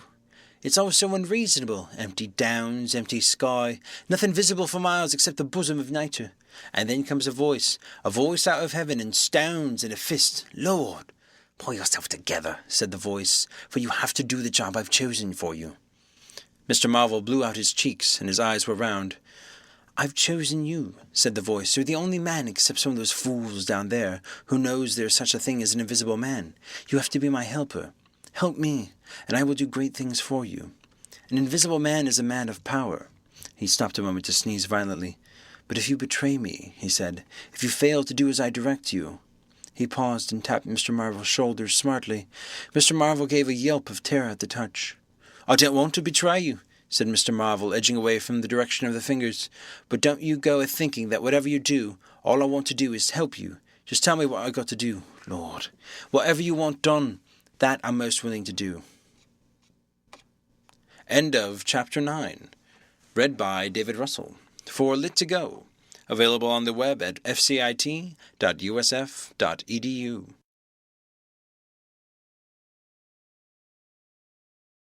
The Invisible Man by H.G. Wells. Chapter 6. The Furniture That Went Mad. Now it happened that in the early hours of Whit Monday, before Milly was hunted out for the day, Mr. Hall and Mrs. Hall both rose and went noiselessly down into the cellar. Their business there was of a private nature, and had something to do with the specific gravity of their beer. They had hardly entered the cellar when Mrs. Hall found she had forgotten to bring down a bottle of sarsaparilla from their joint-room. As she was the expert and principal operator in this affair, Hall very properly went upstairs for it. On the landing, he was surprised to see that the stranger's door was ajar. He went on into his own room, and found the bottle as he had been directed. But returning with the bottle, he noticed that the bolts of the front door had been shot back, and the door was in fact simply on the latch. And with a flash of inspiration, he connected this with the stranger's room upstairs and the suggestions of Mr. Teddy Henry. He distinctly remembered holding the candle while Mrs. Hall shot these bolts overnight. At the sight he stopped, gaping. Then, with the bottle still in his hand, went upstairs again. He rapped at the stranger's door. There was no answer. He rapped again, then pushed the door wide open and entered. It was as he expected. The bed, the room also, was empty. And what was stranger, even to his heavy intelligence, on the bedroom chair and along the rail of the bed were scattered the garments, the only garments so far as he knew, and the bandages of their guests. His big slouch hat was even cocked jauntily over the bedpost. As Hall stood there, he heard his wife's voice coming out of the depth of the cellar, with that rapid telescoping of the syllables and interrogative cocking up of the final words to a high note, by which the West Sussex villager is wont to indicate a brisk impatience. "George, you got what I want?" He turned down and hurried to her. "Jenny," he said over the steps to the rail cellar. "'Tis the truth what Henry says. He's not in his room, he ain't, and the front door's unbolted." At first Mrs. Hall did not understand, and as soon as she did, she resolved to see the empty room for herself. Hall, still holding the bottle, went first. "If he ain't there," he said, "is a close off. And what's he doing without his clothes, then? 'Tis a most curious business." As they came up the cellar steps, they both, it was afterwards ascertained, fancied they'd heard the front door open and shut. But seeing it closed and nothing there, neither said a word to the other about it at the time. Mrs. Hall passed her husband in the passage and ran on first upstairs. Someone sneezed on the staircase. Hall, following 6 steps behind, thought that he heard her sneeze. She, going on first, was under the impression that Hall was sneezing. She flung open the door and stood regarding the room. "Of all the curious," she said. She heard a sniff close behind her head, as it seemed, and turning, was surprised to see Hall a dozen feet off in the topmost stair. But in another moment he was beside her. She bent forward and put her hand on the pillow and then under the clothes. "Cowed," she said. "He's been up this hour or more." As she did so, a most extraordinary thing happened. The bedclothes gathered themselves together, leapt up suddenly in a sort of peak, and then jumped headlong over the bottom rail. It was exactly as if a hand had clutched them in the centre and flung them aside. Immediately after, the stranger's hat hopped off the bedpost, described a whirling flight in the air through the better part of the circle, and then dashed straight at Mrs. Hall's face. Then as swiftly came the sponge from the washstand, and then the chair, flinging the stranger's coat and trousers carelessly aside, and laughing dryly in a voice singularly like the stranger's. Turned itself up with its 4 legs at Mrs. Hall, seemed to take aim at her for a moment, and then charged at her. She screamed and turned, and then the chair legs came gently but firmly against her back, and impelled her and Hall out of the room. The door slammed violently and was locked. The chair and bed seemed to be executing a dance of triumph for the moment, and then abruptly everything was still. Mrs. Hall was left almost in a fainting condition in Mr. Hall's arms on the landing. It was with the greatest difficulty that Mr. Hall and Milly, who had been roused by her scream of alarm, succeeded in getting her downstairs and applying the restoratives customary in such cases. "'Tis spirits," said Mrs. Hall. "I know 'tis spirits. I've read in papers, in tables and chairs leaping and dancing." "Type a drop more, Jenny," said Hall. "'Twas steady." "Lock him out," says Mrs. Hall. "Don't let him come in again. I half-caste. I might have known with them goggling eyes and bandaged head, and never going to church of a Sunday, and all they bottles. More'n it's right for anyone to have. He's putting the spirits in the furniture.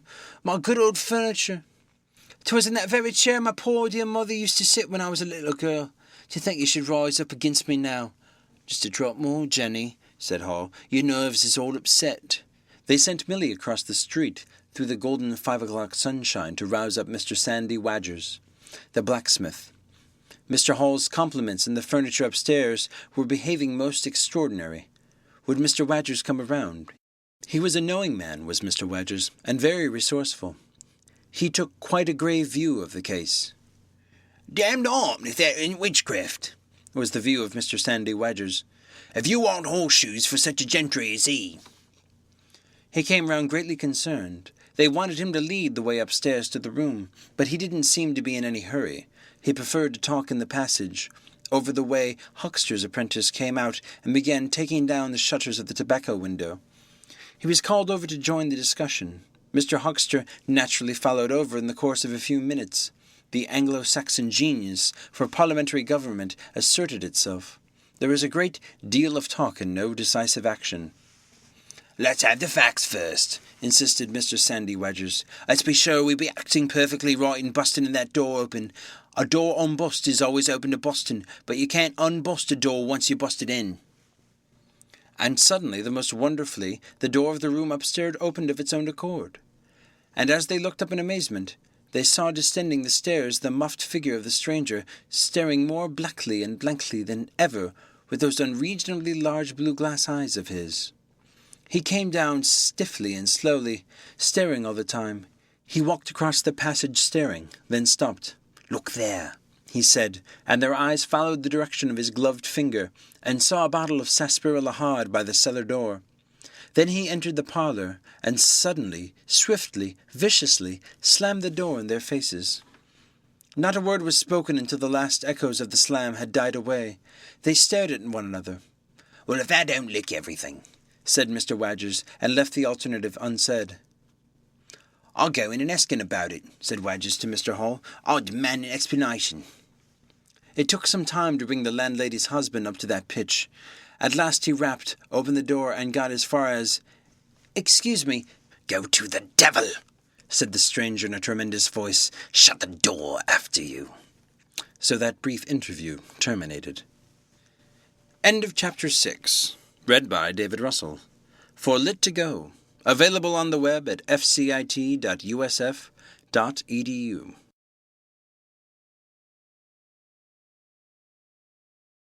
The Invisible Man by H.G. Wells. Chapter 7. The Unveiling of the Stranger. The stranger went into the little parlour of the Coach and Horses about 5:30 in the morning, and there he remained till midday, the blinds down, the door shut, and none, after Hall's repulse, venturing near him. All that time he must have fasted. Thrice he rang his bell, the third time furiously and continuously, but no one answered him. "Him go to the devil indeed," said Mrs. Hall. Presently came an imperfect rumour of the burglary at the vicarage, and two were put together. Hall, assisted by Wadgers, went off to find Mr. Shuckleforth, the magistrate, and take his advice. No one ventured upstairs. How the stranger occupied himself is unknown. Now and then he would stride violently up and down, and twice came an outburst of curses, a tearing of paper, and a violent smashing of bottles. The little group of scared but curious people increased. Mrs. Huckster came over. Some gay young fellows resplendent in black ready-made jackets and pike paper ties, for it was Whit Monday, joined the group with confused interrogations. Young Archie Harker distinguished himself by going up the yard and trying to peep under the window blinds. He could see nothing, but gave reason for supposing that he did, and the others of the Ipping youth presently joined him. It was the finest of all possible Whit Mondays, and down the village street stood a row of nearby 12 booths, a shooting gallery, and on the grass by the forge were 3 yellow and chocolate wagons, and some picturesque strangers of both sexes putting up a coconut shy. The gentlemen wore blue jerseys, the ladies white aprons, and quite fashionable hats with heavy plumes. Woodver, of the Purple Fawn, and Mr. Jaggers, the cobbler, who also sold old second-hand ordinary bicycles, were stretching a string of Union Jacks and Royal Ensigns, which had originally celebrated the first Victorian Jubilee, across the road. And inside, in the artificial darkness of the parlour, into which only one thin jet of sunlight penetrated, the stranger, hungry, we must suppose, and fearful, hidden in his uncomfortable hot wrappings, pored through his dark glasses upon his paper, or chinked his dirty little bottles, and occasionally swore savagely at the boys, audible, if invisible, outside the windows. In the corner by the fireplace lay the fragments of 6 smashed bottles, and a pungent twang of chlorine tainted the air. So much we know from what was heard at the time, and from what was subsequently seen in the room. About noon he suddenly opened his parlour door, and stood glaring fixedly at 3 or 4 people in the bar. "Mrs. Hall," he said. Somebody went sheepishly and called for Mrs. Hall. Mrs. Hall appeared after an interval, a little short of breath, but all the fiercer for that. Hall was still out. She had deliberated over this scene, and she came holding a little tray with an unsettled bill upon it.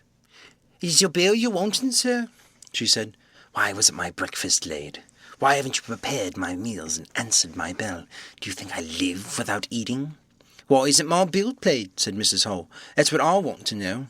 I told you 3 days ago I was waiting remittance. I told you 2 days ago I wasn't going to wait no remittances. You can't grumble if your breakfast waits a bit if my bill's been waiting for 5 days, can you? The stranger swore briefly but vividly.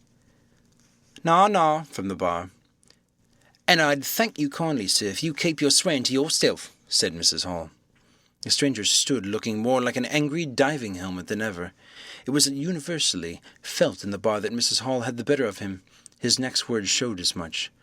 "Look here, my good woman, don't good-woman me," said Mrs. Hall. "I've told you my remittance hasn't come." "Remittance, indeed," said Mrs. Hall. I dare say in my pocket. You told me 3 days ago that you hadn't anything but a sovereign's worth of silver upon you. Well, I've found some more." "Hello," from the bar. "I wonder where you found it," said Mrs. Hall. That seemed to annoy the stranger very much. He stamped his foot. "What do you mean?"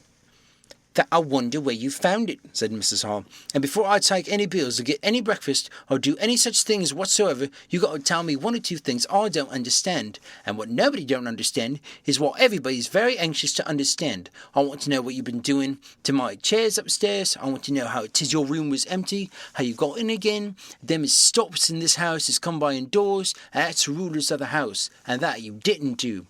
And what I want to know is how you did come in, and I want to know it." Suddenly the stranger raised his gloved hands clenched, stamped his foot, and said, "Stop!"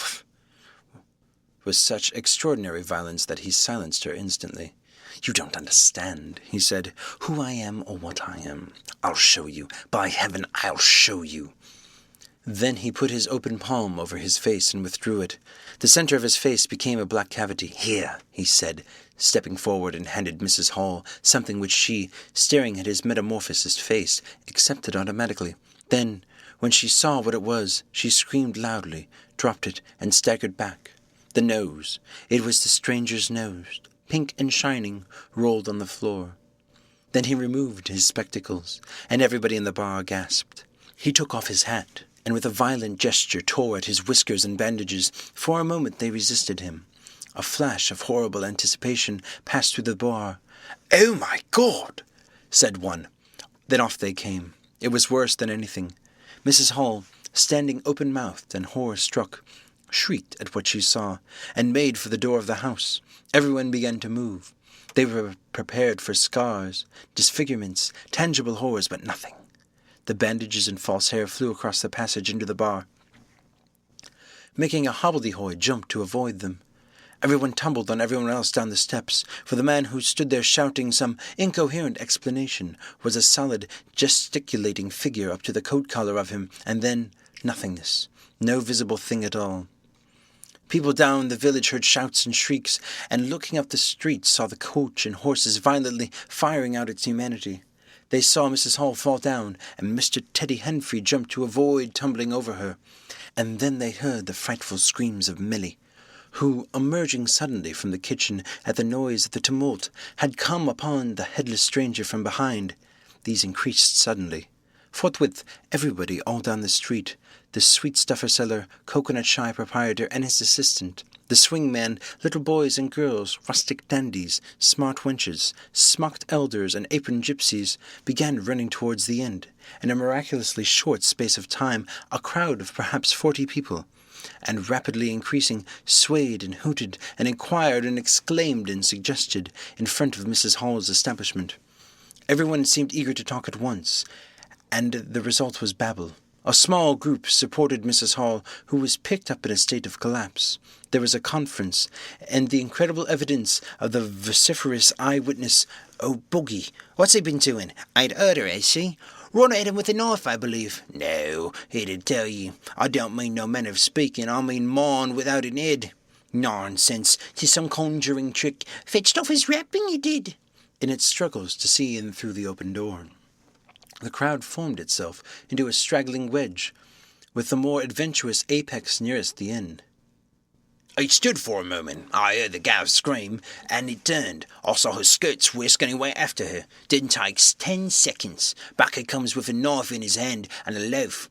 Stood there, and just as if he was staring, not a moment ago, went that there in that door. I'm telling you, he ain't got no head at all. You just missed him." There was a disturbance behind. and the speaker stopped to step aside for a little procession that was marching very resolutely towards the house. First Mr. Hall, very red and determined, then Mr. Bobby Jaffers, the village constable, and then the wary Mr. Wadgers. They had come now armed with a warrant. People shouted conflicting information of the recent circumstances. "Ed or no Ed," said Jaffers, "I got to arrest him, and arrest him and I will." Mr. Hall marched up the steps, marched straight to the door of the parlour, flung it open. "Constable," he said, "do your duty." Jaffers marched in. Hall next, Wadgers last. They saw in the dim light the headless figure facing them, with a gnawed crust of bread in one gloved hand and a chunk of cheese in the other. "That's him." "What the devil is this?" came in a tone of angry expectation from the above collar of the figure. "You're a damned rum customer, mister," said Mr. Jaffers, "but Ed or no Ed, the warrant says body, and it's duty's duty." "Keep off," said the figure, starting back. Abruptly he whipped down the bread and cheese, and Mr. Hall just grasped the knife on the table in time to save it. Off came the stranger's left glove, and was slapped in Jaffers' face. In another moment Jaffers, cutting short some statement concerning a warrant, had him gripped by the handless wrist and caught his invisible throat. He got a sounding kick on the shin that made him shout, but he kept his grip. Hall sent the knife sliding along the table to Wadgers, who acted as goalkeeper for the offensive, so to speak, and then stepped forward as Jaffers and the stranger swayed and staggered towards him, clutching and hitting in. A chair stood in the way, and went aside with a crash as they came down together. "Get the feet," said Jaffers between his teeth. Mr. Hall, endeavouring to act on instructions, received a sounding kick in the ribs that disposed of him for a moment, and Mr. Wadgers, seeing the decapitated stranger had rolled over and got the upper side of Jaffers, retreated towards the door, knife in hand, and so collided with Mr. Huckster and the Sidderbridge carter coming to the rescue of law and order. At the same moment down came 3 or 4 bottles from the chiffonier and shot a web of pungency into the air of the room. "I'll surrender," cried the stranger, though he had Jaffers down, and in another moment stood up panting, a strange figure, headless and handless, for he had pulled off his right glove now, as well as his left. "It's no good," he said, as if sobbing for breath. It was the strangest thing in the world to hear that voice coming out of nothing but empty space, but the Sussex peasants are perhaps the most matter-of-fact people under the sun. Jaffers got up also and produced a pair of handcuffs. Then he stared. "I say," said Jaffers, brought up short by a dim realization of the incongruity of the whole business. "Darn it, can't use him. I can't see." The stranger ran his arm down to his waistcoat. As if by a miracle, the buttons to which his empty sleeve pointed became undone. Then he said something about his shin, and stooped down. He seemed to be fumbling with his shoes and socks. "Why," said Huckster suddenly, "that's not a man at all. It's just empty clothes. Look, you can see down his collar and the linings of his clothes. I could put my arm—" He extended his hand, and it seemed to meet something in mid-air, and he drew it back with a sharp exclamation. "I wish you'd keep your fingers out of my eye," said the aerial voice in a tone of savage exultation. "The fact is, I'm all here, head, hands, legs, and the rest of it.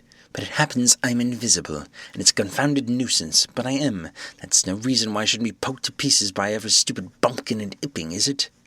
The suit of clothes, now all unbuttoned and hanging loosely upon its unseen supports, stood up, arms akimbo. Several other of the men-folks had now entered the room, so that it was closely crowded. "Invisible, eh?" said Huckster, ignoring the stranger's abuse. "Who ever heard the likes of that?" "It's strange, perhaps, but it's not a crime. Why am I assaulted by a policeman in this fashion?" "Oh, that's a different matter," said Jaffers. "No doubt you are a bit difficult to see in this light, but I got a warrant and it's all correct. What I'm after ain't no invisibility, it's burglary. There's a house been broke into and money took." "Well, "And circumstances certainly point—" "Stuff and nonsense," said the invisible man. "I hope so, sir, but I've got my instructions." "Well," said the stranger, I'll come, but no handcuffs." "Why, it's a regular thing." "No handcuffs," stipulated the stranger. "Pardon me," said Jaffers. Abruptly the figure sat down, and before anyone could realize what was being done, the slippers, socks, and trousers had been kicked off under the table. Then he sprang up and flung off his coat. "Here, stop that," said Jaffers, suddenly realizing what was happening. He gripped at the waistcoat, it struggled, and the shirt slipped out of it, and he left it limply and empty in his hand. "Hold him," said Jaffers loudly. "Once you get things off—" "Hold him!" cried everyone. and there was a rush at the fluttering white shirt, which was now all that was visible of the stranger. The shirt-sleeve planted a shrewd blow in Hall's face that stopped his open-armed advance, and sent him backwards into the old toothsome the sexton. And in another moment the garment was lifted up and became convulsed and vacantly flapping about the arms, even as a shirt that is being thrust over a man's head. Jaffers clutched at it, and it only helped to pull it off. He was struck in the mouth out of the air, and incontinently threw up his truncheon and smote Teddy Henfrey savagely on the crown of his head. "Look out," said everybody, fencing at random and hitting nothing. "Hold him! Shut the door! Don't let him loose! I got something! Here he is!" A perfect babel of noises they made. Everybody, it seemed, was getting hit all at once, and Sandy Wadgers, knowing as ever, and his wits sharpened by a frightful blow and the noise, reopened the door and led the rout. The others, following incontinently, were jammed for a moment in the corner by the hallway. The hitting continued. Phipps, the Unitarian, had a front tooth broken, and Henfrey was injured in the cartilage of his ear. Jaffers was struck under the jaw, and, turning, caught at something that intervened between him and Huckster in the melee, and prevented their coming together. He felt a muscular chest. In another moment the whole mass of struggling, excited men shot into the crowded hall. "I got him!" shouted Jaffers, choking and reeling through them all, and wrestling with purple face and swelling veins against his unseen enemy. Men staggered left and right as the extraordinary conflict swayed swiftly towards the house door, and went spinning down the half-dozen steps of the inn. Jaffers cried in a strangled voice, holding tight, nevertheless, and making play with his knee, spun around, and fell heavily undermost with his head on the gravel. Only then did his fingers relax. There was excited cries of, "Hold him! Invisible!" and so forth, and a young fellow, a stranger in the place whose name did not come to light, rushed in at once, caught something, missed his hold, and fell over the constable's prostrate body. Halfway across the road, a woman screamed as something pushed by her. A dog, kicked apparently, yelped and ran howling into Huckster's yard. And with that the transit of the invisible man was accomplished. For a space people stood amazed and gesticulating, and then came panic, and scattered them abroad through the village as a gust scatters dead leaves. But Jaffers lay quite still, face upward and knees bent at the foot of the steps of the inn. End of Chapter 7. Read by David Russell for Lit2Go. Available on the web at fcit.usf.edu.